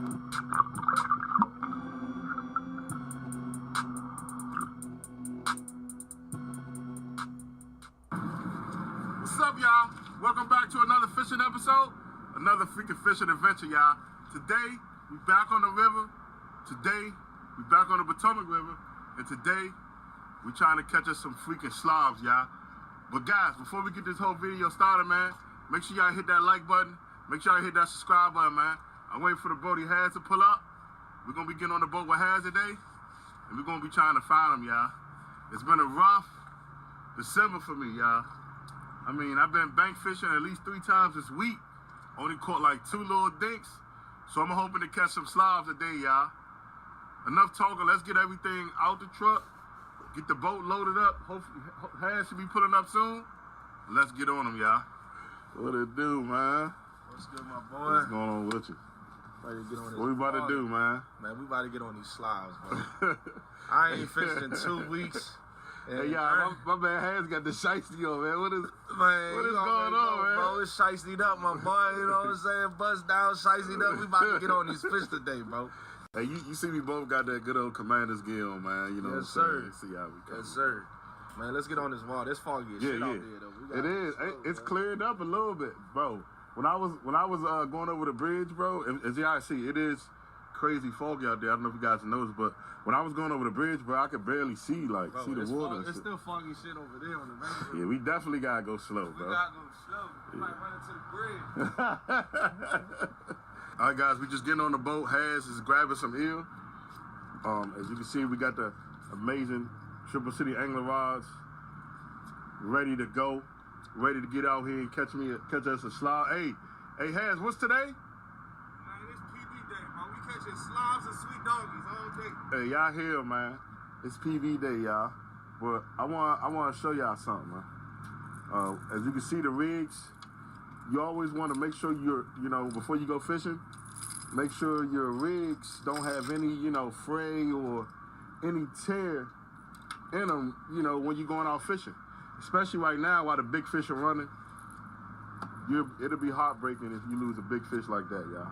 So just wanted to give y'all a hint before we go get on this water. We about to get out here and get on these freaking slobs, bro. Fresh bait. We got a crawfish in there, too. I might use him for Let me see. We got a crawfish in there? Yeah, crawfish in there, too. I might have to use him for bait, Ernie. That joke might catch a slob. Holy smokes, bro. What the hell is a crawfish? I mean, I know they was here, but... I know, I was surprised when I pulled the Jonah. He was just hanging on the outside of the cage. He caught himself. He was on the outside of the cage. Hey, well, his ass is bait now. He bait now, dude.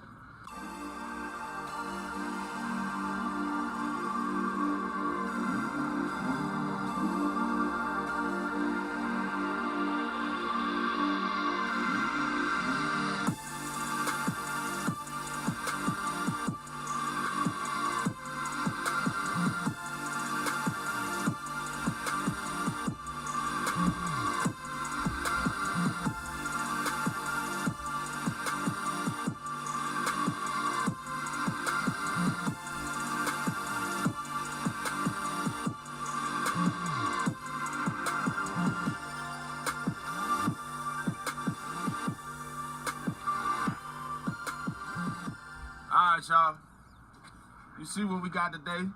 We got 2 eel and 1 angry ass, what you call it in there? Let me see, buddy. Don't pinch me. He gonna bite you, bro. He bit you? Nah, he ain't bite me yet. You just gotta grab him. Oh, shit. Oh, he's getting close. They can pinch. And 1 crawfish. You think we should use him for bait, y'all? What you think? I think he might catch a slob, Ernie. That's for a short. We gonna use him for a short, bro. But I just don't want him pinching me, so let me put him right there while I get one of these eel out. All right. You guys know what we're using today. We got that fresh American eel. Chill, dude. Let me use the rag. These eels is always hard, tough to cut up, y'all. They always hard, bro. These jokers always playing games, even after they dead. Yeah, I don't know why you ain't been put a towel on. You doing too much, bro. We want some nice like chunks. He still move. Y'all, that's how you want your bait, y'all. You want them nice and lively, moving. So when they get in that water, they be moving down there on the bottom. Make them fish bite. These eel used to last me like 20 pieces. Not in the wintertime. Big chunks. Alright. Everything nice size. We got another eel in there for later, so we good. Alright, man, as you know, Has got his rod out right now. Let me get one baited up. We got that 10-hour hook, Triple City Anglers rigs, as you can see. You already know, TripleCityAnglers.com. Code HOG10 to save you 10, baby. Let's hurry up and get baits on. We got us a nice, slimy piece of American eel. How my man Peak said, it was transparent. A little transparent. Let's get him hooked up. Hey, Ernie, I'm trying to slime up the bus down today, no Diddy, bro. Hey, we going in front of Kennedy Center. We catch this line. We gonna go ahead and get this first American big eel out. Trying to catch us a complete slob. Yes. this first bait out. We'll get it straight out like this. Right on the side of the boat. I think it's about 75 feet over there.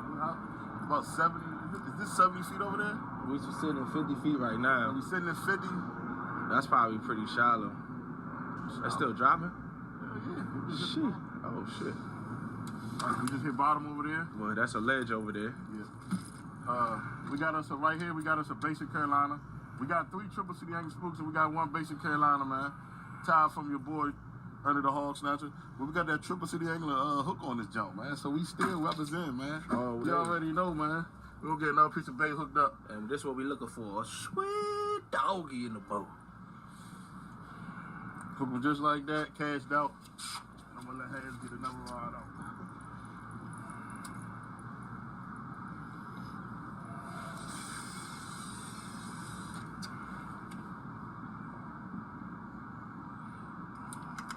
What we doing is we got a fan cast, man. We got 8 rods, so we putting them around the boat, off the back of the boat, and one of them getting dropped straight below the boat.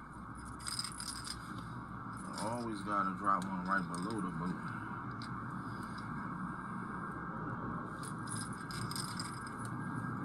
Yeah, Ernie, I'm about to order this GoPro pole. So it's a 10-foot pole. Yeah. Now I need a 360 camera. Oh, okay, yeah. I'm gonna drop that joint down 10 feet below the boat. Yeah. So when we fighting the fish, you get the underwater footage of them, yo. That shit goes crazy. All right, y'all, we finally got all the rods out, man. As you can see. Now we just wait for one of these rods to fold over. That sounds crazy, but we waiting for a big takedown. Let me just say that. You know what I'm saying? So, come on, fish.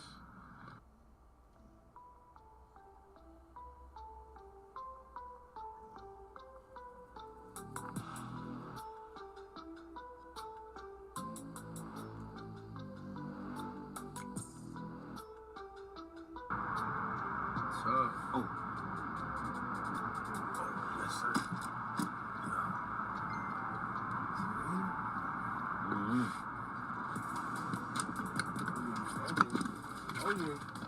Okay. Fish on. Fish on, First y'all. fish coming in, y'all. Fish on. Yes, sir. Yes, sir, y'all. We got that first fish, baby. We got that first fish.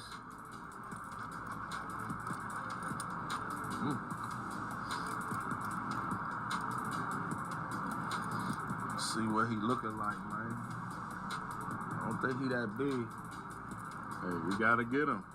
In the wintertime, you gotta get what you can get, man. Man, we get what we get. I'm just glad to get the skunk off. Last time I fished with Ernie, I didn't even catch shit, I think. Ernie was catching them all. Yo, that's cool.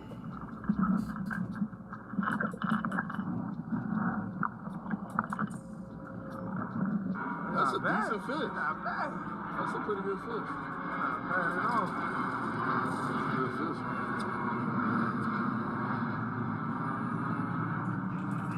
Look how clear that water is, bro. That water's crazy clear. That's a good fish. You want both of them? Yeah. Yeah, both of them. That's a good flip. That's a good fish. Alright, so on the eel head too. That eel head, man, that junk always puts fish in boats. On the eel head, yes sir. That's a good buddy. That's a good buddy right there. Nice blue cat. Yes sir. Put him on stringer. Yes sir. Hey y'all, this is a good fish. This is a nice like 16 pounder. Yeah. 16, 17 pounder, bro. Oh, chill. Yeah, right around there, 15.